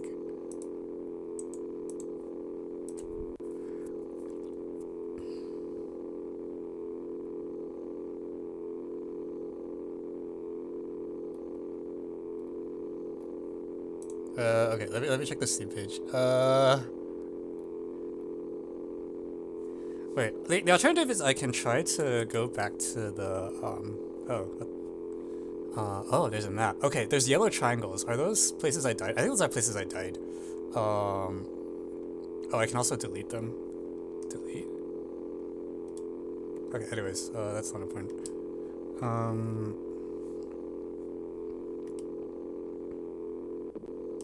Okay, so B just lets me respawn.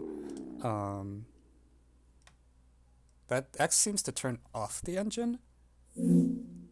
Oh, okay, that's the settings button.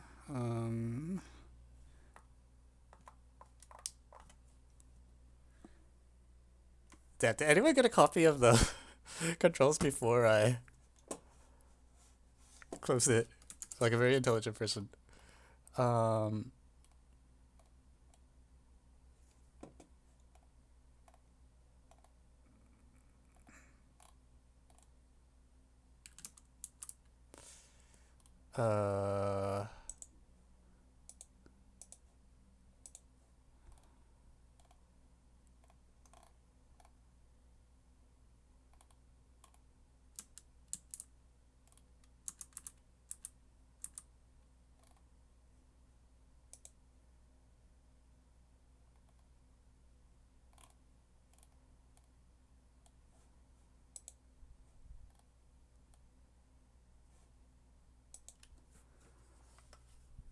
Okay, whatever, we'll just drive. It's fine.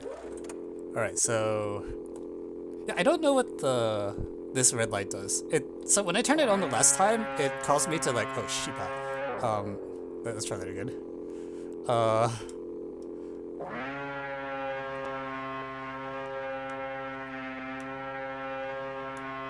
Oh my god, back! We're really good at this.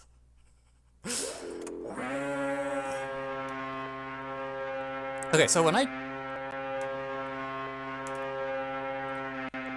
I can't... It's causing me to swerve more, I think, which is probably not a good thing given my ability to control this so far.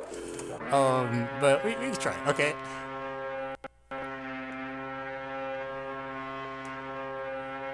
Okay, steer away from the trees, away from the trees. Yeah, alright.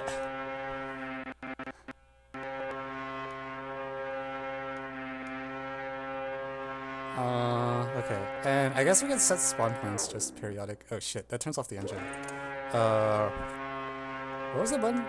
Okay, Y is spawn point. Okay. Need to not crash into that tree. Or that one. Shiba. Alright, we made it, slow down a little, Oh my god, there's so many trees. No, don't fall over! How do I get up if I fall over? Can I?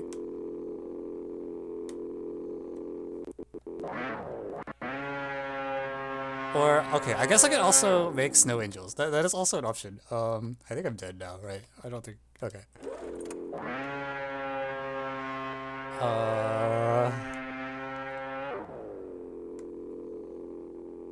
Yeah.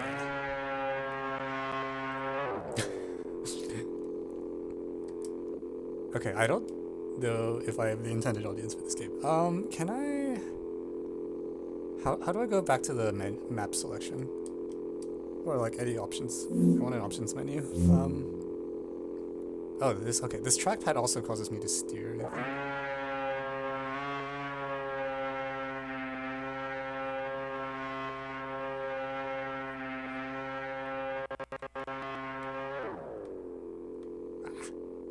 Ow.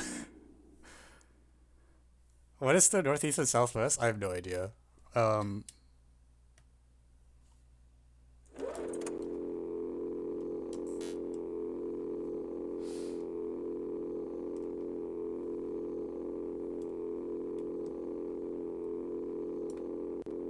Oh, I see. So on the map, I can go to my spawn points. Okay, let's go.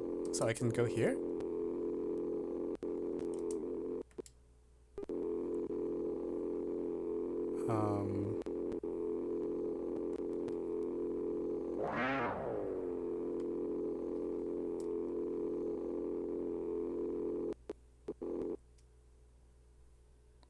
Thunk.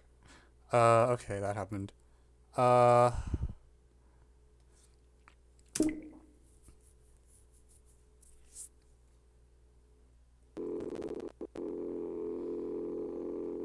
Alright, let's go.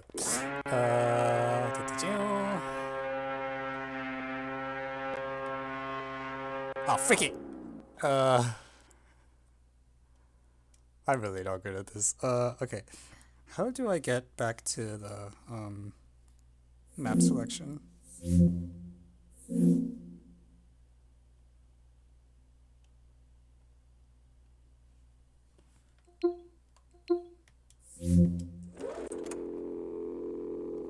Is there any...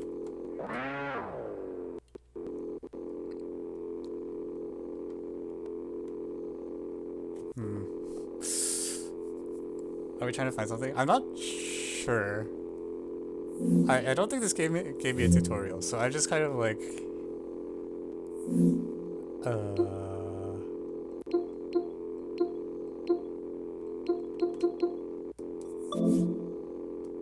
I want to just restart that might be easier than...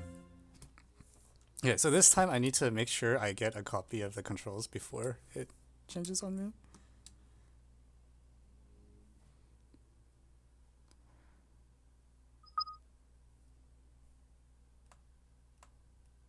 Oh, I can also change my... Oh, guys, what? What color do y'all like?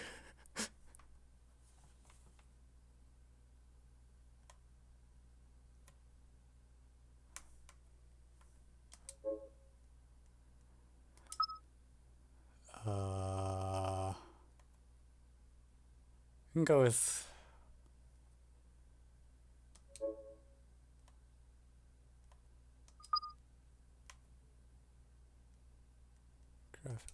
Okay, okay.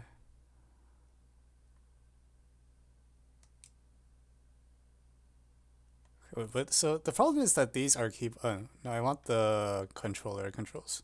This is keyboard and mouse, which is not what I'm using.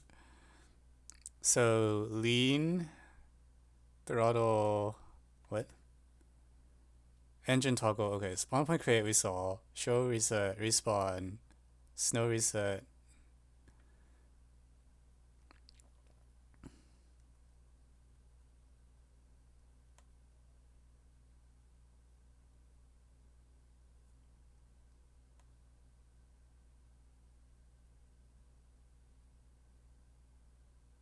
Map move.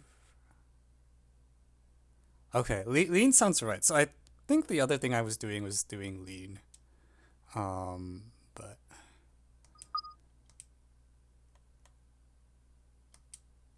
okay, let's just jump in. Okay, let's see.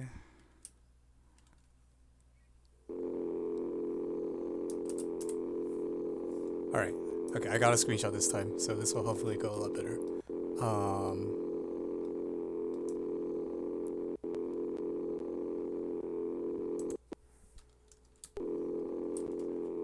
Sled.png.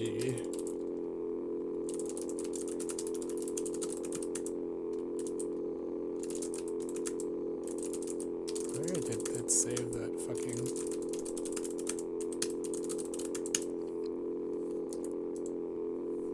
Okay, lovely.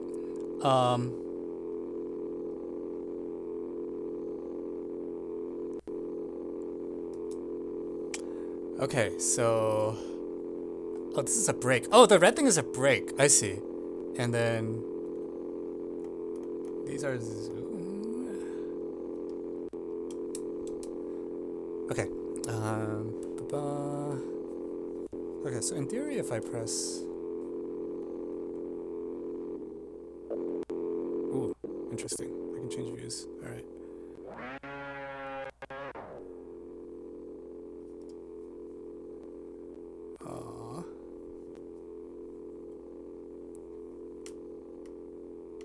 Okay, this is definitely steer. Alright, cool. I can steer. Oh my god. Ah! Dude, I haven't even started yet. I already fell over. I must say... Not the career for me. I'm glad this is... Okay. Oh, the snow is very deep. Holy shit. Oh. I can't even move. Oh my god. Okay, How do I get myself out of this?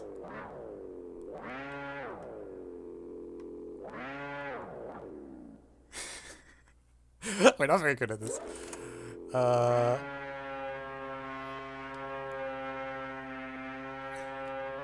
Can I reset the map or something?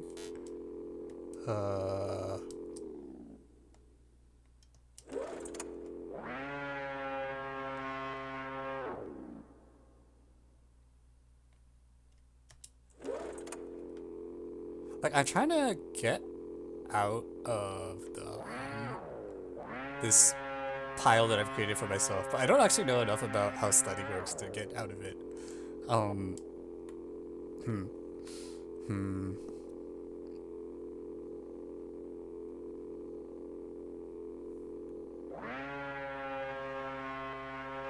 Alright, yeah, alright, we got out, hey! Okay, let me make a spawn point so that I don't have to get out of that hole again. And oh my fucking... Okay, I want to spawn at the place that,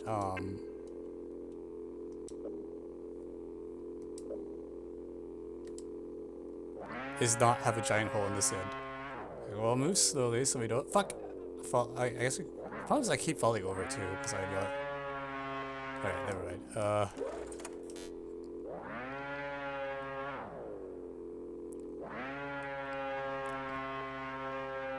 Yeah, I'm kind of just stuck in the snow, which is not great. Oh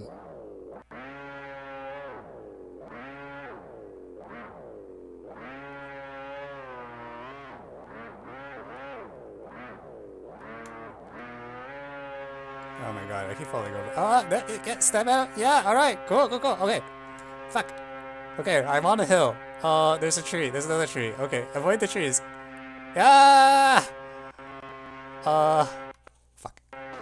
Ow.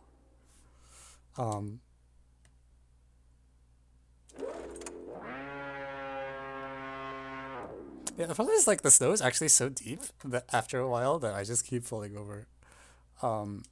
Which is not amazing. But we can keep trying to go. Ow.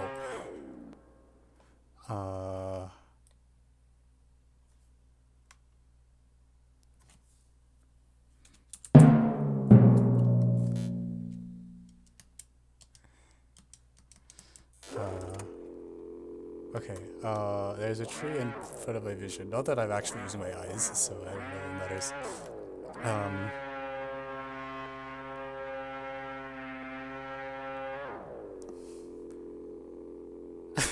Yeah, in real life we just die. Yeah, I agree. Let's spawn somewhere else. Maybe I should go back to the first map that I played.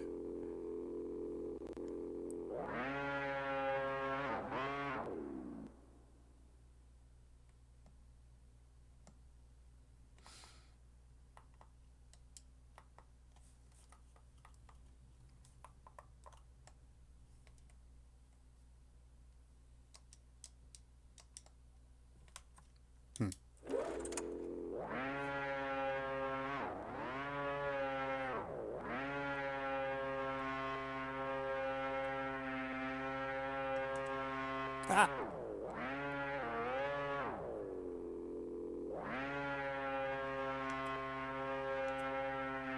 Okay, okay, yeah, so I think there's two steering mechanisms. Like, there's both like a lean and like an actually steer. And they don't seem to do quite the same thing, but I don't actually really know enough about what's going on to tell the difference. But the animation is different, so I'm assuming the action on you is different as well. Oh my god. Alright, ooh.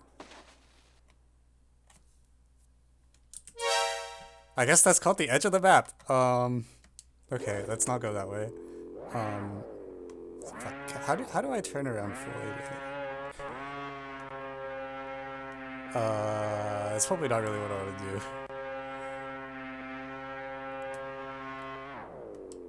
Let's try that again. Okay, so I want to go that way. So I'm gonna turn the steer, and then no, try again.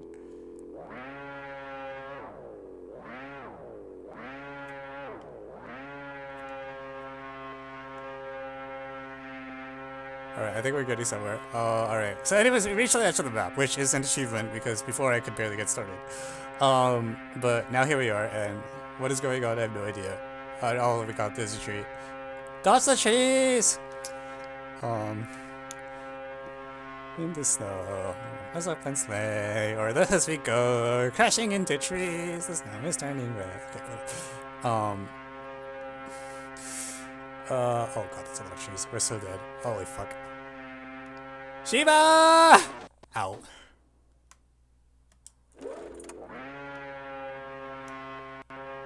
Nope.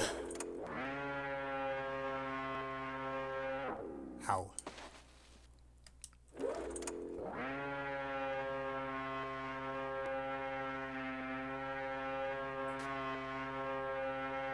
Oh my god. Oh god. Ah! It's a valley!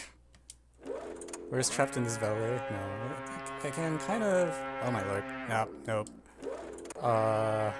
Go that way. Go that way. No, no, no, no, no, no, no.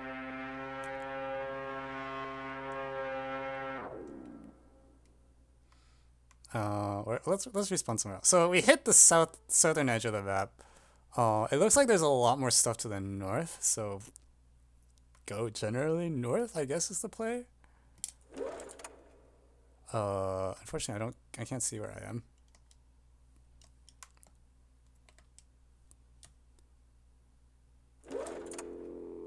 Also, this is not bode well.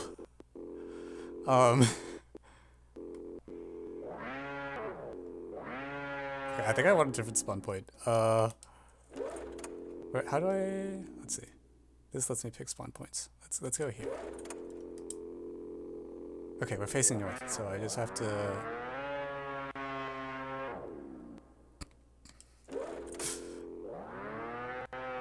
The level of incompetence. Okay, so let's go north. We're trying to go north. Maybe. So... Fuck!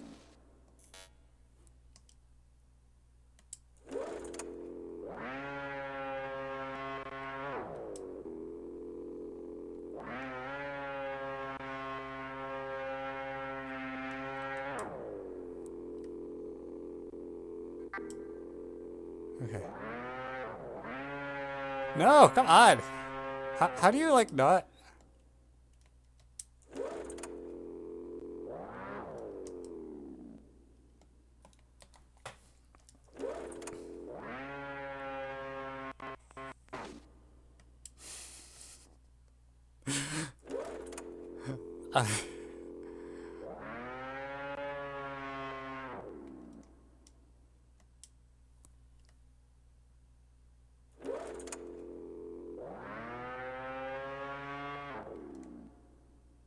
Okay, I might have to like read a guide or something before I attempt this again because I really not know what I'm doing. Oh my gosh.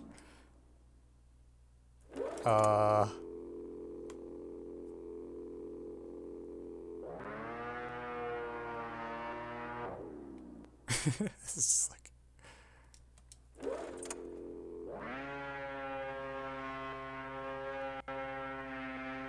Ow. Hmm.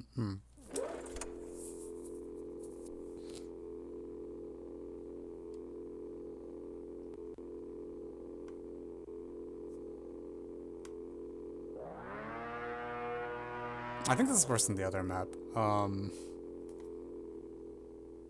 wow, I can zoom in and out.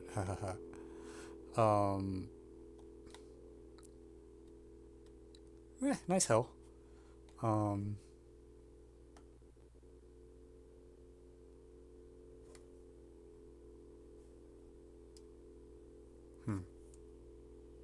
Okay, is there a way I can... We're in Idaho, apparently? Is there a way I can go to wherever the other... Like, I actually can't figure out how to, go back to the start menu, short of, like, exiting the game altogether. Oh, okay, the escape key does it. Yeah, let's go back to... Okay, cool. Let me try the other map that is, like, a little... Because I get the feeling the other map, the woodland we started in, was easier to navigate.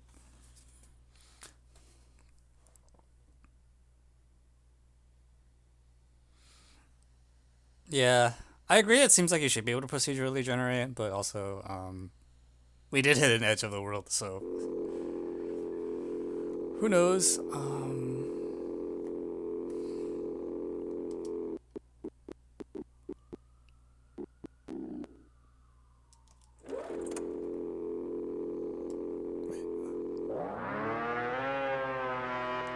Alright, yeah, this feels a little more forgiving. I think all the snow in the third map that we played was super deep, and it was just like, oh shit. Ah, Shiba! Ow. Dashing through the snow on a broken something thing. O'er the hills we go, crashing into trees. I feel like I'm not doing this right.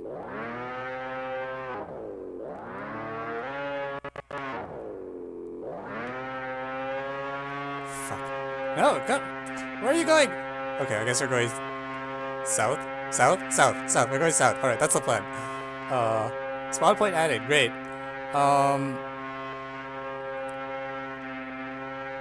Things are going south! Yeah! Oh, oh my god. Ah!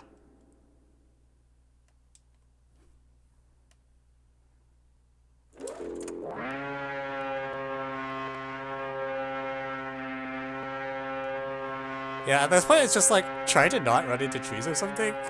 Oh, yeah, however many 100 kilometers per hour. I don't know what the brakes are for yet. Like if I want to slow down or something, is that... I guess that's what brakes are for. But okay, there's no trees for a while, so we can just keep going. Hey!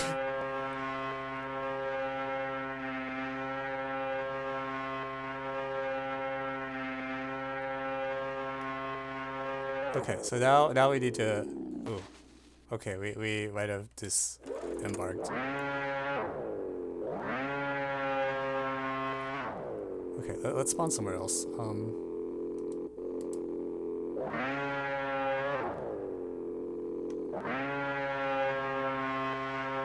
my god, yes, no! Yeah, okay, cool, we're alive. We're alive! For now.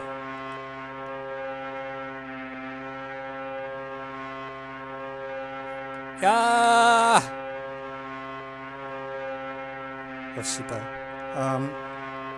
Oh my god. Oh, I think, fuck. Okay, wait. Yeah.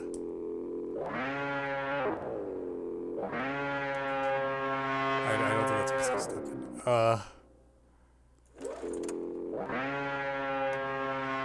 Like, I'm trying to go north, but I'm so bad at steering that it's kind of like... I'm kind of at the mercy of whichever direction we've spotted. Oh my lord. Holy shit. Cliff. Ow.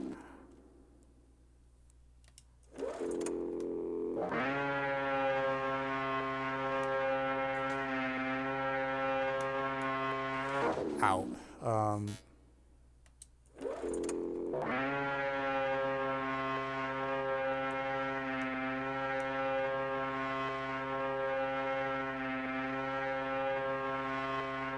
Okay, so unfortunately there's like 10 million trees here, so we're gonna crash sooner or later. So I need a... Let me actually look at the map. I'm gonna try to respawn here and see if I can manage to go somewhere that isn't just filled with trees.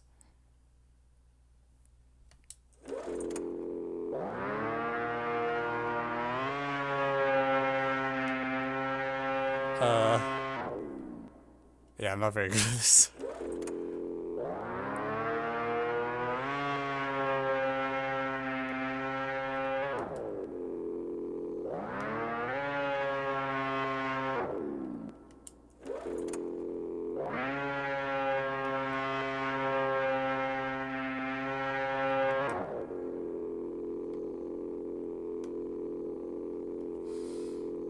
Let me try a different spawn point.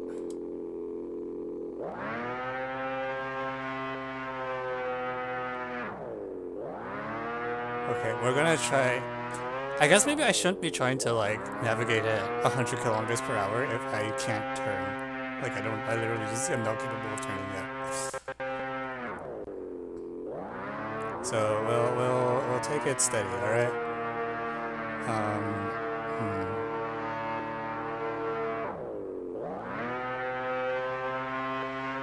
Holy shit!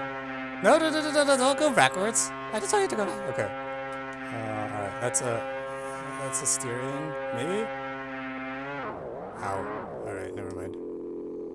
Actually, no, I'm not dead yet. I think I'm dead. Oh no, okay, we got it back up! Yeah! Alright. We're back in business! And there are trees. Shit. Okay, we dodged the trees. We dodged more trees. Yeah! We got this! Fuck. Holy shit. Ow.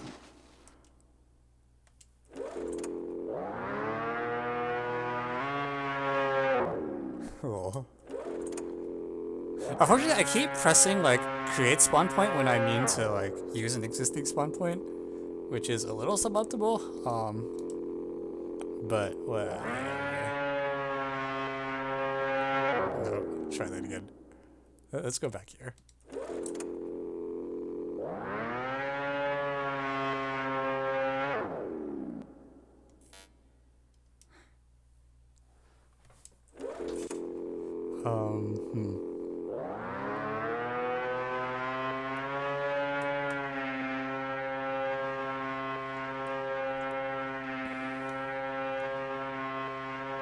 Okay. I feel like once it's like moving steady, then you have to just not crash into trees and also probably not flip off cliffs like that. I probably should slow down when there's a cliff, but I can't. I'm not very good at this, so.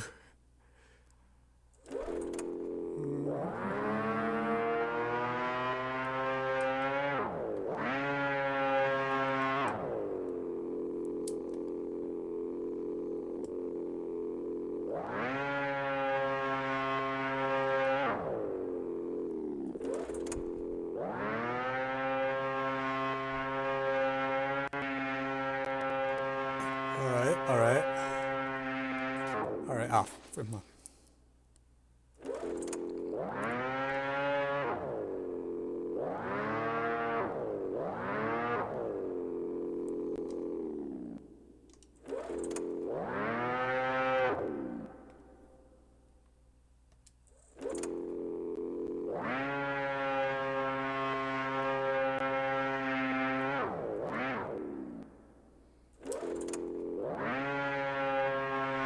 I think this one point is not in a good shape right now. Let's go back to here.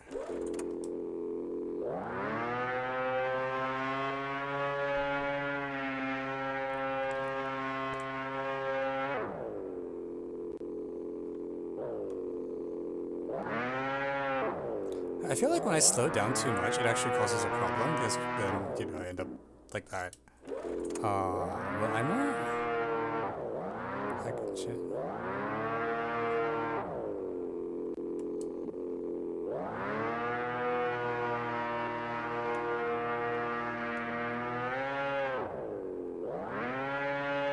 I'm going west now. I was trying to go north. Let's see if I can manage to steer this fucking north. Okay. I keep like managing to like flip somehow. Like if I'm in a last chance. Go! Fuck.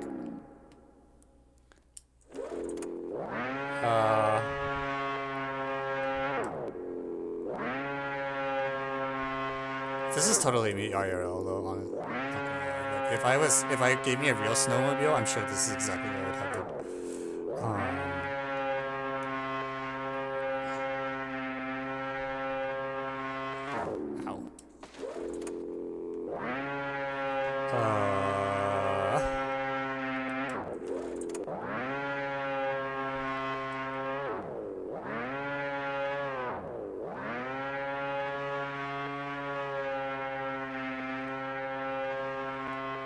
Okay.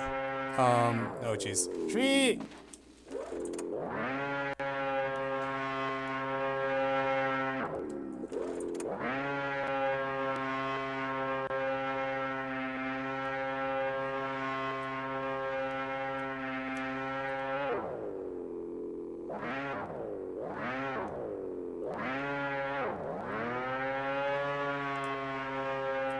Okay, alright, alright.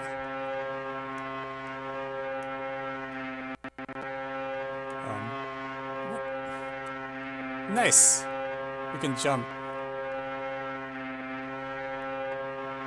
Oh, Shiba.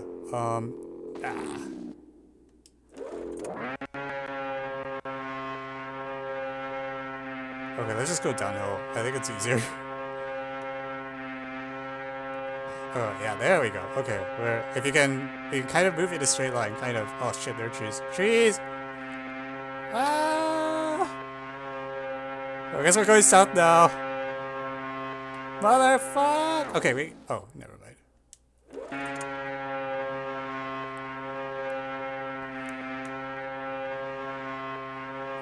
Okay.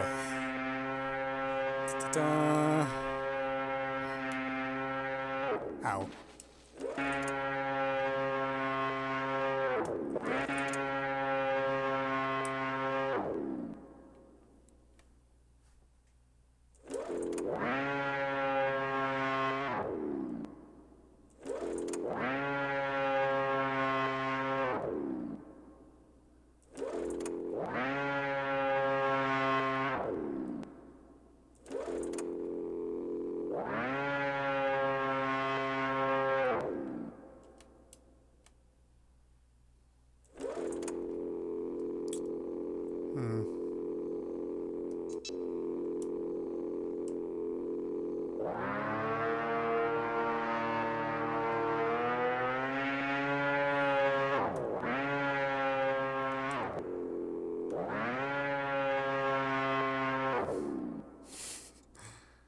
I'm really good at this.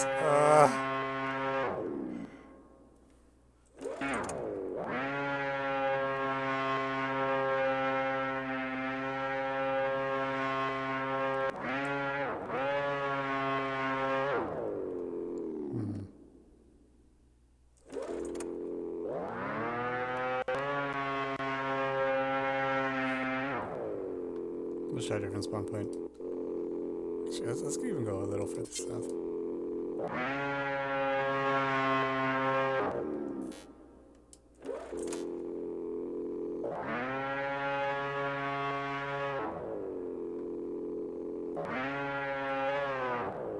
Okay, we slid back up. We're on. Okay, we're moving. Fuck.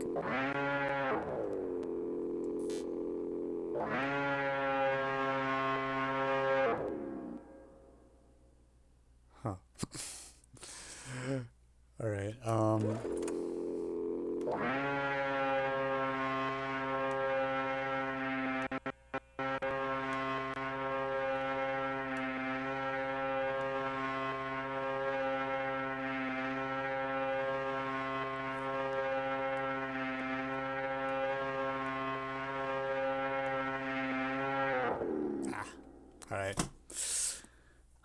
Alright, this is gonna take some work. but a lot of snow.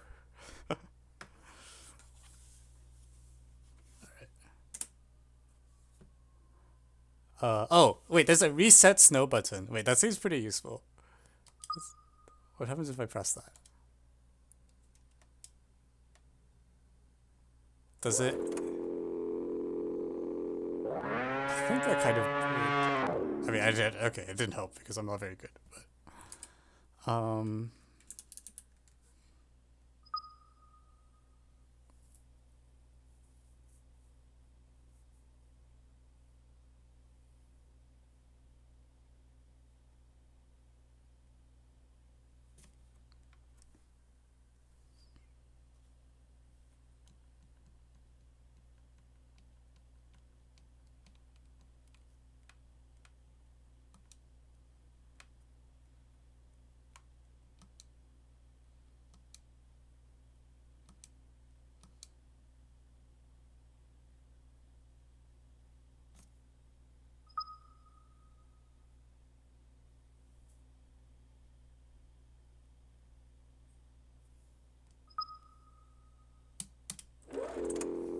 Oh wow, I have a compass at the top now.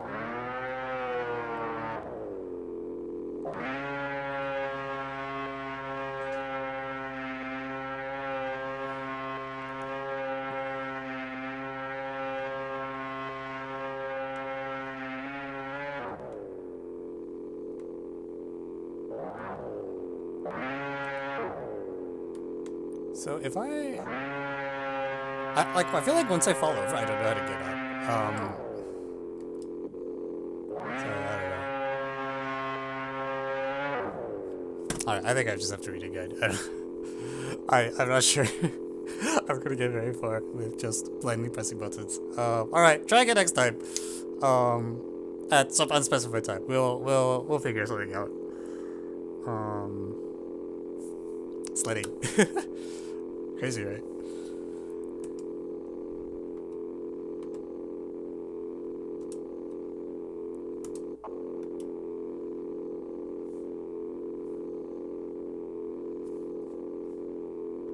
Alright. Let's go back to the garage.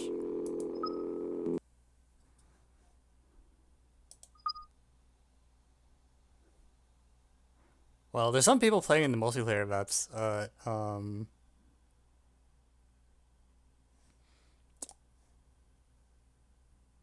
not sure what that entails, honestly.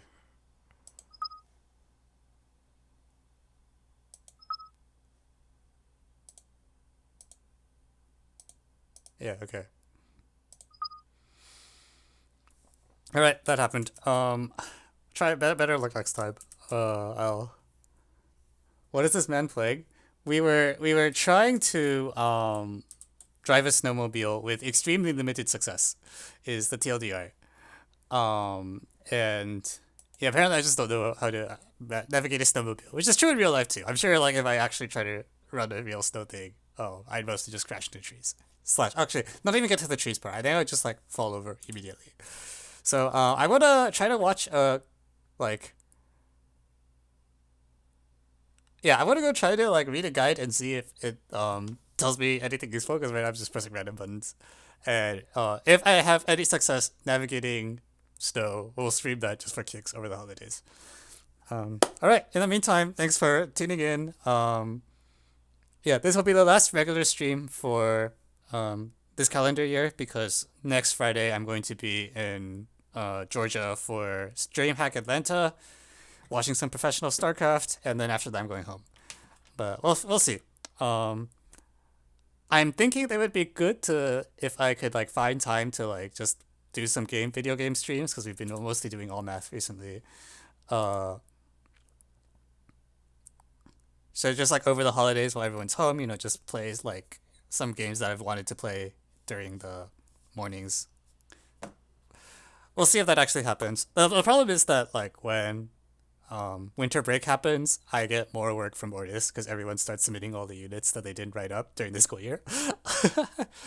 But we'll see. And if I have game streams scheduled, I'll announce those in the Discord. All right, thank you everyone for tuning in. See you next time, year. We'll find out. Yeah. All right.